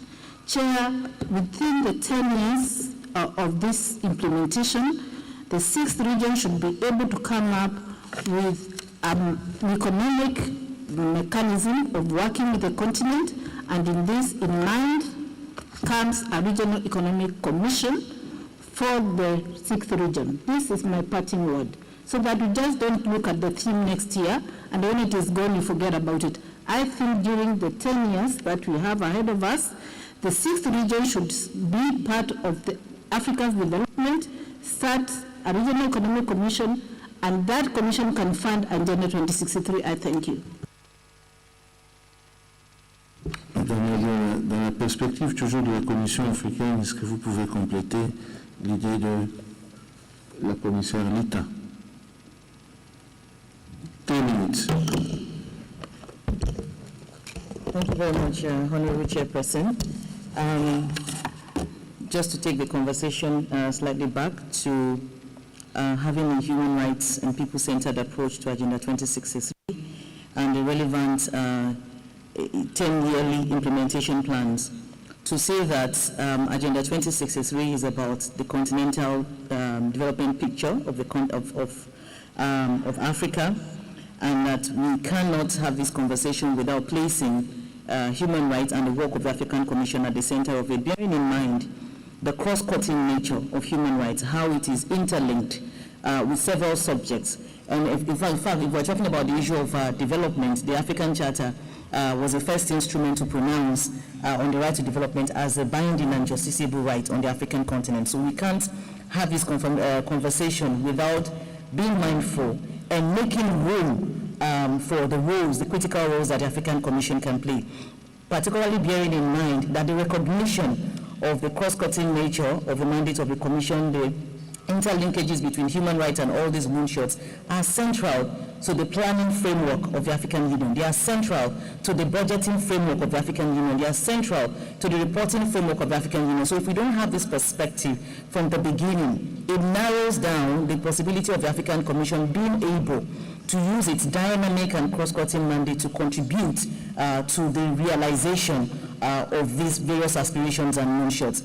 For us to stop just seeing human rights as merely activism, but to realize that it is a critical tool and a critical enabler for our member states to actually be able to deliver on the various aspirations that they have committed to under Agenda 2063 and the various targets that they have set for themselves under the respective moonshots. And maybe just to say lastly, and to reiterate, because of the linkages between the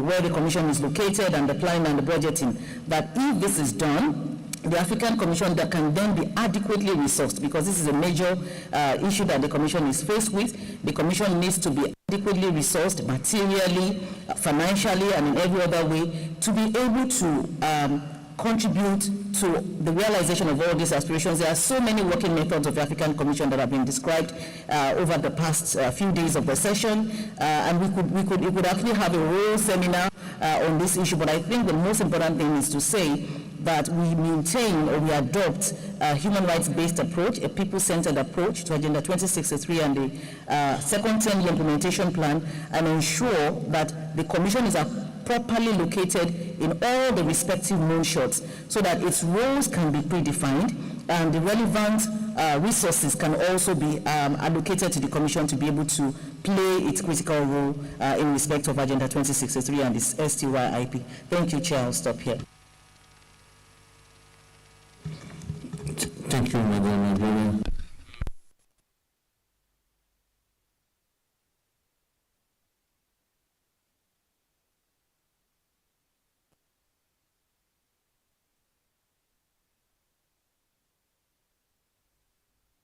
Thank you. Thank you so much, Chair, and thank you for all the panelists for enhancing this discussion. In my view, I would like to first reiterate that Agenda 2063 as the continental framework is an overarching guidance framework that is to help us in terms of the way the rest of the other frameworks can actually address development aspects within the continent. And in view of that, implementation of the agenda does not really warrant a different structure or network, but leveraging from all the other structures, ensuring that they are all more coordinated, they synergize. And with that in mind, we have the AU-UN framework that has been developed to ensure that we leverage across all sectors in terms of implementing the agenda. In the second 10-year implementation plan, the drive for ensuring that within member states, regional economic communities, and the respective AU organs, we have the theme of the one framework to agenda, so that we don't have to replicate whatever is being done within Agenda 2063, Agenda 2030, but we ensure that one process is going to be fit for all. And that, in a way, is going to ensure that implementation of the agenda is more structured and it's more cohesive. The other aspect is Africa is rich. The African Union has a number of continental frameworks. While evaluating the agenda, we realize that there are over 50 continental frameworks. The Comprehensive Agriculture, Africa Agriculture Development Program, the Program for Infrastructure Development in Africa, the Continental Education Strategy for Africa, the respective charters for human rights, name all those. And that is a very rich resource. Once all these frameworks are within the implementation of the framework of Agenda 2063, it becomes more structured, more cohesive, and will be able to generate actually more results and more impact on the ground. That is the reason that the theory of change was developed to ensure that we define the pathways through which Agenda 2063 should be implemented. We have the enablers and accelerators running systemically from member states, regs, AU organs, and if this is done, we actually intend to have reporting frameworks at all those levels. We wouldn't like to rely only on the reporting from member states, but also from regional economic communities as requested, and even from all the AU organs, because at those respective levels, there is something that is being done in terms of implementation of Agenda 2063. So the second 10-year implementation plan reporting framework cuts across all the levels, across all the hierarchy levels, and it ensures that a more coordinated continental framework is going to be applied throughout. I also would like to remind ourselves that through the theory of change, we hope that respective guidelines for the enablers and for the accelerators are going to be developed, starting from domestication. The first time round, domestication was not structurally done. Some member states were able to develop awareness materials, others were not. This time with proper guidance, we hope that we have that well structured, we have all the other elements addressed, and that in a way will ensure that Agenda 2063 implementation is more structured, and we will definitely realize the results that we want to see by the end of the second 10-year implementation plan. That does not say the rest of the decades will not be considered. Definitely as we end the 2033 phase, there will be other plans for the 2043. And those of us who will be lucky to be there will then define the theory of change at that time. Thank you, Chair. Thank you. Thank you very much.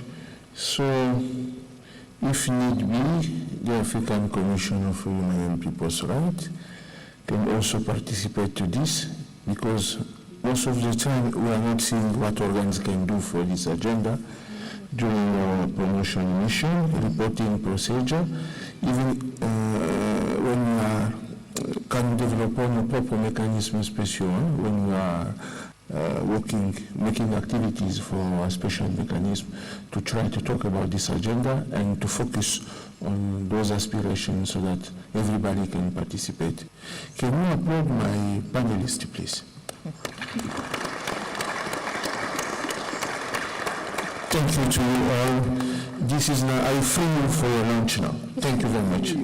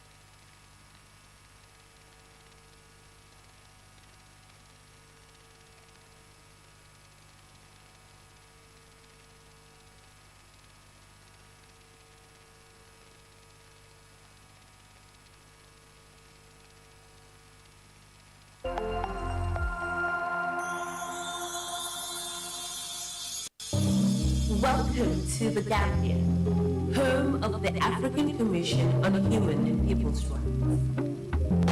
Bem-vindos à Gâmbia, sede da Comissão Africana dos Direitos Humanos e dos Povos.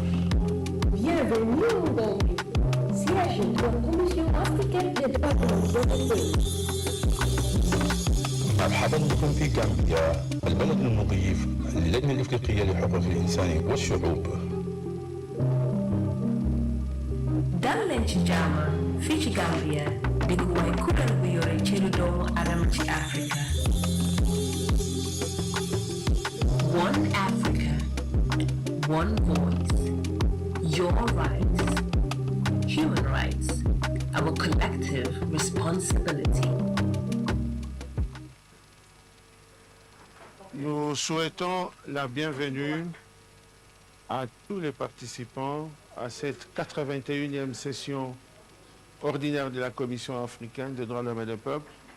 Bienvenue aux délégués des États, bienvenue aux organisations de la société civile, bienvenue aux institutions nationales des droits de l'homme. Cette session est importante.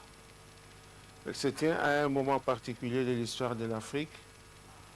Elle a été précédée par un pré-forum des États, une précession des organisations de la société civile et une précession des INDH. Nous espérons qu'au cours de cette session, l'ensemble des parties prenantes mettront leur intelligence ensemble pour discuter de la situation des droits de l'homme sur le continent. Et ensemble avec vous, nous allons adopter les principales résolutions qui vont améliorer la qualité des citoyens africains sur notre continent. Je vous remercie.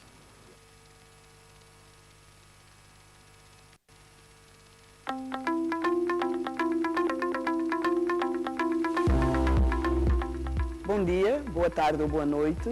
Meu nome é Maria Teresa Manuela. Estou na comissão desde 2017 e sou responsável pelo mecanismo das prisões, das condições de detenção e da ação policial em África. Integro também o grupo de trabalho sobre a pena de morte, integro o Comitê de Prevenção de Tortura em África e integro também o grupo de trabalho das comunicações. O que eu devo dizer acerca do meu mecanismo? O mecanismo das prisões, condições de detenção e ação policial em África foi um dos primeiros a ser introduzido na Comissão Africana e temos trabalhado intensamente sobre questões de polícia, portanto, toda a ação policial, e também temos trabalhado intensamente sobre as prisões. Por quê? Porque das políticas africanas, tanto na Agenda 2063, como nas políticas da União, tanto da ONU, que é a Agenda 2030, pouco ou nada se diz acerca das prisões. Mas todos nós sabemos que são homens, mulheres e algumas crianças que se encontram nesses locais e precisam que os seus direitos humanos sejam protegidos, que seja respeitada a sua dignidade como pessoa humana. E sobre a polícia, precisamos trabalhar no equilíbrio entre o respeito pelos direitos humanos e a manutenção da ordem e segurança públicas. Então, o meu mecanismo trabalha sobre estes dois aspectos cruciais na vida dos países que integram o continente africano.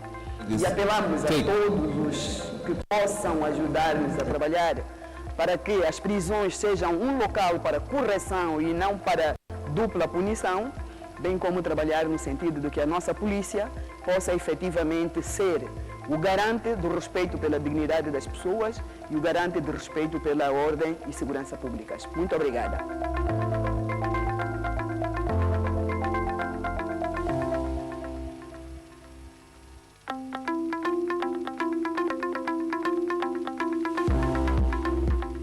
Je suis Marie-Louise Abomo. Je suis juge à la Cour suprême du Cameroun, je suis camerounaise et je suis commissaire à la Commission africaine des droits de l'homme et des peuples depuis 2020. Au sein de cette commission, je suis la présidente du groupe de travail sur les droits des personnes âgées et des personnes handicapées et la présidente du groupe de travail sur les communications. S'agissant du groupe de travail sur les droits des personnes âgées et des personnes handicapées, j'ai le plaisir de vous annoncer que cette 81e session ordinaire est spéciale. Elle est spéciale parce que au cours de cette session, nous avons eu l'honneur d'annoncer, de célébrer l'entrée en vigueur du protocole sur les droits des personnes handicapées et d'annoncer l'entrée en vigueur prochaine à la fin de cette session, soit le 6 novembre, du protocole sur les droits des personnes âgées. Ce qui fait que je suis un commissaire comblé.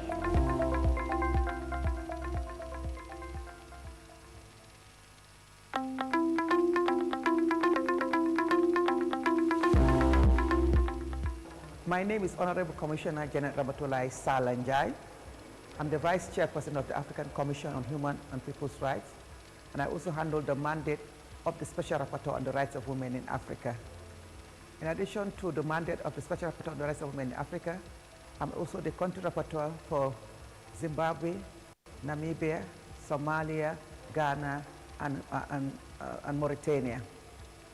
With regard to my mandate as the Special Rapporteur on the Rights of Women in Africa, I'm responsible for monitoring the situation of women in the continent, and in particular to ensure the universal ratification of the Maputo Protocol on the Rights of Women in Africa, in terms of ensuring that all member states become members of the protocol, and most importantly, to ensure the effective implementation and domestication of the Maputo Protocol, so that it becomes the reality of the women of the continent, that the women of the continent can claim their rights using the Maputo Protocol.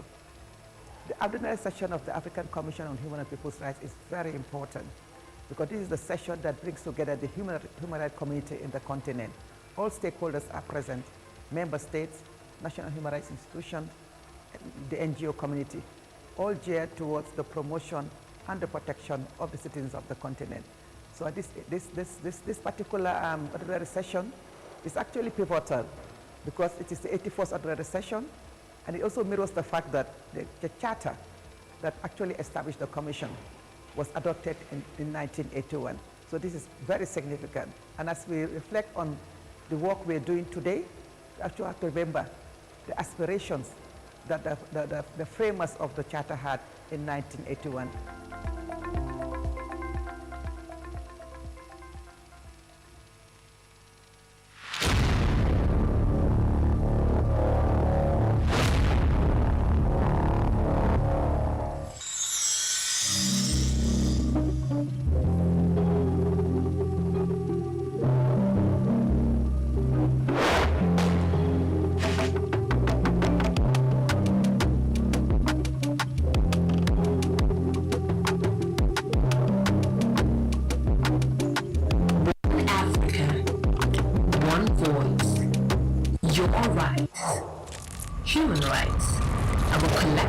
Responsibility.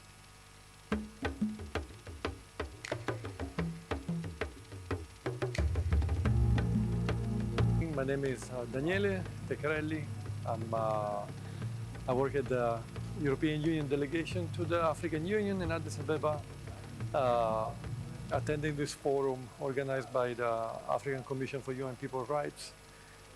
It's been a good opportunity to exchange with the Commission, with the Court, with other human rights and democracy organs, and also with, especially with African Union member states, representatives from national human rights institutions, CSOs, on positive aspects, negative aspects, things that could be improved. For us as a European Union, which are a partner to the African Union in general, and specifically to the African and Governance Architecture platform organs, it's important to hear those voices, and especially in a context where the current situation worldwide is not that positive on democratic trends. So we build upon the continental norms and treaties approved by member states, and their obligations or lack of obligations to report against, to be committed towards those treaties. And for us as a partner, again, we stand always ready to support those human rights and the governance organs. We have a privileged relation with the Commission, with the court in Arusha, the Commission in Banjul, the APRM, the PAP, the Committee of the Child, the AGA Secretariat in Addis Abeba, the Political and Peace and Security Department at the African Union Commission, and it's a common agreement that governance and human rights are strictly interconnected with peace and security dimension, especially when it comes to conflict prevention, conflict resolution, and investing in the soft power, though could be a bit more lengthy, but in the end of the day, it's more effective and efficient to prevent conflicts. Thank you.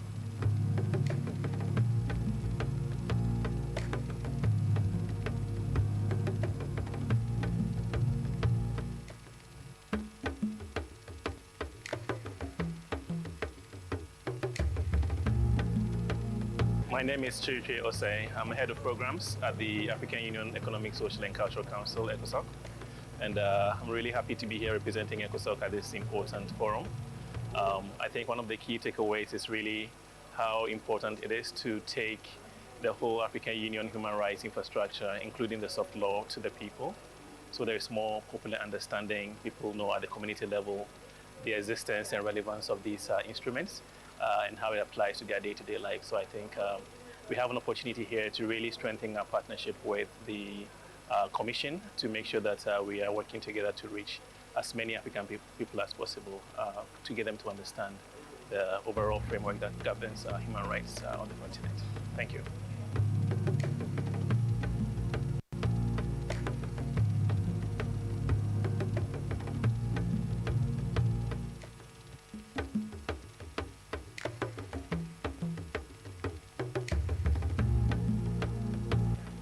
Je suis professeur Hajar Geldich, je suis la conseillère juridique de l'Union africaine. J'ai le grand honneur et le plaisir de participer à ce premier forum sur les mécanismes spéciaux de la Commission de Banjul. Je les félicite pour cette belle initiative, pour avoir amené autour de la table des personnes qui sont de backgrounds différents, à la fois des académiques, à la fois des organes de l'Union africaine, à la fois des défenseurs des droits humains en Afrique, mais aussi les États membres. Nous avons fait l'état des lieux, des instruments, qu'est-ce qui n'a pas été ratifié encore pour pouvoir encourager les États à le faire. On avait mis en exergue le rôle de l'éducation, le rôle de la société civile, le rôle des associations, le rôle de la femme et de la jeunesse. Et on a fini par mettre en exergue pas seulement que les défis, mais surtout les solutions, les recommandations, comment aller de l'avant. Nous pensons que par rapport aux recommandations, il faudra peut-être dans les prochains forums se focaliser sur un seul aspect des droits humains. C'est vrai que les droits humains, c'est notre affaire à tous, mais il est important aussi de se focaliser sur un seul vecteur, un seul secteur pour pouvoir bien le prendre en main. Mais en tout cas, ça a été une véritable réussite. J'ai personnellement beaucoup appris dans ce forum. Je vous souhaite beaucoup de succès dans l'avenir. Merci.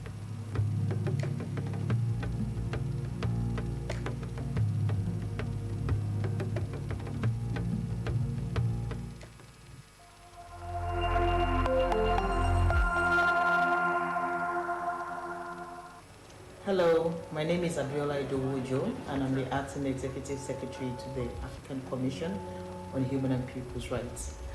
Indeed, they just concluded AGA SP support to AU organs with human rights mandates, recorded a lot of success, and on the part of the African Commission, ECHPR for short, there was a significant contribution to the development of normative instruments within the African human rights system. There was enhanced public awareness of the work that we do, increased visibility, and we were also able to have institutional capacity strengthening through the provision of technical assistance, technical experts who contributed to the core business of the work of the African Commission.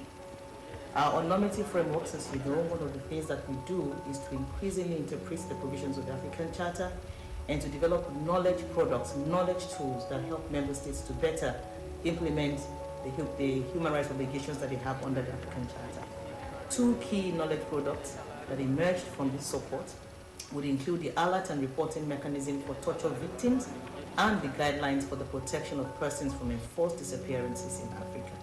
These tools provide clear directives to state parties on implementing AU shared value treaties.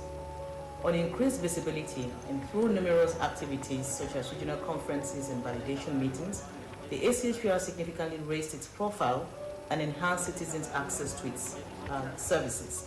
Notable events include the conference that we had on the impact of COVID-19 on HIV responses in Africa, and the development of the use of force training module for police and prison officers in Africa. And lastly, on capacity building, the ACHPR, through this support, recruited 6 staff members to strengthen its operational capacity and contribute to its core businesses. This included senior litigation officers, a senior monitoring and evaluation, accountability and learning officer for the first time in the history of the African Commission, and a finance officer that was also committed to overseeing the financial aspect of this support project. These were all core capacities that were contributed to the daily and ongoing businesses of the African Commission, enhancing its capacity to better protect and promote human and people's rights on the continent. We're grateful for the support. I thank you. Stakeholders on Tuesday evening gathered for a pivotal roundtable to discuss the proposed repeal of the law banning female genital mutilation, FGM, spearheaded by Honorable Commissioner Janet Ramatulai Salanjai. The event promised to delve in the nuanced implications surrounding the potential repeal and its reverberating effects on women's rights and gender equality. More in this report by Maykor.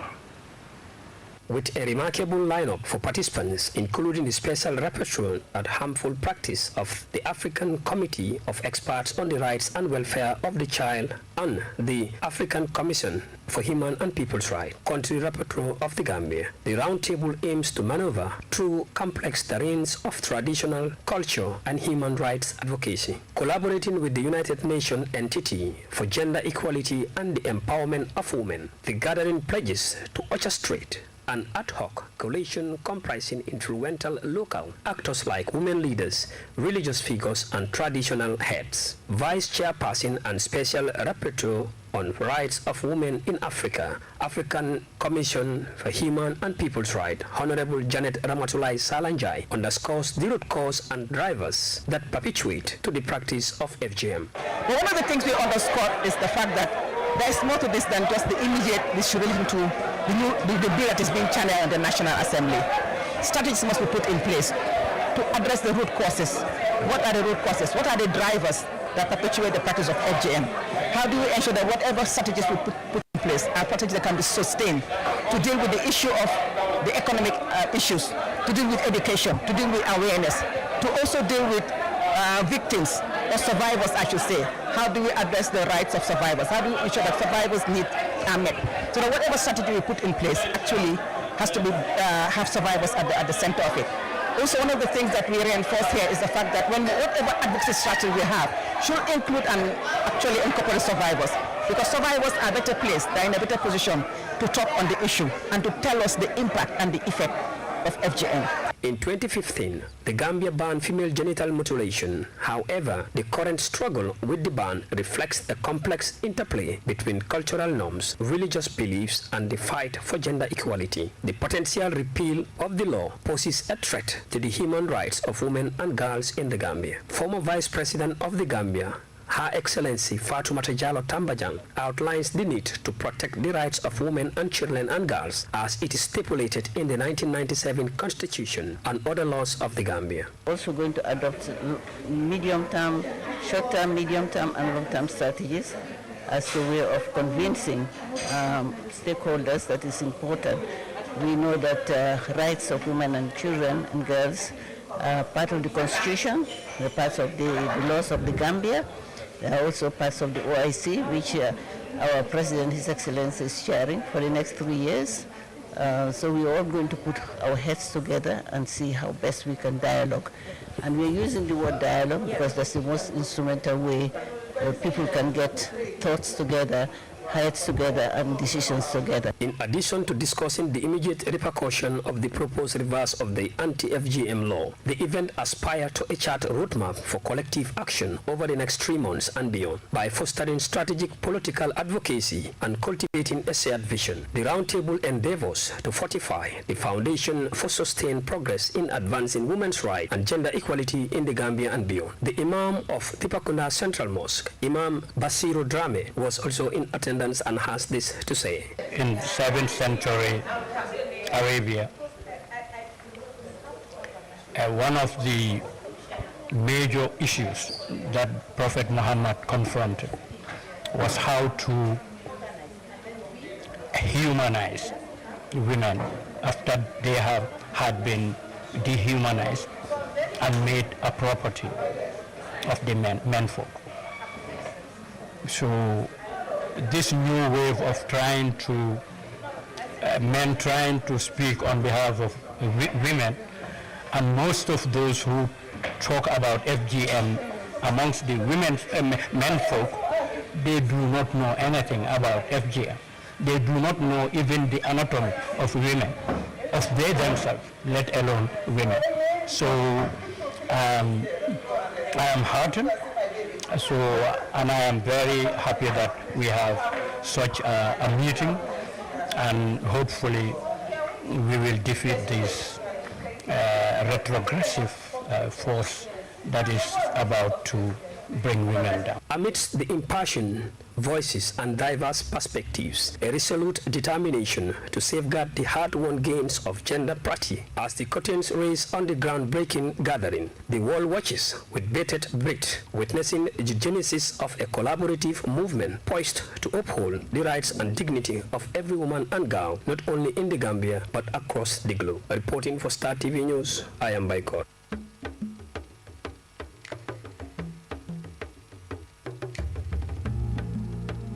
Yeah, my name is Harry Oguche Obe. I'm a lawyer, a director with the National Human Rights Commission of Nigeria, and I head the Department of Economic, Social, and Cultural Rights. It's a pleasure to be part of this very important initiative of the African Commission to bring together stakeholders to discuss on how to actualize the mandate of the Commission and also provide a platform for the different stakeholders to connect with a view to promoting and entrenching the culture of human rights in Africa. For me, it's been a phenomenal experience, and I believe that going back home, there will be a lot of changes with the way I view my work as a human rights advocate and a human rights worker.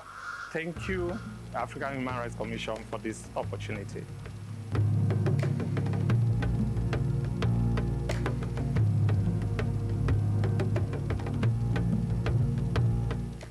ndogal fasciné xóotal li nga xam ne rek moom lañ leen sas ngir rek daanaka fexe rek ba seen liggéey daal di jaar yoon waaye tam jot nañu sifoo ay mbir yu bare bare li ko indi rek moo di mbir mën jaare la koy yoon ànd ceeg Moussa Mané. mu doon seen ndaje biñ amal fii ci Sénégal ngir rek daal di waxtaanee jafe-jafe yi nga xamante ni nii nemmeeku nañ ko ci lu jëm ci ak yelleefu doomi aadama fii ci Afrique.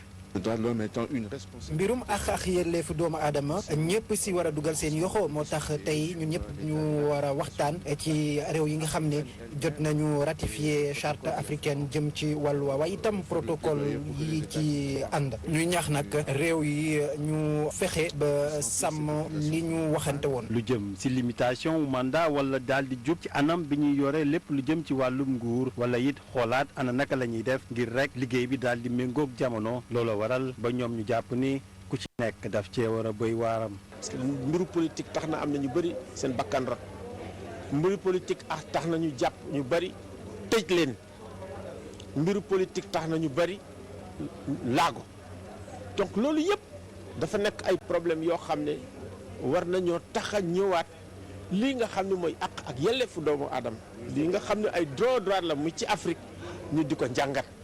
Sénégal ñu daal di koy tànn ngir rek mu daal di amal bile bis ndaxte jàpp nañ ni dafa nekk dëkk bu nekk ci yoon wi.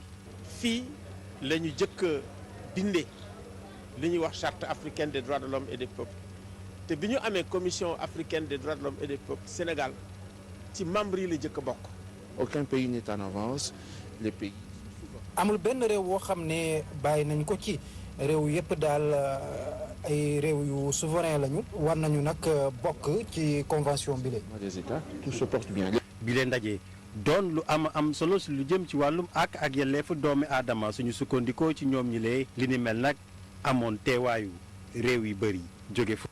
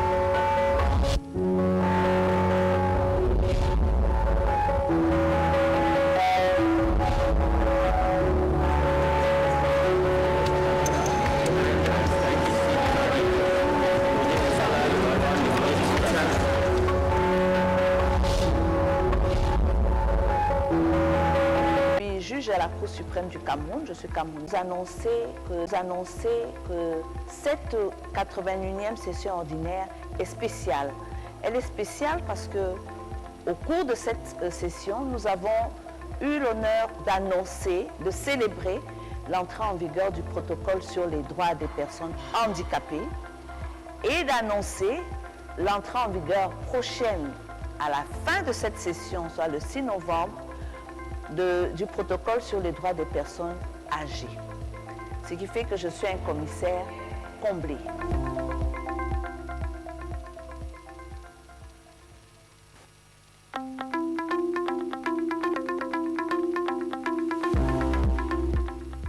My name is Honorable Commissioner Janet Ramatulai Salanjai.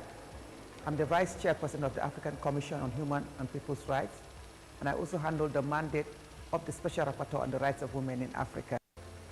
In addition to the mandate of the Special Rapporteur on the Rights of Women in Africa, I'm also the Country Rapporteur for Zimbabwe, Namibia, Somalia, Ghana, and Mauritania. With regard to my mandate as the Special Rapporteur on the Rights of Women in Africa, I'm responsible for monitoring the situation of women in the continent, and in particular to ensure the universal ratification of the Maputo Protocol on the Rights of Women in Africa, in terms of ensuring that all member states become members of the protocol, and most importantly, to ensure the effective implementation and domestication of the Maputo Protocol, so that it becomes the reality of the women of the continent, that the women of the continent can claim their rights using the Maputo Protocol. The ordinary session of the African Commission on Human and People's Rights is very important, because this is the session that brings together the human rights community in the continent. All stakeholders are present: member states, national human rights institutions, the NGO community, all geared towards the promotion and the protection of the citizens of the continent. So this particular ordinary session is actually pivotal, because it is the 81st ordinary session, and it also mirrors the fact that the charter that actually established the commission was adopted in 1981. So this is very significant. And as we reflect on the work we're doing today, we actually have to remember the aspirations that the framers of the charter had in 1981.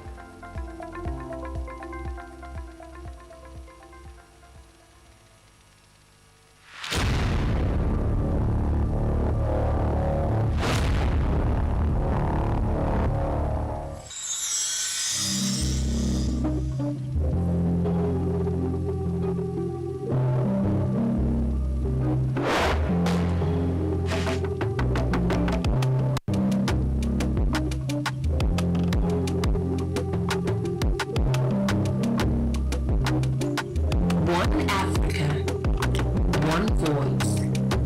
Your rights, human rights, our collective responsibility.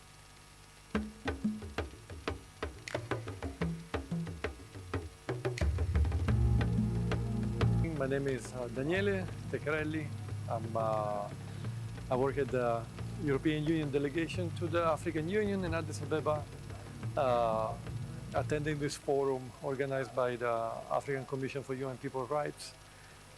It's been a good opportunity to exchange with the Commission, with the court, with other human rights and democracy organs, and also with especially with African Union member states, representatives from national human rights institutions, CSOs, on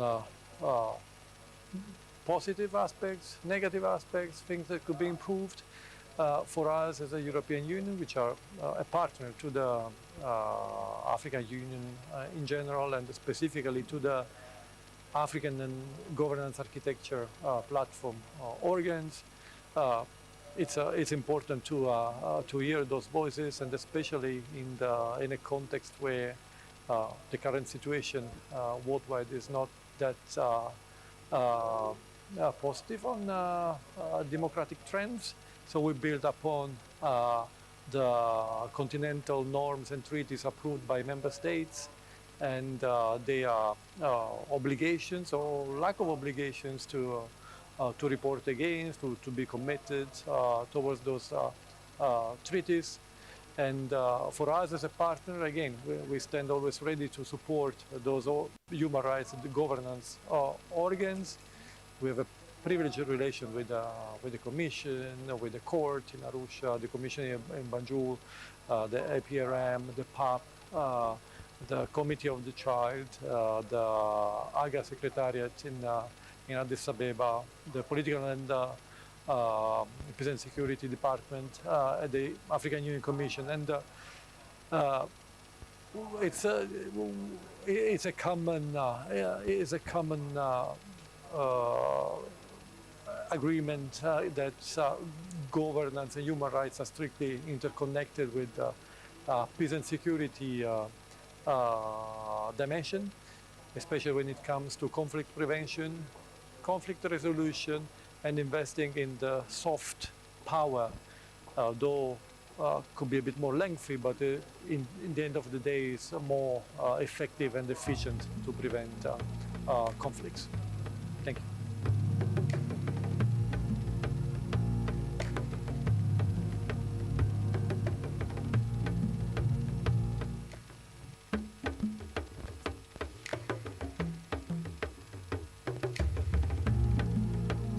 My name is Chirike Osei. I'm head of programs at the African Union Economic, Social and Cultural Council, ECOSOC. And I'm really happy to be here representing ECOSOC at this important forum. I think one of the key takeaways is really how important it is to take the whole African Union human rights infrastructure, including the soft law, to the people. So there's more popular understanding. People know at the community level the existence and relevance of these instruments. And how it applies to their day-to-day life. So I think we have an opportunity here to really strengthen our partnership with the Commission to make sure that we are working together to reach as many African people as possible, to get them to understand the overall framework that governs human rights on the continent. Thank you.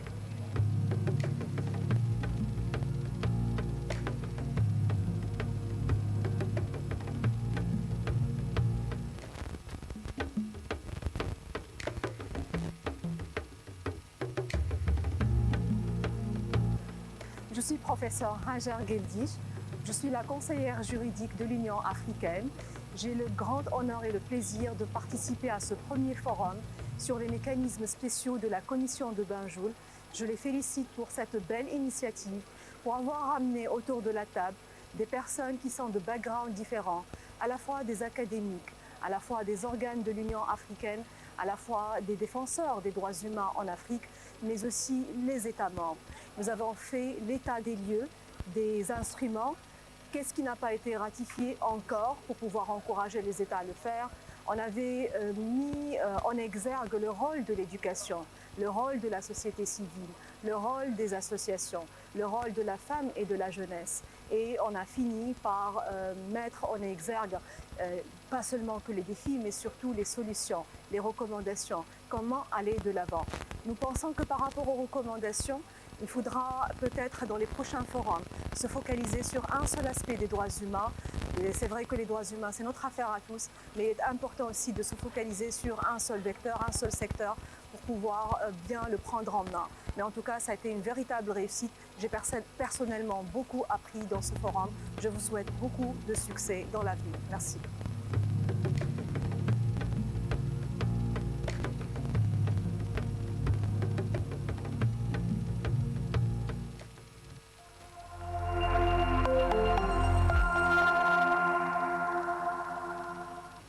Hello, my name is Abiola Idowu-Ojo, and I'm the Acting Executive Secretary to the African Commission on Human and People's Rights.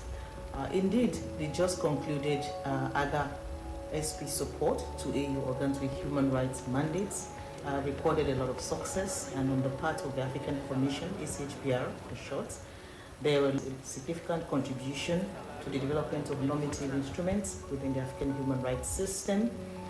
There was enhanced public awareness of the work that we do, increased visibility, and we were also able to have institutional capacity strengthening through the provision of technical assistance, technical experts who contributed to the core business of the work of the African Commission.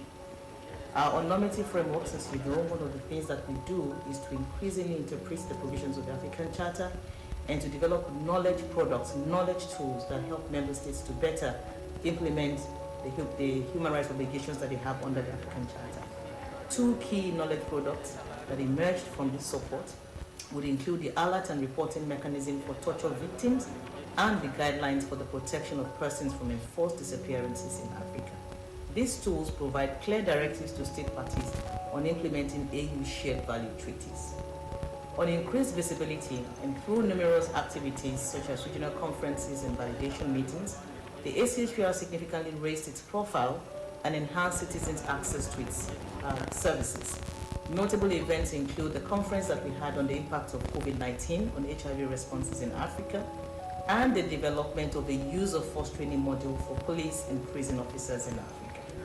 And lastly, on capacity building, the ACHPR through this support recruited 6 staff members to strengthen its operational capacity and contribute to its core businesses.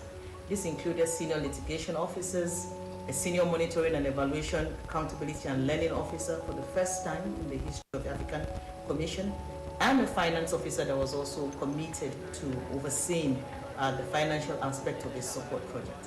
These were all core capacities that were contributed to the daily and ongoing businesses of the African Commission, enhancing its capacity to better protect and promote human and people's rights on the continent. We're grateful for the support. I thank you. Stakeholders on Tuesday evening gathered for a pivotal roundtable to discuss the proposed repeal of the law banning female genital mutilation, FGM, spearheaded by Honorable Commissioner Janet Ramatulai Salanjai. The event promised to delve in the nuanced implications surrounding the potential repeal and its reverberating effects on women's rights and gender equality. More in this report by Maikor.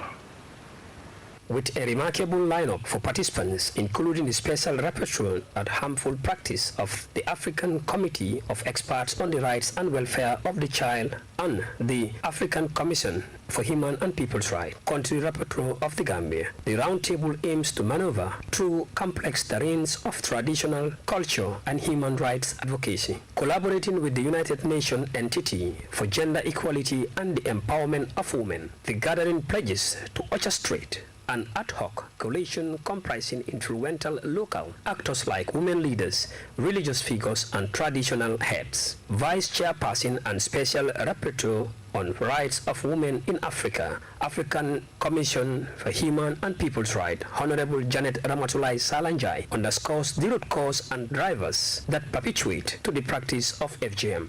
Well, one of the things we underscore is the fact that there is more to this than just the immediate distribution to the bill that is being channeled in the National Assembly. Strategies must be put in place to address the root causes. What are the root causes? What are the drivers that perpetuate the practice of FGM? How do we ensure that whatever strategies we put in place are strategies that can be sustained to deal with the issue of the economic issues, to deal with education, to deal with awareness, to also deal with victims or survivors, I should say. How do we address the rights of survivors? How do we ensure that survivors' needs are met? So that whatever strategy we put in place actually has to be have survivors at the center of it. Also, one of the things that we reinforce here is the fact that whatever advocacy strategy we have should include and actually incorporate survivors, because survivors are better placed, they're in a better position to talk on the issue and to tell us the impact and the effect of FGM. In 2015, the Gambia banned female genital mutilation. However, the current struggle with the ban reflects a complex interplay between cultural norms, religious beliefs, and the fight for gender equality. The potential repeal of the law poses a threat to the human rights of women and girls in the Gambia. Former Vice President of the Gambia, Her Excellency Fatoumata Jallow Tambajang, outlines the need to protect the rights of women and children and girls as it is stipulated in the 1997 Constitution and other laws of the Gambia. Also going to adopt medium-term, short-term, medium-term and long-term strategies as a way of convincing stakeholders that is important. We know that rights of women and children and girls are part of the Constitution, they're part of the laws of the Gambia. They are also parts of the OIC, which our President, His Excellency, is chairing for the next 3 years. So we are all going to put our heads together and see how best we can dialogue. And we're using the word dialogue because that's the most instrumental way where people can get thoughts together, heads together, and decisions together. In addition to discussing the immediate repercussion of the proposed reverse of the anti-FGM law, the event aspires to a chart roadmap for collective action over the next 3 months and beyond. By fostering strategic political advocacy and cultivating a shared vision, the roundtable endeavors to fortify the foundation for sustained progress in advancing women's rights and gender equality in the Gambia and beyond. The Imam of Tipakunda Central Mosque, Imam Basiru Drame, was also in attendance and has this to say. In 7th century Arabia, one of the major issues that Prophet Muhammad confronted was how to humanize women after they had been dehumanized and made a property of the menfolk. So this new wave of trying to men trying to speak on behalf of women, and most of those who talk about FGM amongst the menfolk, they do not know anything about FGM. They do not know even the anatomy of women, of they themselves, let alone women. So I am heartened. So, and I am very happy that we have such a meeting, and hopefully we will defeat this retrogressive force that is about to bring women down. Amidst the impassioned voices and diverse perspectives, a resolute determination to safeguard the hard-won gains of gender parity. As the curtains raise on the groundbreaking gathering, the world watches with bated breath, witnessing the genesis of a collaborative movement poised to uphold the rights and dignity of every woman and girl, not only in the Gambia, but across the globe. Reporting for Star TV News, I am Baikor.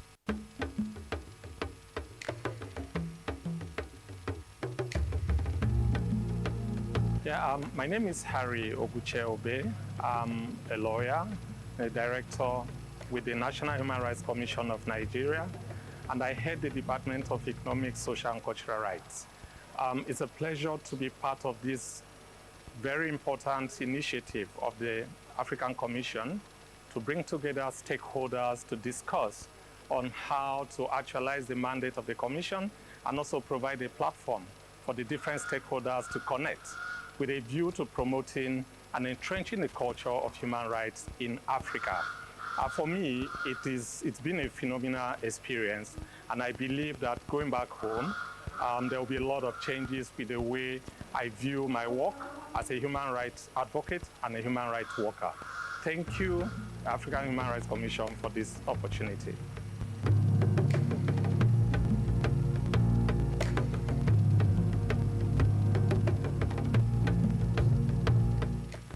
leen dogal fas yéene xóotal li nga xam ne rek moom lañ leen sas ngir rek daanaka fexe rek ba seen liggéey daal di jaar yoon waaye itam jot nañu sifoo ay mbir yu bare bare li ko indi rek moo di mbir mën jaare la koy yoon ànd ceeg Moussa Mané. mu doon seen ndaje bi ñu amal fii ci Sénégal ngir rek daal di waxtaanee jafe-jafe yi nga xamante ni nii nemmeeku nañ ko ci lu jëm ci ak yelleefu doomi aadama fii ci Afrique.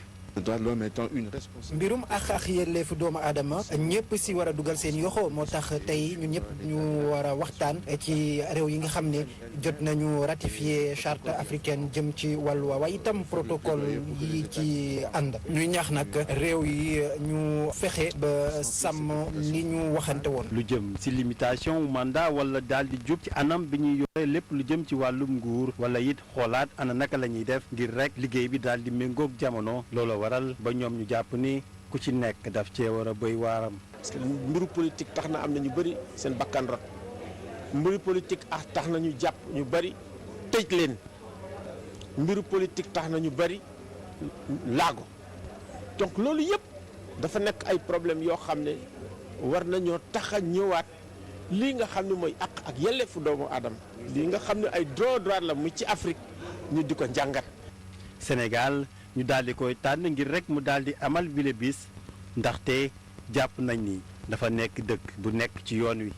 fii la ñu jëkk a bindee li ñuy wax charte africaine des droits de l'homme et des peuples te bi ñu amee commission africaine des droits de l'homme et des peuples Sénégal ci membre yi la jëkk a bokk.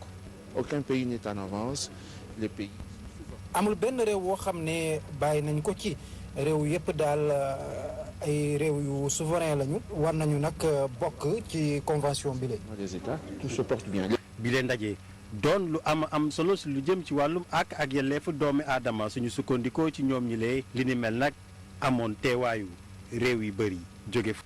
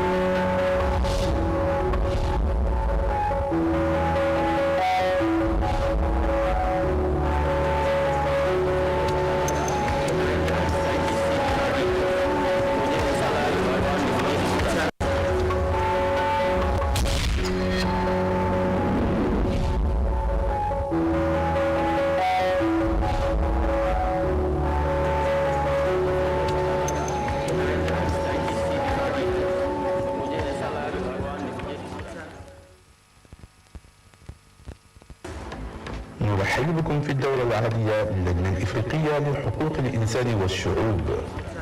حقوق الإنسان مسؤوليتنا الجماعية.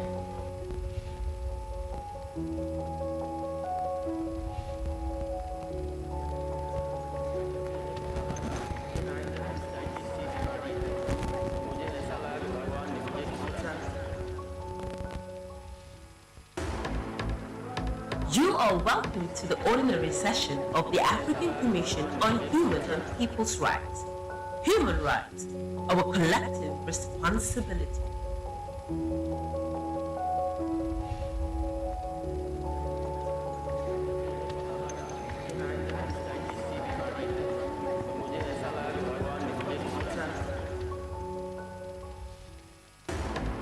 Bienvenue à la session ordinaire de la Commission africaine des droits de l'homme et des peuples.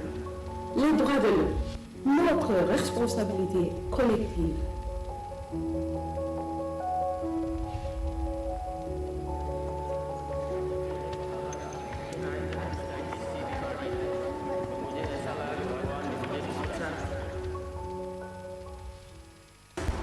Sejam bem-vindos à sessão ordinária da Comissão Africana dos Direitos Humanos e dos Povos. Direitos humanos, a nossa responsabilidade coletiva.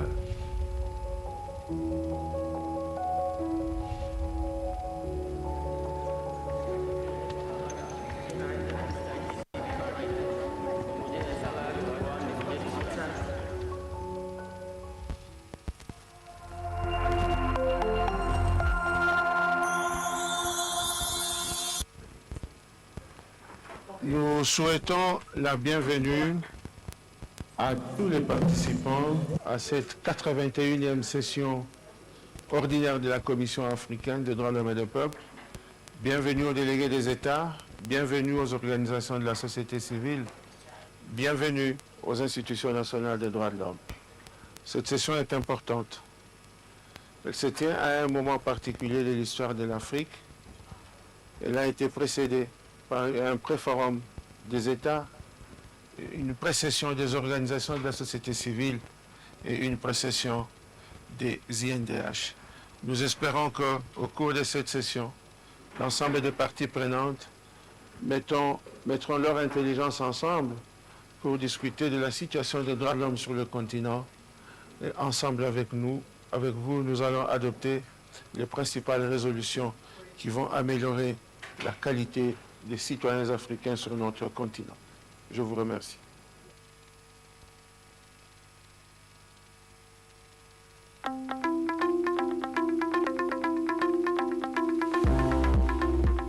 Bom dia, boa tarde ou boa noite. Meu nome é Maria Teresa Manuela. Estou na comissão desde 2017 e sou responsável pelo mecanismo das prisões, das condições de detenção. Merci beaucoup à la technique. Nous allons... It's called to order. We resume with item 4 of the agenda, which is a panel on the hosting of sessions of the African Commission on Human and People's Rights. I'd like to invite the panelists. Honorable Commissioner Hatem Esayen, Madam Abiola, and we will be on this panel for 1 hour. Before giving the floor,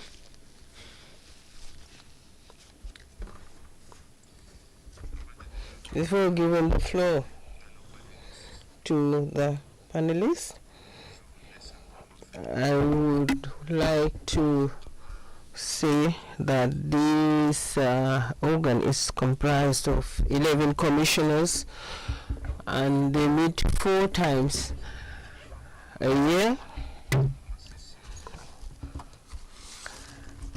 in an ordinary session, with the possibility of having extraordinary sessions if it is deemed necessary. Among these sessions, we have public ordinary sessions that last for 21 days, whereas private ordinary sessions where the Commission meets in a private session. It is exceptional that such a session would last for 15 days. The Secretary has a secretariat, which is a full-time secretariat, according to Rule 30 of Rules of Procedure. Sessions of the African Commission shall be held at its headquarters.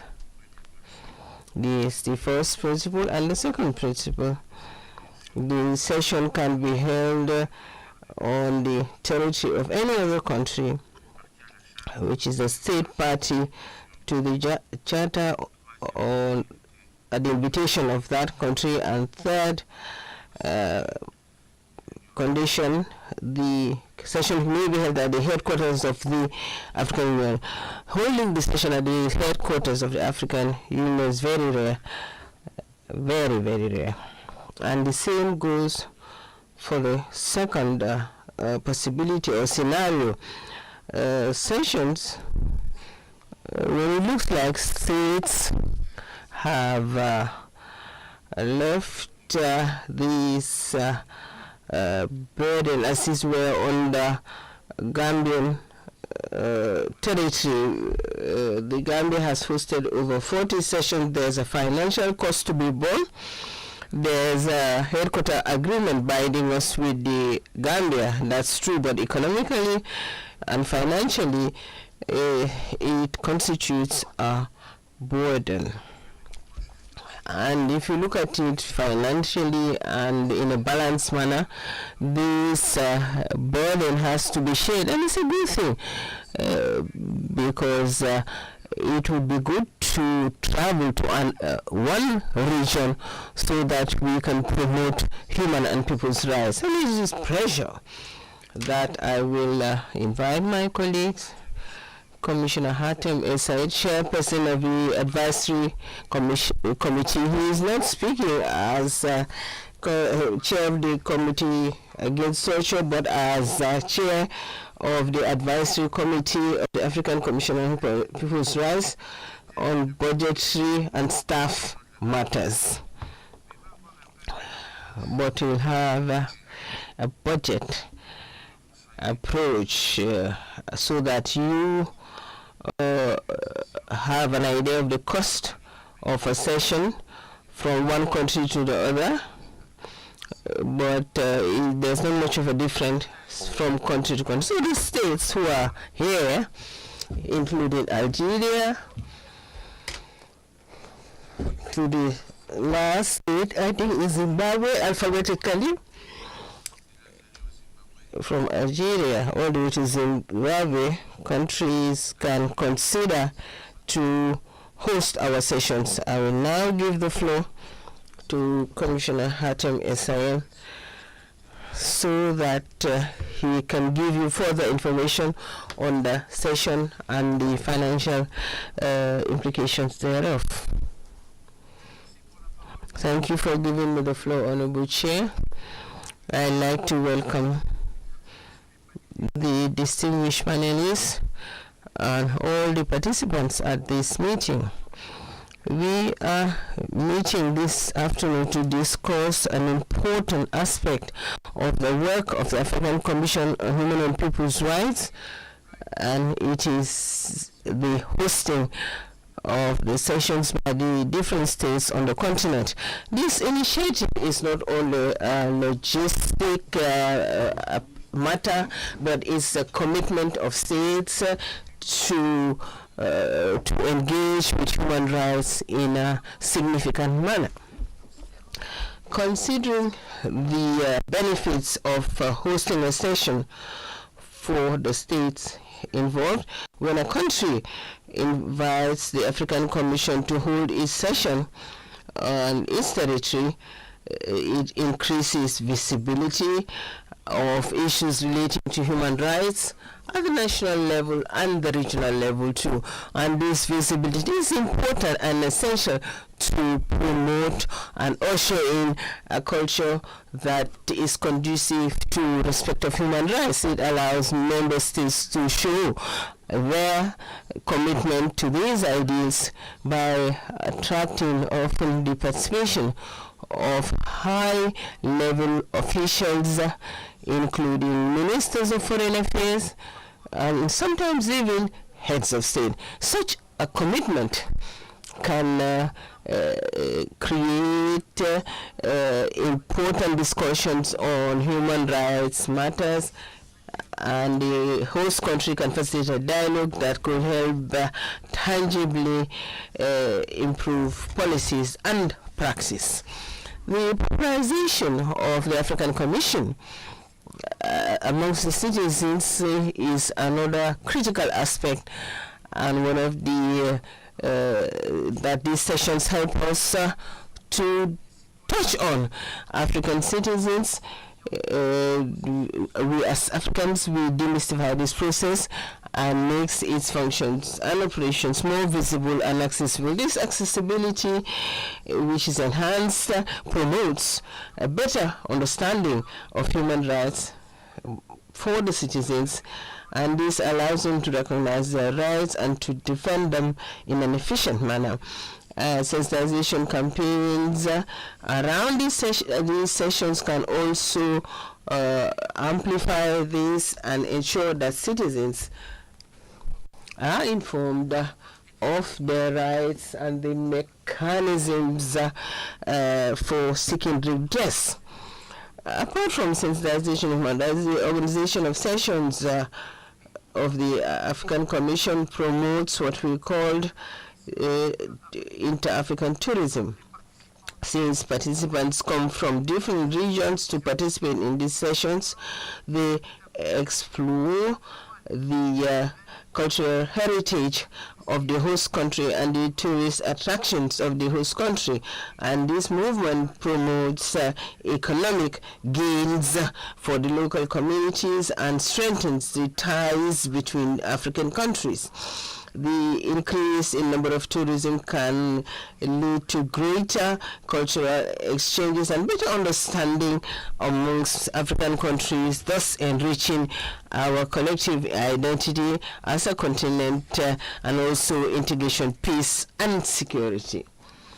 Further, these sessions give us the opportunity to share knowledge across borders when actors from different countries and regions meet in the same place. They share their experience, their best practice, and their strategy to rise up to the common challenges of human rights. And this session is important for the formulation of a common approach to human rights in Africa. Well, as we start on this discussion, let us reflect on the manner in which we can maximize our benefits by promoting as many revolving sessions in different countries of Africa.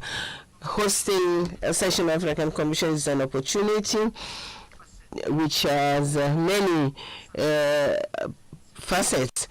Apart from the logistics, states can commit for the promotion of human rights, to promote tourism, and to encourage regional solidarity together. Let us ensure that these sessions are organized on a continent which is rich and diversified, and they have a positive and sustainable impact on our societies. I'd like to thank the participants for their presence this afternoon as we deepen the discussion on this matter, on the hosting of the session. And I'd like at this juncture to thank all the African states that have hosted the session over the years, when we were able to meet and to ensure that we sensitize the citizens about the Commission. This is what I can say as an introduction to this theme. Thank you, Commissioner Hartem.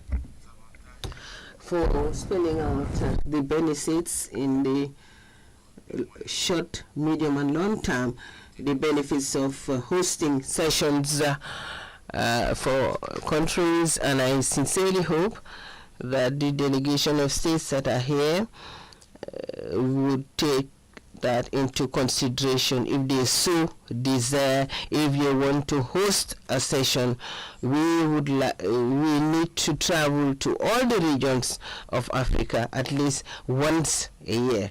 At least once a year, go to every region, even if it's not for major sessions. We can have 10-day sessions, and we would welcome such an offer from states. Madam Abiola, who's going to take the floor, will give you an idea of the financial implications of organizing and hosting such a session. I know that states can afford the cost. Don't make us have to get the organs to ask us to get the funds through our own means.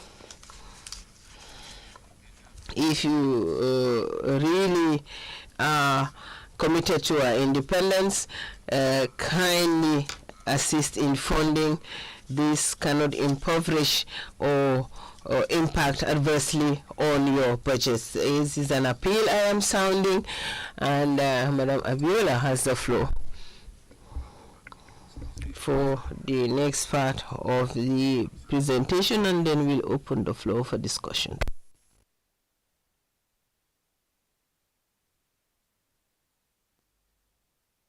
Honorable Commissioner Hatting has highlighted some of the key benefits of hosting the sessions of the Commission, and the Chair has also addressed the importance of the hosting. My responsibility now would be to explain the whys of the sessions, the modalities, and what the requirements for hosting are. Excellencies, distinguished participants, a very good afternoon to you all. As you would recall, the African Commission is made up of 11 members who operate on a part-time basis, which means that they operate from their respective countries of residence, doing the work of the African Commission in practice, actually on an almost daily basis. And some of their working methods also require them to be on the ground in member states. But the hallmark of the working methods of the African Commission and the platform on which the members of the Commission come together as a collegiate is during the sessions of the Commission. And the sessions of the Commission afford the commissioners also the opportunity to engage with the widest spectrum of stakeholders in the African human rights system. The Commission meets 4 times in a year, as a matter of standard, as provided for by Rule 28 of the 2020 Rules of Procedure of the Commission, and as was authorized by Executive Council Decision 995 of 2018. So there are 4 standard sessions in a year. 2 of them are private for 15 days and 2 are public. The public ordinary sessions are made up of 2 segments. We have the public proceedings, such as what we are having now, and then we have the private proceedings where the Commission retreats into a closed session to deal with matters of confidential nature like communications, reports of missions, and other matters that it needs to deal with in private in line with its own rules of procedure. The Commission can also hold extraordinary sessions as the need arises. This can be called by the chairperson of the Commission or by a majority of commissioners. While the commissioners operate on a part-time basis, the Commission has a full-time secretariat based here in the Gambia. The Secretariat of the Commission was first inaugurated in 1987 in Addis Ababa, Ethiopia, and since June 1989 it has been based here in the Gambia under a headquarters agreement signed between the then Organization of African Unity and the government of the Republic of the Gambia. In terms of the modalities for the session, as excellencies and distinguished participants might already be aware, given what has been going on in the session, the public proceedings during the public ordinary sessions of the Commission are open to all stakeholders in the African human rights system in view of Article 45(1)(c) of the Charter, which mandates the Commission to collaborate with all all relevant stakeholders in Africa in relation to the promotion and protection of human and people's rights on the continent. Made up of state parties, delegates from the capitals, from Addis Ababa, and also from embassies accredited to work with the African Commission, national human rights institutions, civil society organizations, international organizations of diverse nature, and the everyday citizens of Africa participate in the sessions of the Commission. As originally conceived, the sessions of the Commission are meant to be in person. This was the practice before the 2020 experience of the COVID-19 pandemic, which affected the whole world. And as a result of the pandemic, the Commission needed to be creative about the convening of its sessions, and of course this affected other bodies of the African Union and many other institutions across the globe. But the African Commission was actually the first AU organ to convene a statutory meeting in a virtual format. So in 2020, the sessions were held in a virtual format as well as in 2021. And after that, the Commission experienced a budgetary constraint. And since that time, the Commission has only held one fully physical session per year. In 2022, that was the case. Also in 2024, this is the case for 2024. But in 2023, with the offer by Tanzania, the Commission was able to then have a second physical ordinary session. What this means, Excellencies, distinguished participants, is that the Commission requires the member states that are parties to the African Charter to host the sessions of the Commission to be able to have physical sessions of the Commission twice a year. Indeed, the current situation is critical, such that the African Commission at the moment is unable to by itself convene any physical session on its own, and therefore it depends wholly on the hosting of the session by the host government, the government of the Republic of the Gambia, unless another member state party to the African Charter offers to do so. As you might be aware also, Excellencies, the participations at the session of the Commission bring over 1,000 registered participants from across the continent and beyond the continent who attend the sessions in the respective countries. And indeed, last year we were even able to record up to 1,600 participants at the session that held in October, November last year.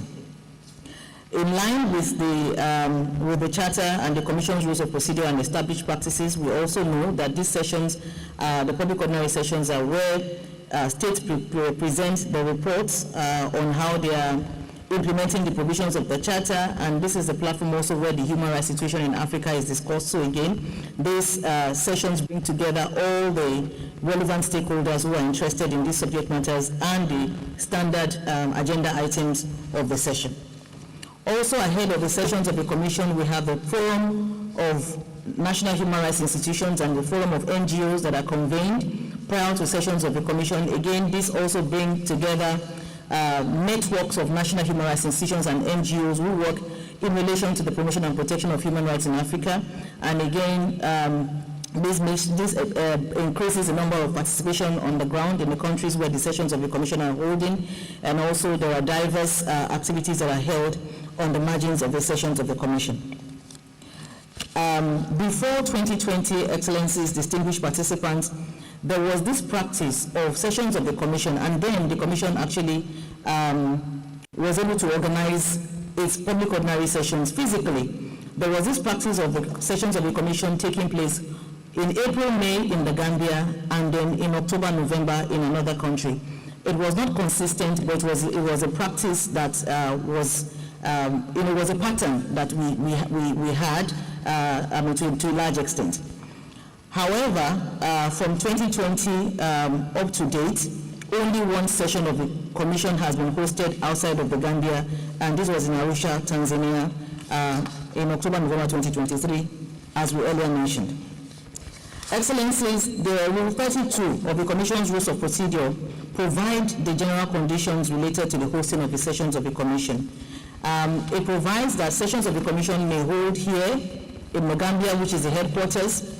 They may also hold in the territory of any other state party to the Charter, which invites the Commission, or at the headquarters of the African Union Commission, as subject to certain requirements that need to be met. There are 54 states, member states of the African Union parties to the African Charter, but up to date, only 24 countries besides the Gambia have hosted sessions of the African Commission. And I would like to give an indication of these countries. And besides that, to also say that out of the 81 ordinary sessions convened so far by the African Commission, a total of 51 have taken place in the Gambia. Of these, 6 were private and had no public participation. So that means that the ones that had public participation were 45 that have taken place in the Gambia, and only 30 sessions have taken place in other countries on the continent. And these are the sessions that we refer to as the roving sessions. These countries, the following countries in no particular order, have hosted sessions of the Commission: Algeria, Angola, Burkina Faso, Cabo Verde, Cote d'Ivoire, Congo, Mauritania, Senegal, Gabon, Ghana, Tunisia, Rwanda, Nigeria, Togo, South Africa, Egypt, Swaziland, Tanzania, Mauritius, Burundi, Ethiopia, Niger, and Libya.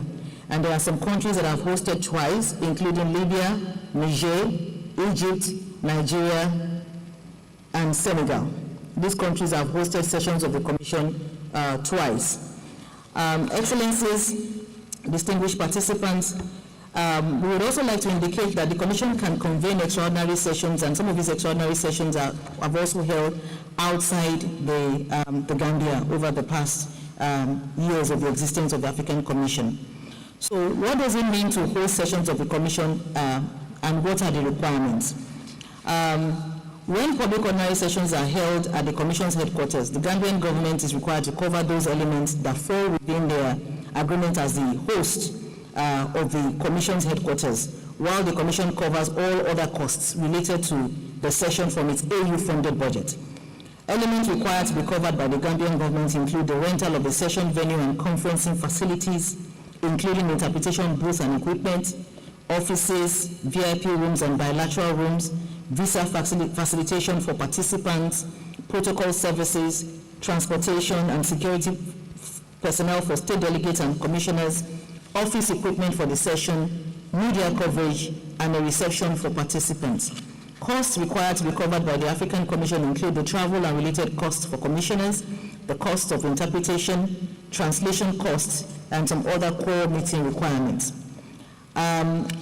However, when a session moves outside the Gambia, provision for this is made in Rule 30 Sub Rule 2 of the Commission Rules of Procedure, which provides that in the event that a state party invites the Commission to hold a session in its country, that state party shall sign an agreement with the Commission to host the session of the Commission, which agreement shall vest the state party with the responsibility for all additional expenses incurred by the Commission as a result of the session being held outside its headquarters in conformity with the relevant rules of the African Union. So what this means is that all costs related to moving the session from Banjul, the Gambia, to that host country will be covered by that country.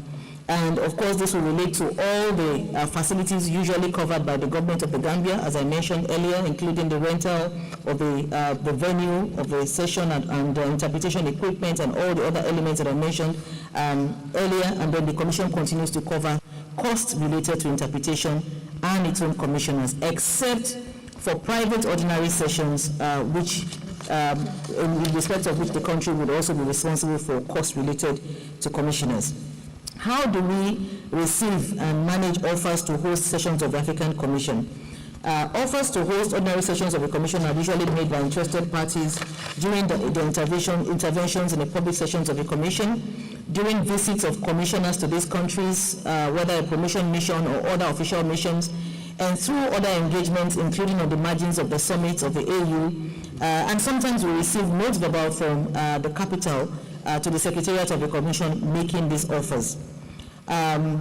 Most recently, in view of the lack of member states budget for the SHPL to host physical sessions by itself, the Commission has since 2023 adopted the practice of sending notes verbal to state parties requesting them to host one of the sessions of the Commission in the following year.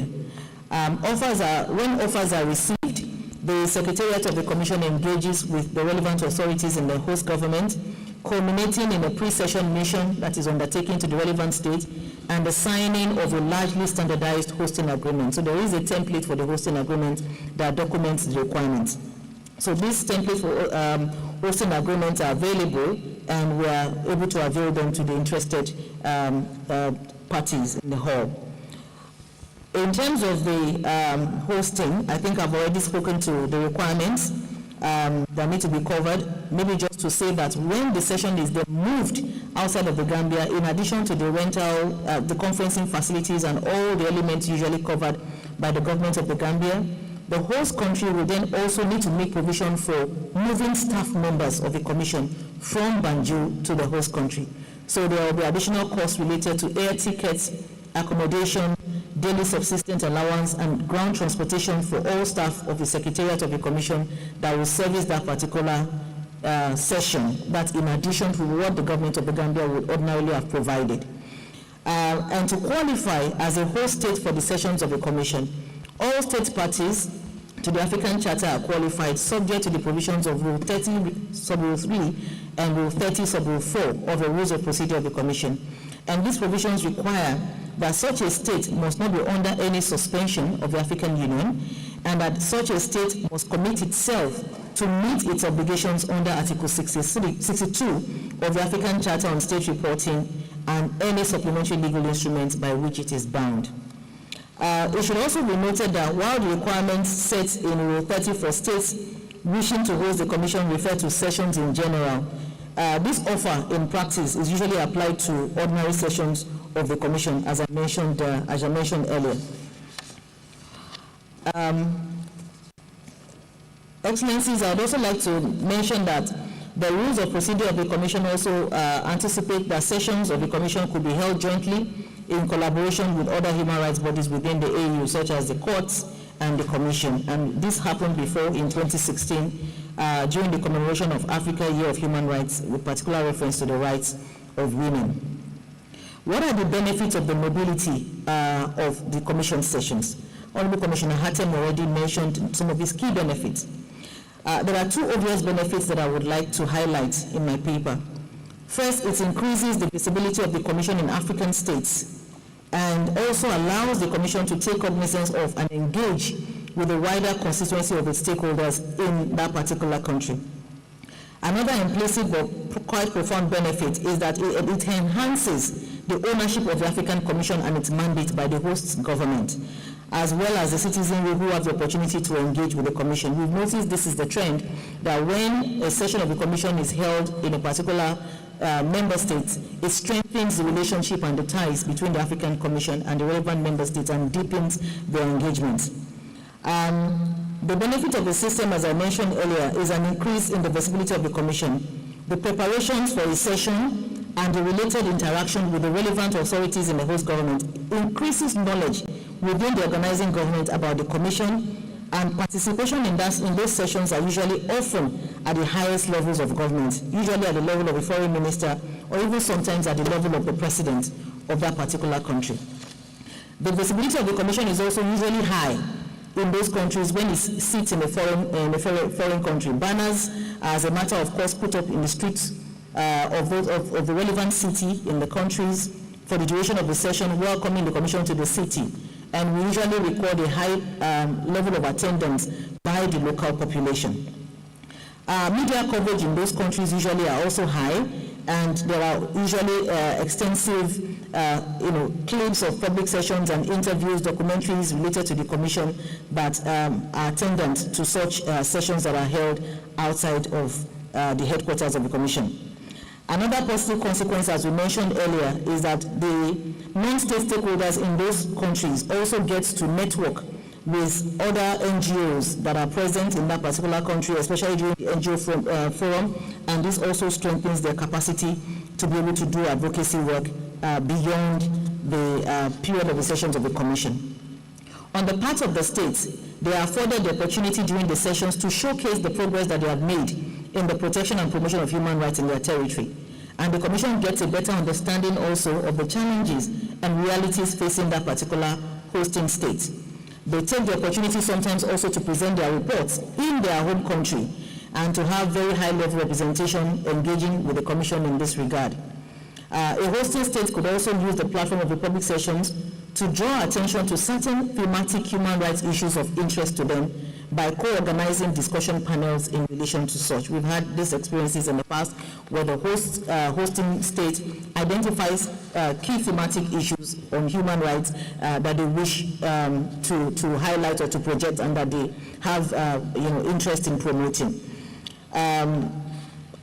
We'd also like to say that another opportunity presented by roving sessions but rarely used is that the commissioners or some of the special mechanisms also take the opportunity to undertake some assessment visits while they're on the ground, and some NGOs also do the same. Lastly, as mentioned by Honorable Commissioner Hatton, mobility of sessions also serves to boost inter-African knowledge, tourism, and travel. As usually, the countries that host sessions of the Commission tend to experience the return of some of the participants at the session who coming back to really hold similar conferences or to engage in tourism in those respective countries. Of course, with the hosting of sessions are not outside of the Banjul are not without their challenges. Of course, there are issues related to the logistical aspect of moving the sessions out of Banjul, but the benefits certainly outweigh the constraints. So in conclusion, Excellencies, this panel is basically to highlight some of the key requirements for hosting sessions of the Commission. And as I mentioned earlier, we do have the template hosting agreement, and also to motivate member state parties to the African Charter on Human and People's Rights to host sessions of the Commission to create more visibility around the work of the Commission in their respective countries, and also by doing so, deepen their relations and their ties with the African Commission on Human and People's Rights. I thank you, Chair, for giving me the floor. Thank you very much, Madam Abiola, for your statement. That was very clear and powerful. Now I want to open the debate for those who want to make some interventions on this issue. I don't know if any member state want to. South Africa? Thank you, Ambassador. No, thank you again for the presentation. This is just as a matter of inquiry from our delegation. One, the issue of the number of staff members that have to be involved, and also in relation to the DST, we don't have to disclose here, but we're pretty interested in just getting a sense.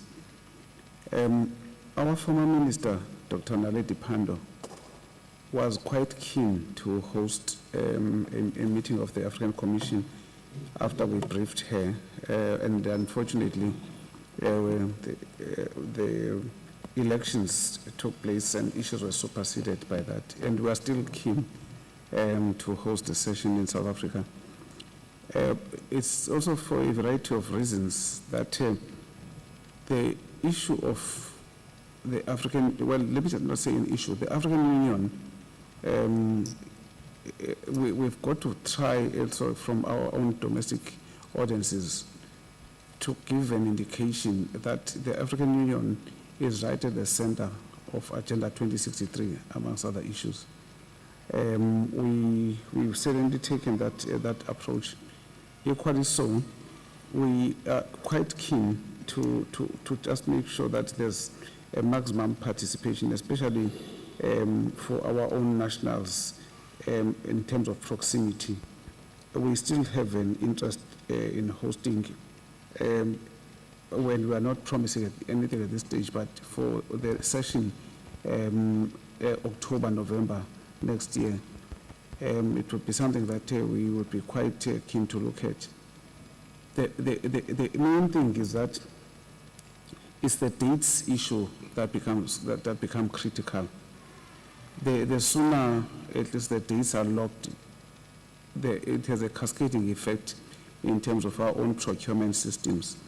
Because we have to, the host country agreement issue that we are referring to is an issue that becomes important because it's got a lot of legal implications. It has to be ratified at different levels. It's not as if it's an impossible issue, but at least as soon as the dates are predicted, then it's easier to lock in anything related to the hosting. You made mention here that previously South Africa hosted. We just wanted to get a sense of the time, which year was that, so that we built around that.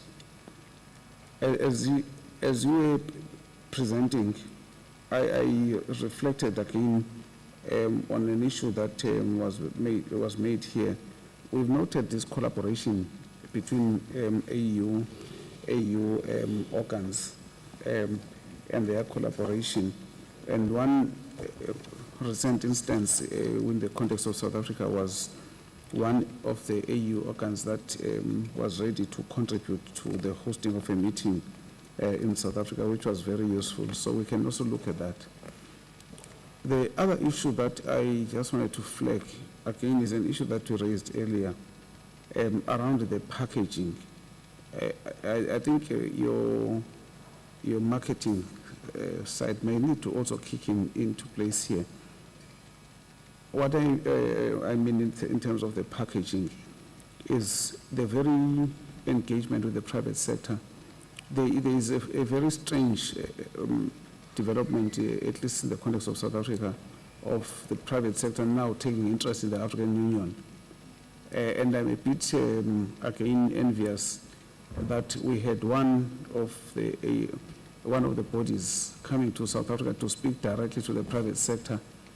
But as much as we supported that visit, we were also thinking that if you are going to have many different bodies within the AU coming to ask for funding, it ends up being an issue of appearing like it's competition.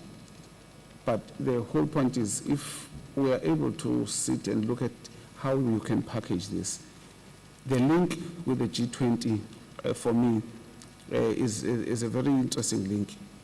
And as I was sitting here, I also received a communication from a former colleague of mine within the EU. We think we can explore, such collaborations because there's an interest in also supporting, some of the work we do, so that when we start engaging or discussing these issues of partnerships, we see what is it that we can explore. As a member state, we would like to use at least that leverage, not for anything other than that. We just want to have a meaningful engagement.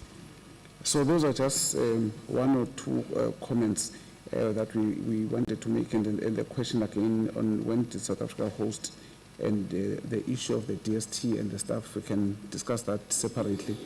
And I think lastly, my sense is, if we can get a sense of the costs, there is also a bigger argument or presentation that can be made that the offers that are coming from some member states, this is how much they cost, so that when we now talk in the context of the F-15, we are also able to bring this issue up with a specific bias to this African Commission. So that those will just be my initial comments. Thank you.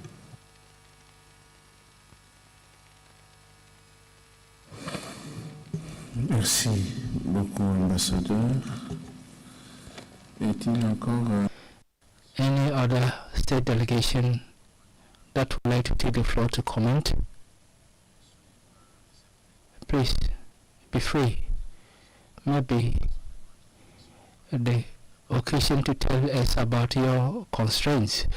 We are not telling you to make a pledge, but we have Ghana, Burkina Faso, Democratic Republic, Congo, Eritrea, Eswatini, Angola, Algeria. At least the states are present here. Zimbabwe also, Chad. Now, if you have clarification, request for clarification, then Madam Abiola, our Executive Secretary, would respond on the issue of the cost. But normally, we don't exceed $500,000 per year, and even that $500,000, it's on the high side. I'm exaggerating, it's very much on the high side. So I shall request the representative of the African Union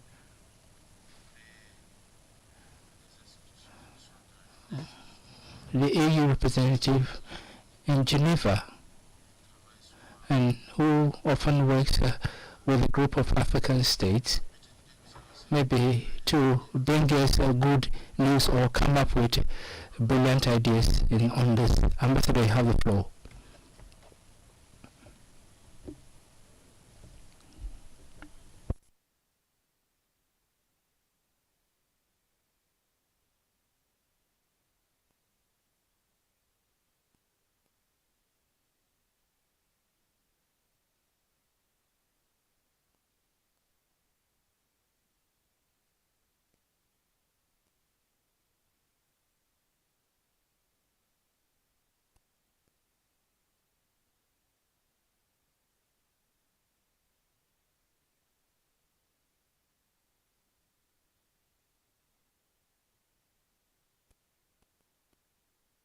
Thank you, Chair, for giving me the floor.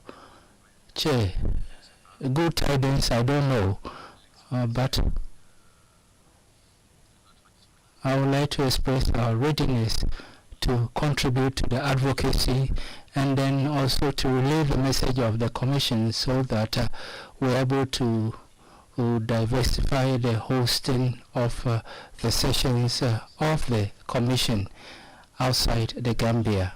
And I wanted to withdraw the request for the floor when you talk about 500,000, and then you later also stated that it may be less. And if we can have an idea, if possible, the idea of the cost of a session, the cost of hosting a session, even though it's the amounts differ, the airlines tickets costs are different. But if we can have an average idea or average cost of the hosting the session, then maybe we could encourage our states to host the sessions of the Commission, providing them information or general information on the cost, as well as the details based on the presentation made by the Executive Secretary. Thank you very much, Chair.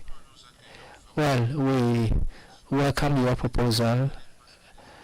States that are absent here, they are all in Geneva, and so with our Secretariat, if you coordinate, then you can relay the message to those in Geneva. Commissioner Hatta will provide a clarification, but you said, yes, as you said, it varies, so Commissioner Hatta will provide some clarification. I just want to provide some clarification on this debate regarding the cost. The Secretariat and the members of the Secretariat who participate in the session, they would start their journey from Banjul, and the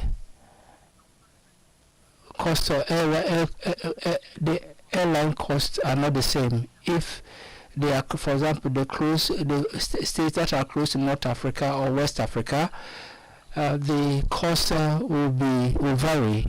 And the second remark, the cost of airline ticket varies according to season, and our sessions are not organized during holidays, and so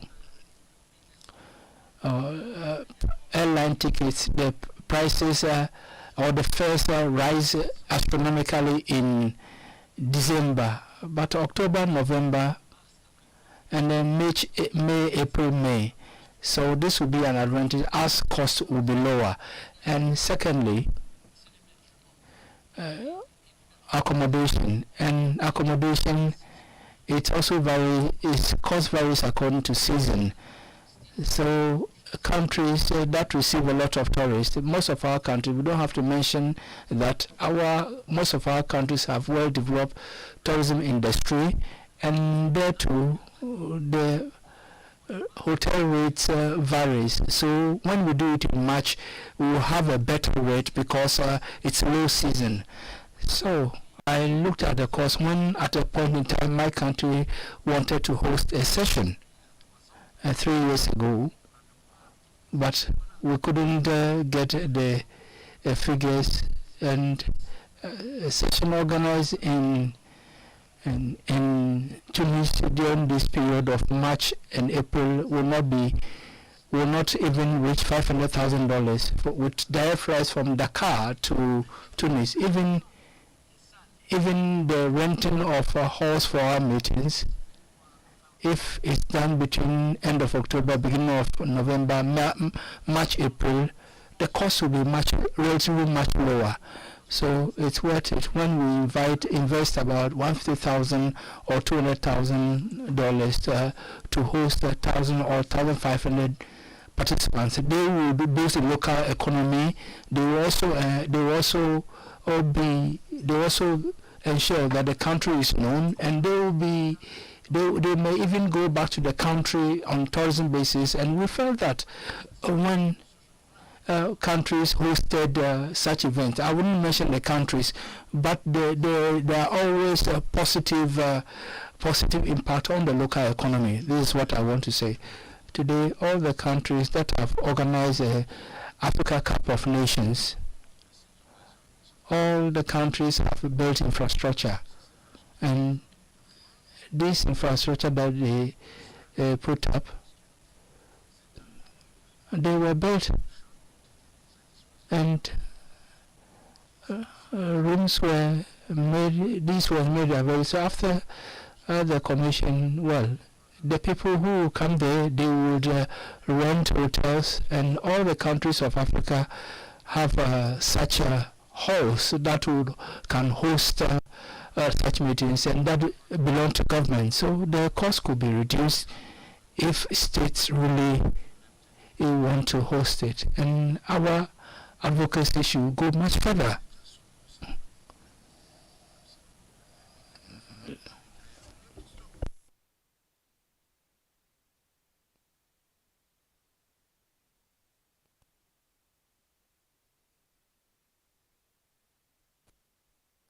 Of law.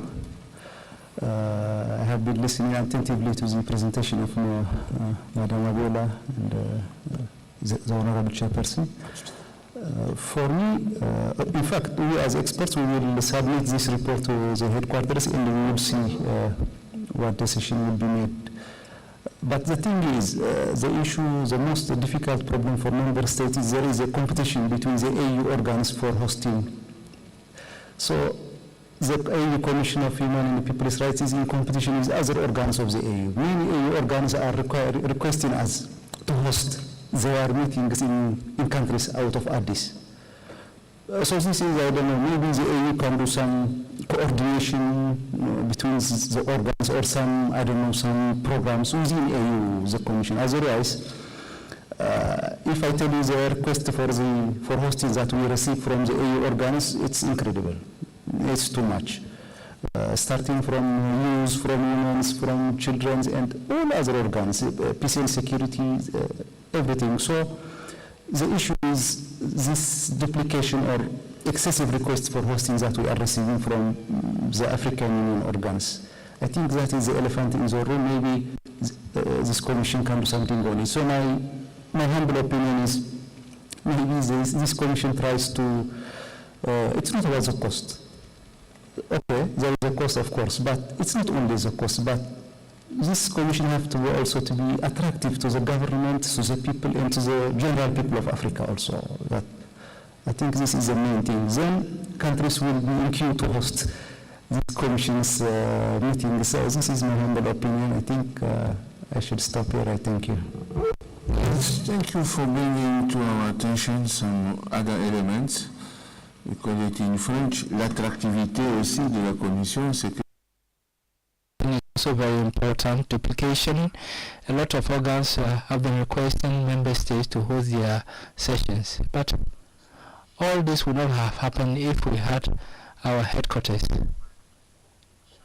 We would not have these costs, and if the temperature in Gambia were that clement, then we can have tents, and if the weather was very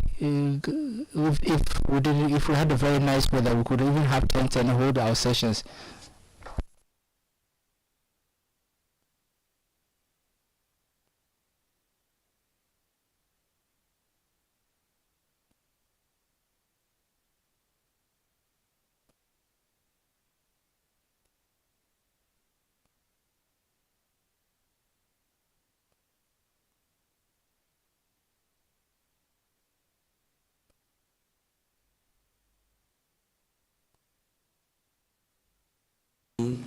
Budgetary and staff matters for leadership. I'd like to respond to a few questions and also provide additional information on the attractions for hosting sessions of the Commission, since we have to compete. So regarding the number of staff, Excellency, the current structure of the Banjul, the African Commission, is made up of 47. And so we only take out the core staff members who need to carry out the technical work. And so we have about 35 to 37 staff members, and the support staff members do not have to leave Banjul, because when we get on the ground, we then get support with transportation and some other areas of support that ideally we would have had if we were in Banjul. So those are provided for by the host government, and therefore we limit the staff members to the core staff required for the session, so between 35 and 37. Regarding the dates and how we can confirm the dates on time for the relevant authorizations to be procured within the country intending to host. So the practice of the African Commission since last year, and as I mentioned earlier, Your Excellencies, we are at the point where the budget of the Commission does not provide or do not provide for the Commission to be able to by itself convene a fully physical session. So we can only have a fully physical session if we are hosted by the government of the Gambia or if we are hosted by another state. And therefore, what the Commission started doing since last year was to decide on the dates for all the sessions in the following year as at the conclusion of its last session for each year. So in 2023, October, November, the Commission decided on all the dates for the sessions for 2024. And the Secretariat was then mandated to send out notes verbal to all member states. So all the dates were communicated from January to November. And so member states were given advance notice of the date so that they could choose and work with the proposed dates in line with their own calendars for the year. On how we can give an indication of the costs and the requirements. So what we did previously was that the Secretariat would usually provide the template agreement as well as estimated budgets to states on a case-by-case basis, especially after they have indicated their interest in hosting. But I guess what we can do going forward is that when the notes verbal for 2025 go out, we can already immediately add the template agreement so that member states can have an appreciation of the requirements. And while subsequently, if we're requested to, we can give indications of the potential costs. As Honorable Commissioner Hatem said, this will vary from country to country, bearing in mind the cost of tickets and the cost of some of those facilities within the respective countries. Some countries might have conference centers such as this that they do not have to pay for. So all of those contextual issues would help to determine exactly how much it will cost. But as the chair rightly noted, I believe that from the estimates that we've provided in the past, the hosting of the sessions of the Commission would range from between $350,000 to $500,000. And I would like to proceed from that point to the attraction. Why should the state host the sessions of the Commission? I think a lot has been said already about the visibility of the Commission and the promotion of awareness amongst the citizenry and all that. But speaking to the mathematics of it, Your Excellencies, I think one of the attractions that I may humbly submit is the fact that the sessions of the African Commission, I don't know yet, maybe besides the summits of the African Union, any other meeting that brings together the wider spectrum of stakeholders on the continent. Last year in October, November, we recorded about 1,700 participants, And here in Banjul, for this session, we had over 1,000 registered participants, and on the ground, over 600 people digitally signed in as at the beginning of this session, which meant that they were on ground. And I don't know if my colleagues can avail me of the latest numbers. So we have quite a huge, a high level of attendance at the sessions of the Commission, and then the number of days involved as well. The public sessions of the Commission run for 11 days, and in the minimum, you have about the number that I've just cited, on the ground for about 5 to 6 days, and even as the numbers dwindle over the rest of the 11-day period, you still have about 200 or more in the respective countries. So this is quite good for the economy. And then there's always so many side events that happen on the margins of the sessions of the Commission. Literally all the bilateral rooms and thematic rooms in this OIC were booked, and at some point they were even having clashes and having to adjust the time slots allocated to different side events, So that's also something that might need to be considered. And of course, the possibility of these numbers of people, maybe 25% of them in the minimum, returning to the respective countries to host meetings and also to visit those countries for touristic reasons, especially to host subsequent meetings, because we have a number of international organizations that are represented at our meetings, and these organizations that on an ongoing basis organize meetings in different African countries also, and when a country hosts the sessions of the Commission, it puts the country, more firmly on the map of potential places where those kinds of meetings can be held. On the question of when last South Africa hosted the sessions of the Commission, this was in 2002, Your Excellency. Between the 2nd and the 16th of May in 2002, South Africa hosted a public ordinary session of the African Commission. I think other than that, we've taken note of recommendations from His Excellency the Ambassador from the AEC office in Geneva, as well as the recommendation of His Excellency the Ambassador of South Africa on how to mobilize private sector support as a collective within the African Union. I thank you, Chair, for the opportunity. Thank you very much. My panelists deserve applause. Okay, let us move quickly. Human rights.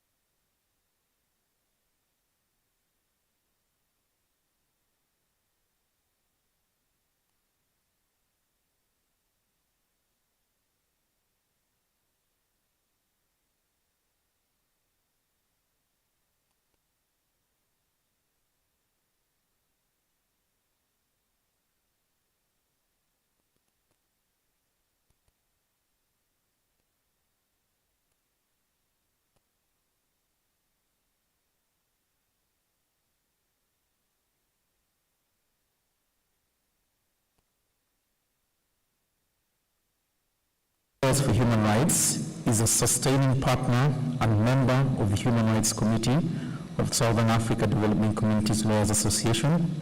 One of ZLHR's objectives is to do all things necessary to promote and protect human rights, the rule of law, and separation of powers in Zimbabwe and the region. We make this statement together with SADC Lawyers Association after learning of the murder of Mozambican lawyer Elvano Bernardo Antonio Diaz, registered with the Mozambican Bar Association under number 1599. Elvano Diaz was a lawyer for one of Mozambique's opposition leaders, Venancio Mondlane, who in 2023 ran to head the municipality of Maputo City, and this year is running for the presidency of the Republic of Mozambique. Elvino Diaz also provided legal services to the Podemos political party. It is also understood that Elvino Diaz was murdered alongside Paulo Guambe, a representative of the above-mentioned party, Podemos, and it is on record that a lady who was in the same car with the above-named person was injured. The killers are alleged to have discharged about 25 bullets at the victims, demonstrating unequivocally that they had intent to kill. Regardless of the victim, to take someone's life is to take away the most precious aspect of any human being.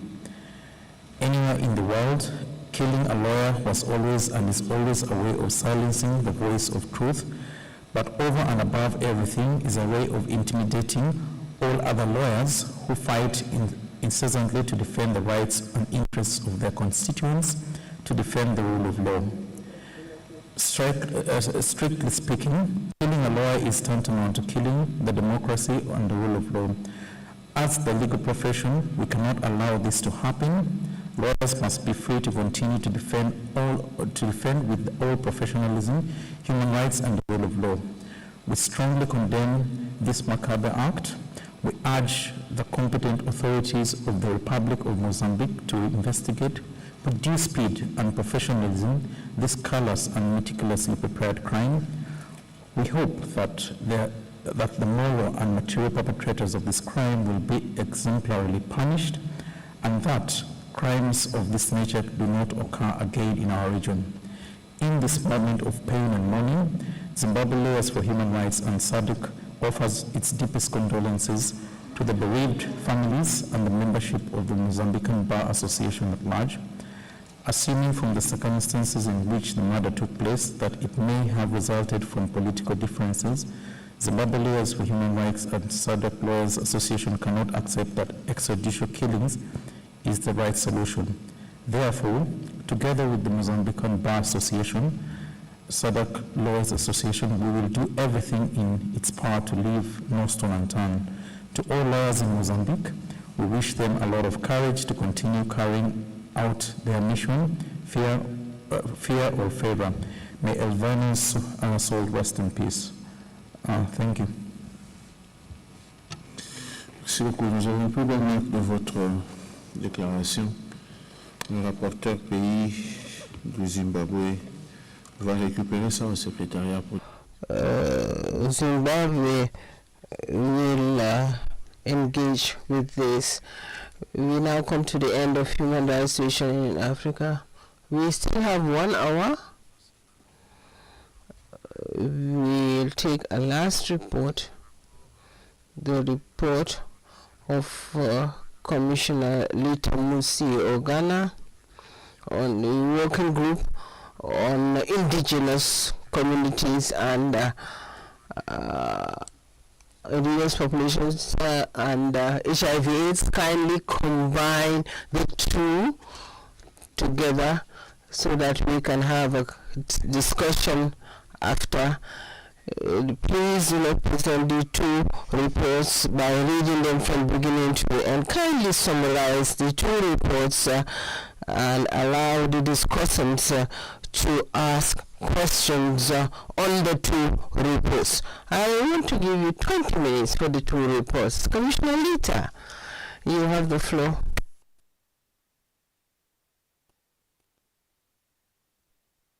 Good afternoon, Your Excellencies, delegates, ladies and gentlemen. I have the pleasure to present the two reports. They are separate, but I'll try to combine them. This report, I'll start with the HIV and AIDS part, and then I'll finish with the indigenous people. So on the HIV and AIDS, I would say that both reports have got are being submitted under Rule 25(3) and 64 of the 2020 Rules of Procedure. The reports, both reports highlight the activities carried out during the intercession period following the 79th ordinary session of the Commission, which was held here in Banjul 14 May to 3rd June. The HIV and AIDS report is divided into 4 parts. Part 1 is a report on the activities of the Committee on HIV and AIDS. Part 2 is country monitoring efforts, including letters of urgent appeal. Part 3 is country monitoring, and in this case, I'll be sharing highlights on the Arab Republic of Egypt, State of Eritrea, Kingdom of Eswatini, the Gambia, and the Republic of Sierra Leone. And then part 3 is intersessional activities carried in my capacity as a member of the Commission. And then part 4 is conclusions and recommendations. With regard to HIV and AIDS, I want to start with an introduction. According to the 2023 statistics that we have, the 10 highest ranked countries in terms of HIV/AIDS are Eswatini 1, 2 Lesotho, 3 Botswana, 4 South Africa, 5 Namibia, 6 Zimbabwe, 7 Zambia, 8 Malawi, 9 Equatorial Guinea, and 10 Uganda. In terms of regional distribution, 8 countries out of the 10 are from the SADC region. In absolute figures, that is populations, because a country may have very high rate, but the population is small. When you look at the absolute figures, then South Africa goes on top, becomes number 1 with 9.2 million people infected. Tanzania comes number 2 with 2.5 million people. Mozambique number 3 with 2.48 million people. Nigeria comes number 4 with 2.4 million people. So really, we are talking about a pandemic that was the pandemic before COVID became a pandemic. With regard to the activities carried out by this committee, the first one is a letter of commendation to the Republic of Namibia, which became the first country in Africa and the first high-burden country in the world to reach a significant milestone on the path towards eliminating vertical mother-to-child transmission of HIV/AIDS and viral hepatitis B. We wrote this letter of commendation to the President of the Republic of Namibia on 20th September 2024, President Nangolo Mbumba, and the letter was acknowledged by the country via a letter dated October 8th, 2024. We, as member states are aware, we recall that the Commission has been undertaking a study on the nexus between COVID-19 and HIV and AIDS. Here, just to report that during the intersessional period, the committee disseminated questionnaires to a few more countries to enrich the study. So far, we finished 1 chapter for East Africa. The chapter that is next is for West Africa, followed by Central Africa, South Africa, and North Africa is a chapter that really needs a lot of boosting. In terms of strategic alliance, member states will remember that we are championing an app application for HIV/AIDS, mobile application to be used by people living with HIV/AIDS, and this is targeting indigenous communities as well. So I would like to report that I held a virtual meeting with the UNAIDS Executive Director, Winnie Byanyima, at the margins of the last Geneva session in June 2024, and then had a physical meeting with her at the margins of Power at 60 in Windhoek, Namibia, where we agreed to try and have a joint event where we can be able to create traction for the app. We think it's working because we are already starting to get some commitments. We are getting new partners who are interested in the app, and we hope that by next year we can be able to give better reports. In terms of HIV and AIDS again, I participated in a social cohesion cultural exchange event held in the KwaZulu-Natal, hosted by the King of the Zulu Kingdom. And in this meeting, Zululand and the late king of Zululand was hailed for the work that he did in trying to champion HIV/AIDS in the continent, in the country, and other kingdoms that were present, including the Queen of Venda, said or expressed how much they learned from what the late king did, and encouraged the new king, Mrs. Zulu Kazetelini, to carry on the work of fighting HIV and AIDS in the kingdom. In terms of country monitoring, I want to say that the Gambia was quite busy this year because of the attempt to repeal the FGM Act, and the Rapporteur for Women made an extensive report on this matter, so I'll not dwell on this. I just want to say that I am the country rapporteur for the Gambia, and in that capacity, I joined the country rapporteur, and we worked closely with also the Children's Committee in this. Again, we wrote a letter of appeal to His Excellency President Barrow of the Republic of the Gambia regarding cyber crime draft bill 2023, jointly with the Commissioner Topsy Sono, who is in charge of right of expression. We did a commendation letter after a commendation letter to the President of the Gambia, jointly with the Commissioner in charge of rights of people with disability and older persons, following the country's ratification, and we urged the President's government to make sure that the country deposits this instrument. We've also written 2 commendation letters to President Barrow. Number 1 is after the FGM Act was retained, and also for his very positive message at the end of Ramadan earlier in the year, which was able to provide leadership to the National Assembly as they were negotiating the FGM debate. For Sierra Leone, jointly with the Rapporteur for Women's Rights and also the Children's Committee, we wrote a letter of appreciation to His Excellency President Julius Maada Bio of Republic of Sierra Leone for the enactment of the law prohibiting child marriage and in the Republic of Sierra Leone. Your Excellencies would acknowledge that FGM is one of the main exposures to HIV/AIDS to young girls, and so this was a commendable move.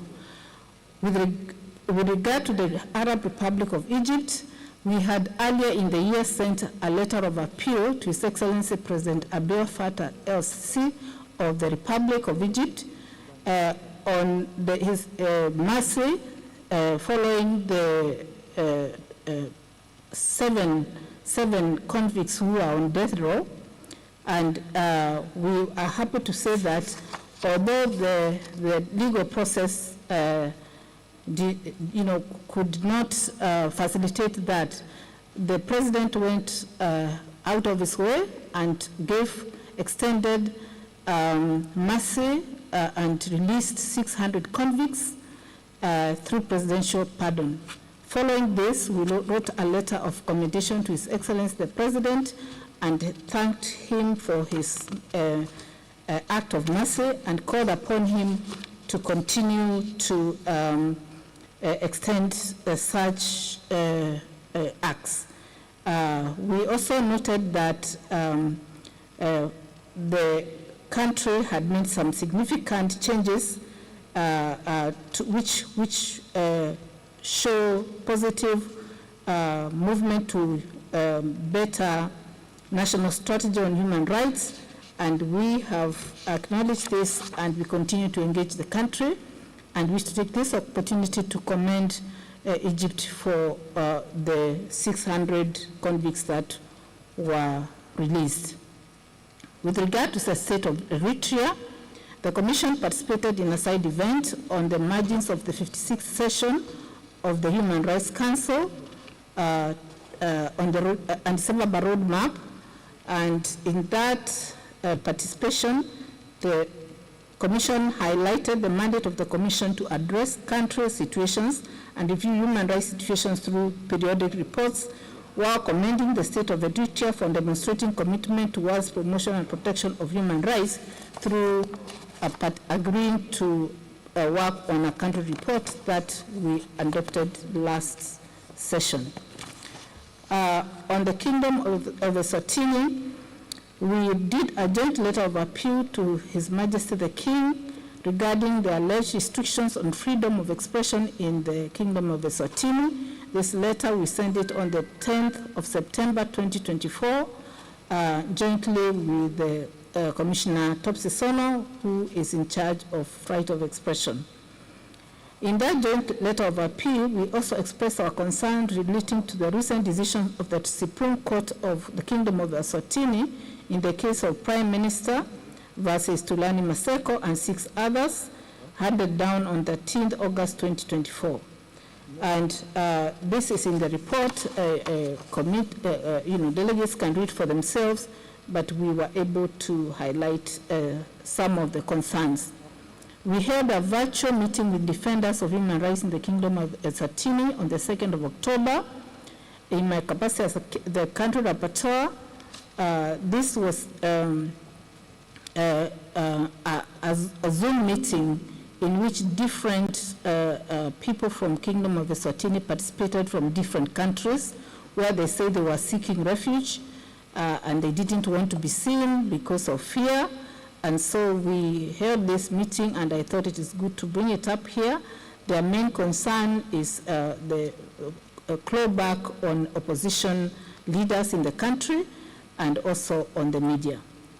On a positive note on Eswatini, on HIV/AIDS, we note that the country was the first to roll out the HIV Indapivirine cycle, which protects women from contracting HIV/AIDS within 30 days.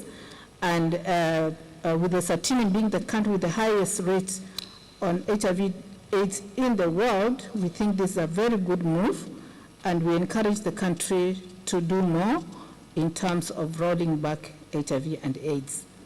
With regard to Part 3, intersessional activities conducted by me in my capacity as a member of the Commission, I attended a series of meetings ahead of this open session, an NGO forum panel discussion on Africa's theme 2024 on education, a panel discussion on the African Union theme of the year, a roundtable on proposed repeal of FGM law and pushback on gender equality.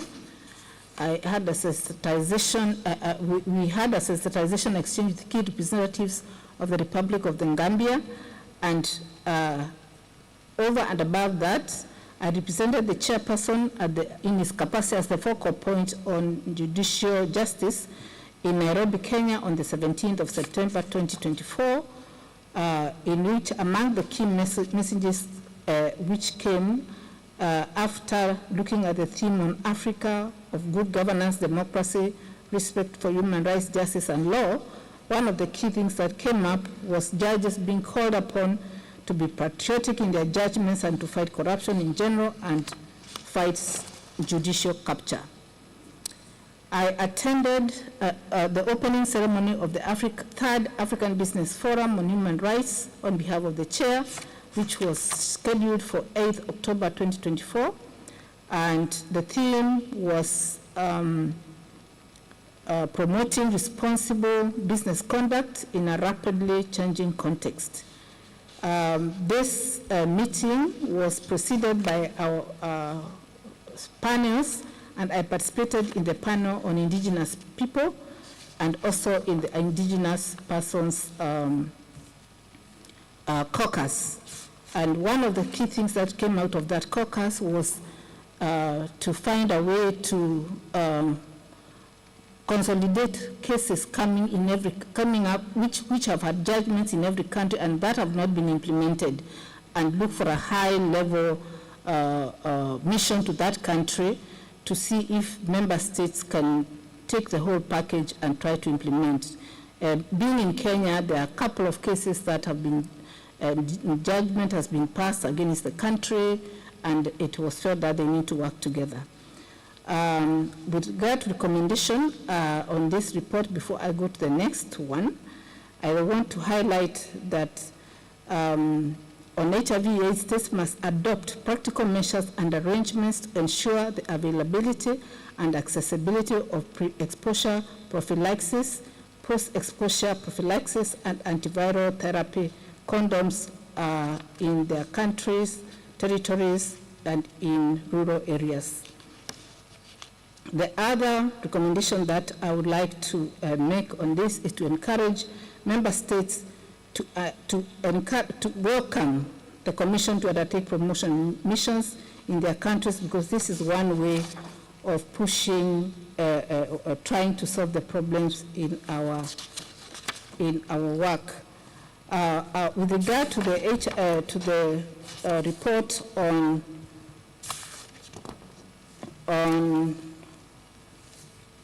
indigenous populations, communities, and minorities in Africa, I'd like to start by saying that we had earlier on in the year, this year, actually last year we did a fact-finding mission in Tanzania where there was challenges that were facing the Maasai people in Ngorongoro conservation, and the commission went on the ground, did both fact-finding mission and a promotion mission.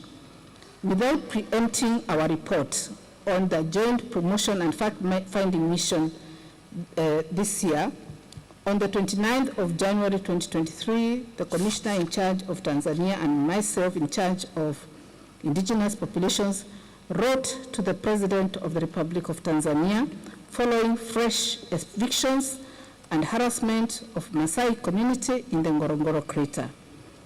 In the letter of urgent appeal that we wrote to President Samia Suluhu Hassan, we expressed our concern that the alleged recent forced relocations may not be in conformity with the United Republic of Tanzania's legal obligations emanating from the Charter. We are very pleasant to receive this report that the President had reversed some of those negative actions against the Maasai and had ordered that some of the schools that had been closed down in the Ngorongoro crater, hospitals had been not been getting medicine, so that the people could find a way of accepting the offer to move to Msomera, that the President reinstated and ordered that these services be reinstated. Following that, we wrote with the Commissioner Topsy Sono to the President a letter of commendation for what she did, because as you have noticed in this open session, Tanzania has cooled down, and in fact, they are not even in this session. And maybe that is an indication that some of the most pressing things that they kept on taking the floor on around Msomera, Ngorongoro, may have been resolved. So this could be one of those indicators. With regard to the social cohesion and cultural exchange event that I attended in Zululand between September 12 to September 15, 2024, I made a presentation on the working group of indigenous communities and minorities in Africa. And I think this comes very close to what was expressed this morning by the Republic of South Africa, that we have to find ways to work with traditional leaders that want to play a role in cohesion, in peace building, and this is one of those workshops, that meeting that we attended, because traditional leaders looked at how they could provide solutions in solving the problem of xenophobia. At the margins of that meeting in KZN, I held consultations with the Khoisan delegation. In this consultation, we were very moved to learn from the Khoisan delegation that had come all the way from Western Cape that they were having serious disappointments and harassment around their ancestral shrine in Cape Town. The facts of this matter is that their ancestors had been burnt down and their ashes were in this particular shrine. But recently, the city of Cape Town had made a decision to build low-cost houses and pull down the shrine, and this was very distressful to the Khoisan delegation, and they said they were going to write to the commission with facts, and I thought it is good to bring up this matter because it was, there was a back and forth conversation with the Khoisan following that initial encounter. They say that the ancestral land is on Wood Molen Eco Village in the environs of Cape Town. On 9th of August 2024, we issued a press statement on the International Day for World's Indigenous Persons, which was posted in the website. We highlighted the dependency of indigenous people on ecological environment and called on states to respect that dependency in the execution of development projects relating to housing, agriculture, tourism, activities of extractive industries that may impact on their environments and which indigenous people live off. I had mentioned my participation in the side event of Indigenous Caucus in Nairobi. And I wanted to say that, just to add that, I had a bilateral discussions with the Secretary of UN Voluntary Fund for Indigenous People to explore avenues in which we could collaborate in having joint promotion missions on issues of indigenous people.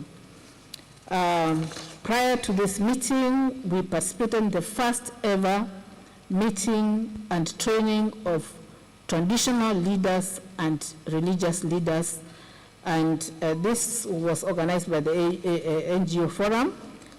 Because it was the first time the religious leaders and traditional leaders had attended the forum, it was designed as a capacity building initiative in which they were taken through the human rights, the charter, different instruments on human rights, so that they could understand as they start engaging. I also participated in the NGO Forum panel from Words to Action, Building a Resilient and Inclusive Africa, and Advancing the Rights of Communities Discriminated on Work and Descent. This is a very important issue because it relates to people in our midst who are still treated as slaves. And some, this, could be glossed over. But when we looked at the statistics, about 260 million people globally have got this challenge of, still being put, operating in caste system. They cannot do certain things. And the countries that are affected by these practices are Nigeria, Mauritania, Cameroon, Mali, Benin, Gambia, Ghana, Kenya, Niger, Chad, Senegal, among others. The communities that are affected include the Osu, Aratin, Mandinka, Fulani, Wata, Wolof, Serahul, Sere, Zama, and Tuareg, and Mandara. This is the second time we are going through this kind of, interaction with this, the group that organizes this panel, and it's something that we think the Commission should take be concerned by. In conclusion, Chairperson, I just would like to say that we commend 2 countries that have stood up on indigenous communities side, Tanzania and DRC. DRC put it in their constitution, protection of indigenous people. Tanzania was able to beat a retreat on the treatment of indigenous people. With regard to other issues, we commend Egypt for what they did in releasing the 600 convicts. We commend the Gambia for the returning the act. I'm finishing, Chair. Returning the act, and we commend Eswatini for the work they are doing with the HIV/AIDS pushback. I thank you, Chair.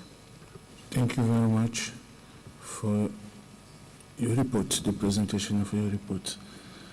I will now ask to Member States if they have some comments on this report. Eritrea.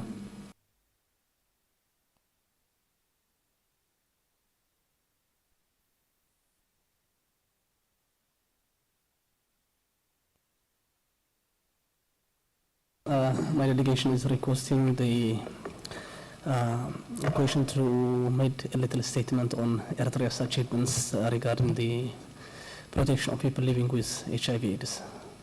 Yes, you can. Thank you, Chair. Yeah. On the outset, I would like to commend Honorable Commissioner for the statements made, for the reports made on the indigenous protection of indigenous people and people living with HIV. Honorable Chairperson and all the protocols duly observed, the government of the state of Eritrea has shown its strong commitment in the control of HIV epidemic since the independence of the country. Eritrea has registered encouraging outcomes over the years in combating the prevalence of HIV/AIDS. To concisely review the above aforementioned outcomes, currently, HIV transmission in Eritrea has shifted from a generalized to a concentrated epidemic. At present, Eritrea is among the countries that have been able to decrease the rate of new infections in the last 12 years by 70%, and that the number of children born with HIV has declined to 0. The death rate from HIV has decreased by 78%, and the number of voluntary annual checkups has significantly increased, and nationals with HIV/AIDS are regularly taking the antiretroviral drugs. The rate of transferability of the disease from HIV patients who take their medicine regularly has decreased to almost 0%. And thanks to the well-managed national HIV response, the prevalence and incidence rates of HIV have declined. The HIV prevalence declined from 1.4% in 2001 to almost 0.5% in 2020. And the HIV incidence dropped from 0.43 per 1,000 people to 0.11 between 2005 and 2019. And the spectrum of 2020 estimation indicates that HIV-related mortality has declined from 1,400 days in 2005 to 310. An estimated 85% of people living with HIV know their HIV stats, their HIV positive stats, and 72% are on ART, and 65% are virally suppressed. There are currently 284 sites dedicated to HIV testing service, and people with HIV are involved in the planning and implementation of service. Eritrea is also making a significant progress in the elimination of mother-to-child transmission. Eritrea achieved consistently high coverage of ANC and HIV testing in pregnant women, which is both above 95% between 2019 and 2021. And the population case rate due to vertical transmission per 100,000 live births and the HIV AMTCT rate has been 0 between 2019 and 2021. And the number of HIV-exposed infants who tested positive at 18 months born from the HIV-positive women has been decreasing from 1 in 2019, 1 in 2020, and 0 in 2021. Chairperson, Honorable Chairperson, challenge still exists in the effort to end HIV/AIDS infections, but the Ministry of Health, together with the line ministries, is putting all the efforts to close the remaining identified gaps so that the fight against HIV will be a success. I thank you. Thank you very much, Excellency. Now I give the floor to the delegation of Egypt. شكرا سيد الرئيس فقط طلبت كلمة. Thank you, Chair. I'd like to take the floor to thank the Honorable Commissioner for the information provided in the information.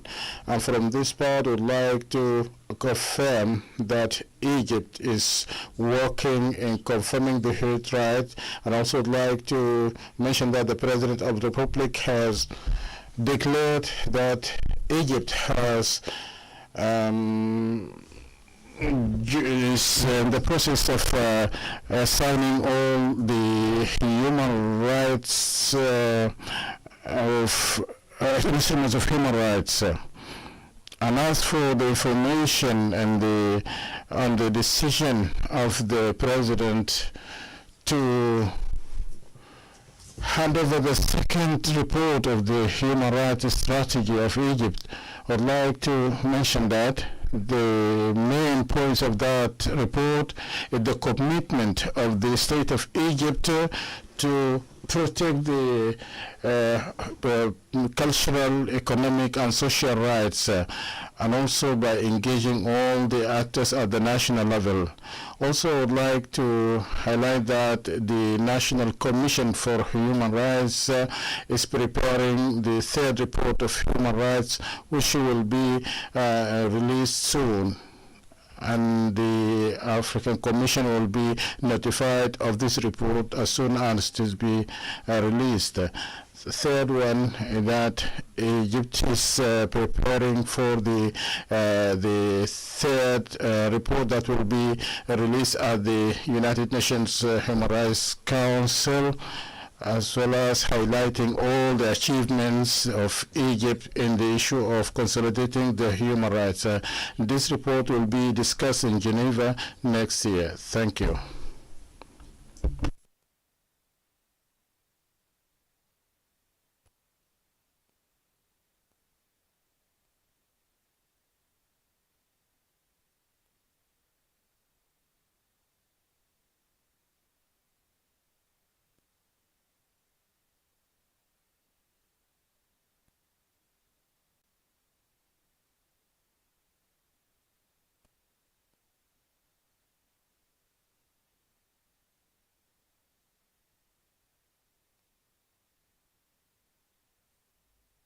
The country continues to intensify HIV prevention response to prevent new infections, especially in girls and young women. Thank you, Chair. Thank you very much, Excellency. The last delegation will be Uganda. Thank you very much, Chair, for giving us the floor. We wish to make comments under item 5 on the agenda on the Special Rapporteur's report on the extractive industry. Chair, Uganda has in place a comprehensive existing legal framework governing land acquisition. Land acquisition and compensation of project-affected persons is undertaken in compliance with the national laws and regulations, international standards, and best practices, as well as cultural, traditional, and livelihood practices for project-affected persons. The existing legal framework in Uganda guarantees that every person whose land is compulsorily acquired for public purposes and have been affected by projects are fairly, adequately, and promptly compensated. Chair, all approved resettlement action plans have an established grievance settling mechanism. The grievance settling mechanism involves the participation of the project contractor, licensee, the local Council 1 leaders who are the first line of interface before the grievances can be escalated to the resettlement plan committee at sub-county level, after which, if there is no settlement, it can be escalated to the district resettlement committee or thereafter continue to courts. Consequently, we have registered over 2,000 grievances, mostly related to land and resettlement. Out of these, 1,990 have been successfully settled, translating into 98% of the grievances or grievance resolutions. Further, the remainder, those that have not yet been settled, are a result of conflict between families where we are either waiting for letters of administration or have disagreed on who should receive the money. But the money is provided, the settlement is agreed, it has not yet been taken by those that are entitled to it. Further, toll-free lines have been put in place for all project-affected persons to be able to register their grievances. Chairperson, the oil and gas development projects were selected. The oil and gas development projects were subjected to comprehensive environmental and social impact assessments in accordance with existing law, the time-tested and conventionally agreed upon principles of environmental and social impact mitigation hierarchy. In addition, environmental monitoring, inspections, and annual compliance audits are carried out at both institutional and multi-sectoral levels to ensure continuous compliance with significant environmental and social safeguards. Chair, I wish to point out that Uganda's oil and gas resources are located in pristine environments. This creates an overarching need to ensure that there is desirable coexistence between the oil and gas sector and biodiversity. Indeed, a number of interventions have been put in place to mitigate effects on the environment. As I conclude, I wish to emphasize the fact that Uganda is committed as a state party to the African Charter on Human and People's Rights, to the protection, promotion, and respect of the rights of all persons without discrimination. I beg to submit.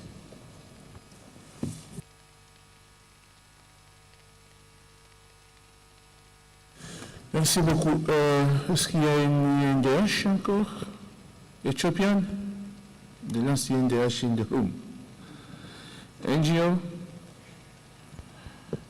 Yes, thank you very much. So, Commissioner Lita, you will respond to Eritrea, Egypt, and Eswatini. When you finish, Commissioner Desso will make observations on Uganda.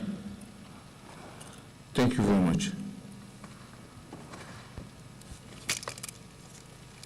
Thank you very much again for the floor.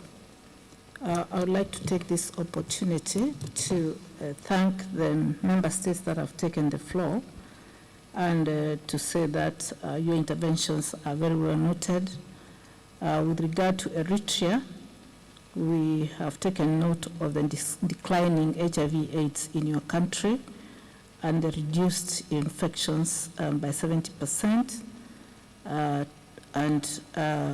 the work that you are doing towards attaining the 95 UN targets for suppression, awareness, and rolling out of ARVs in your country, and that you have also shared your challenges, which are infrastructure related, which we all, most of our countries also face. We would like to say that we welcome your participation in study that we are doing, that I talked about on the nexus between COVID-19 and HIV/AIDS. which we are rolling in indigenous communities in our country. So if you have communities that you can identify, we would be interested to share, to include you in the study, to beef up the East African cluster.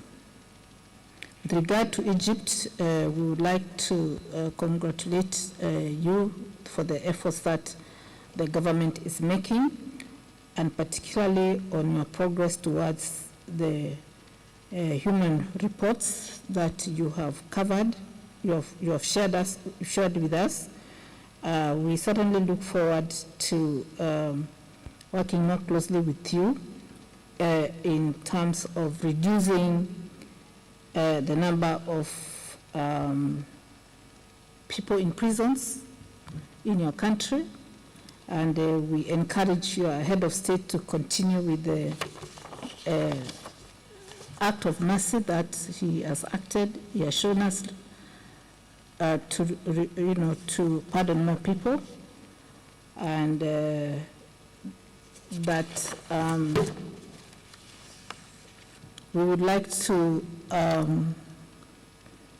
be part of the launching of your third report at whatever time you do it, but also we'd like to lobby you, your delegation in Geneva.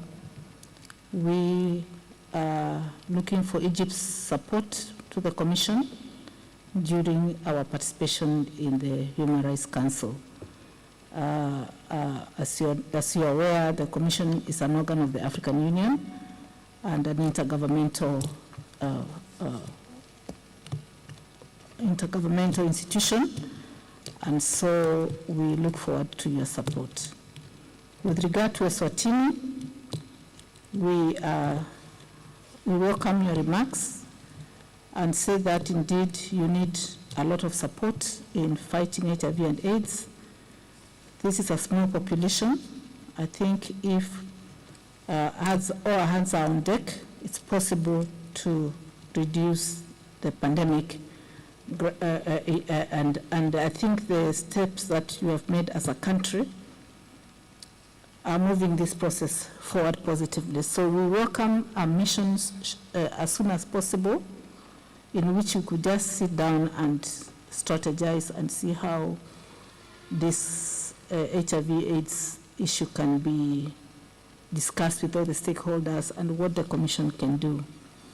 With regard to Uganda, well, my colleague Commissioner will be taking the floor on the intervention of extractive industries and how well, we've received very impressive report on what the country is doing in terms of relocation.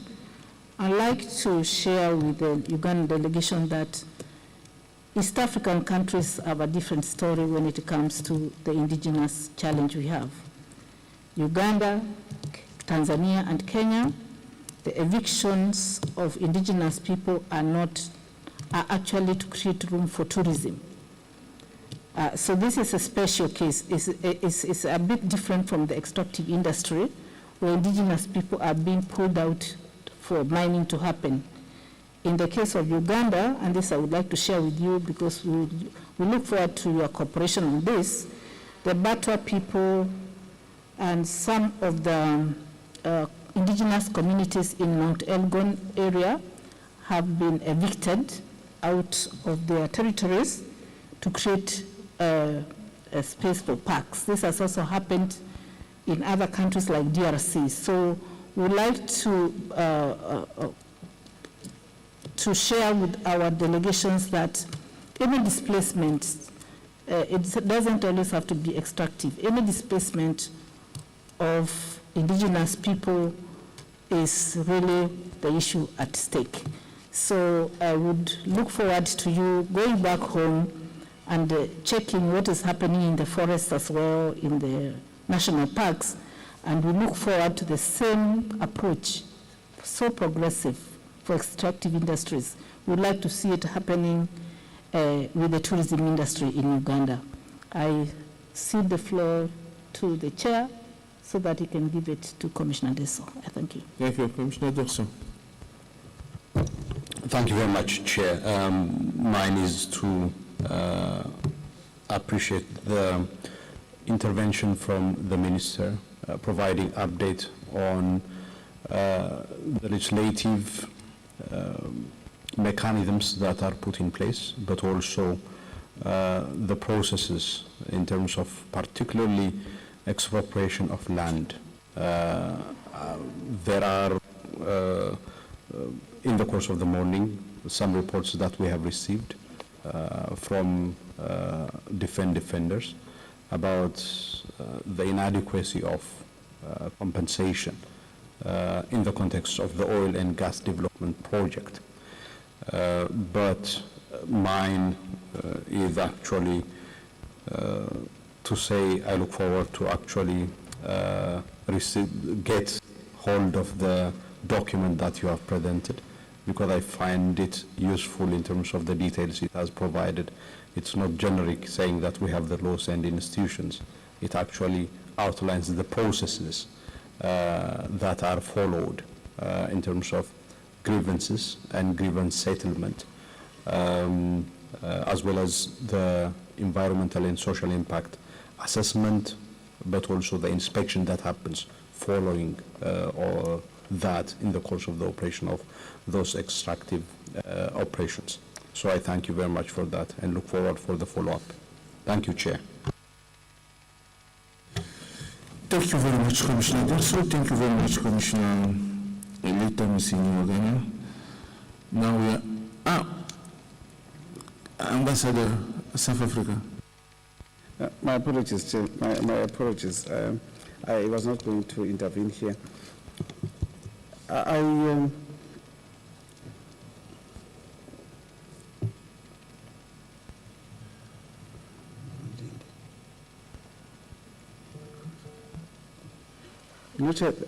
already... Yes. No, just a small point. Tunisia.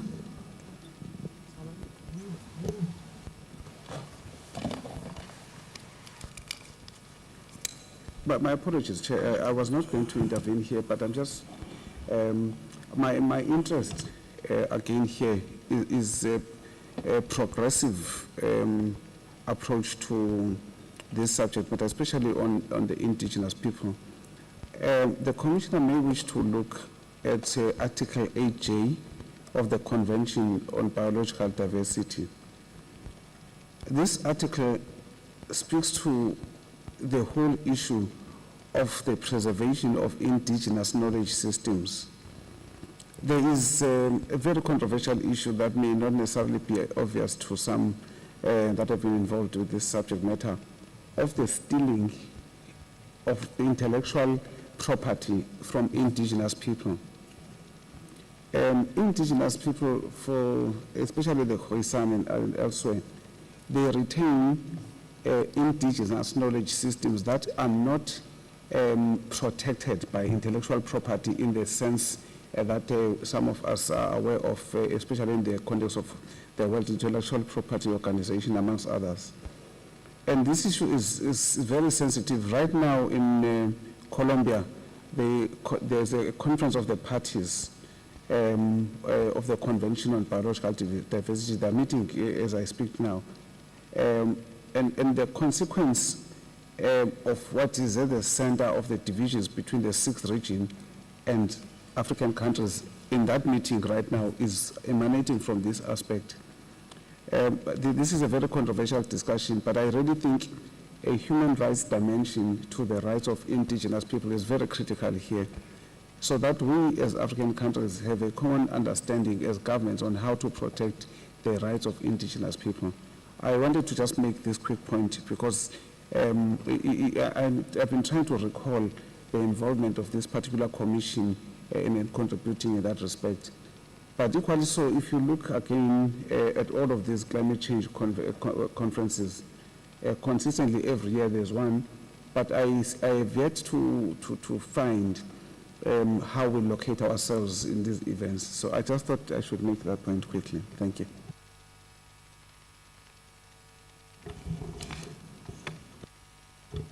Merci beaucoup, Excellence, Monsieur l'Ambassadeur.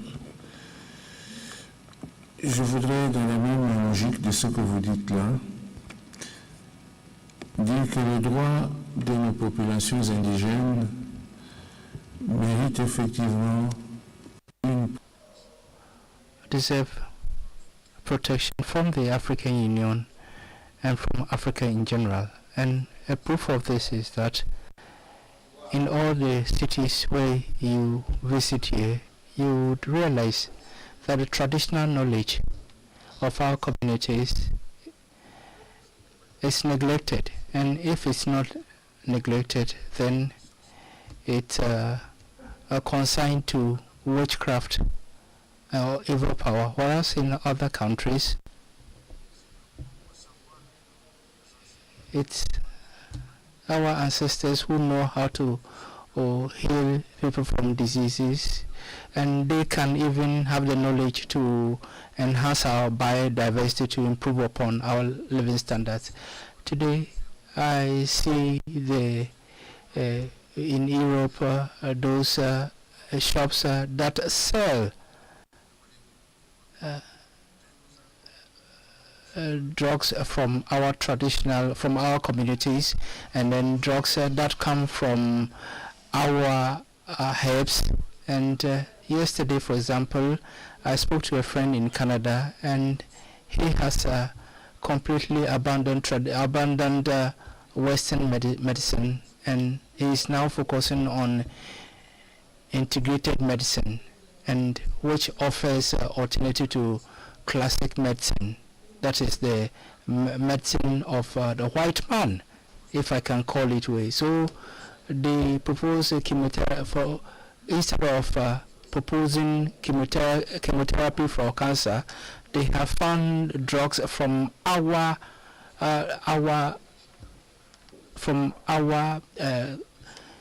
traditional knowledge, or from our plants, and then they use it to cure patients. So they have drugs from the herbs from the forest of Africa, and they use it in alternative medicine and bring relief to those suffering from cancer. I agree with you, Ambassador. The indigenous people, we need to protect their knowledge and ecosystem, and we also need to protect their intellectual property. And since we had COVID, well, we realized that there was a plant in the Democratic Republic of Congo. I don't know its name in French, and I have not seen it here, and I saw the drugs from that plant, which was sold in small capsules, and you only put it into hot water and then cover yourself, and then you quickly recover from COVID. Now, when I had the scent, when I felt this, when I got to know of the scent of that, I realized that we had it in Africa. So what you said is very relevant, and Commissioner Litha, who is in charge of this, should ensure that we maintain the human rights whilst protecting the African culture and then our knowledge. So having said this, we bring our end to discussions today, and I want to commend you for the courage and your resilience during these 11 days. Tomorrow we shall come back for an agenda which the Executive Secretary would make public. The agenda will be adopted, but we wouldn't work like we do in previous days. I think tomorrow is Sunday, it's in the afternoon, and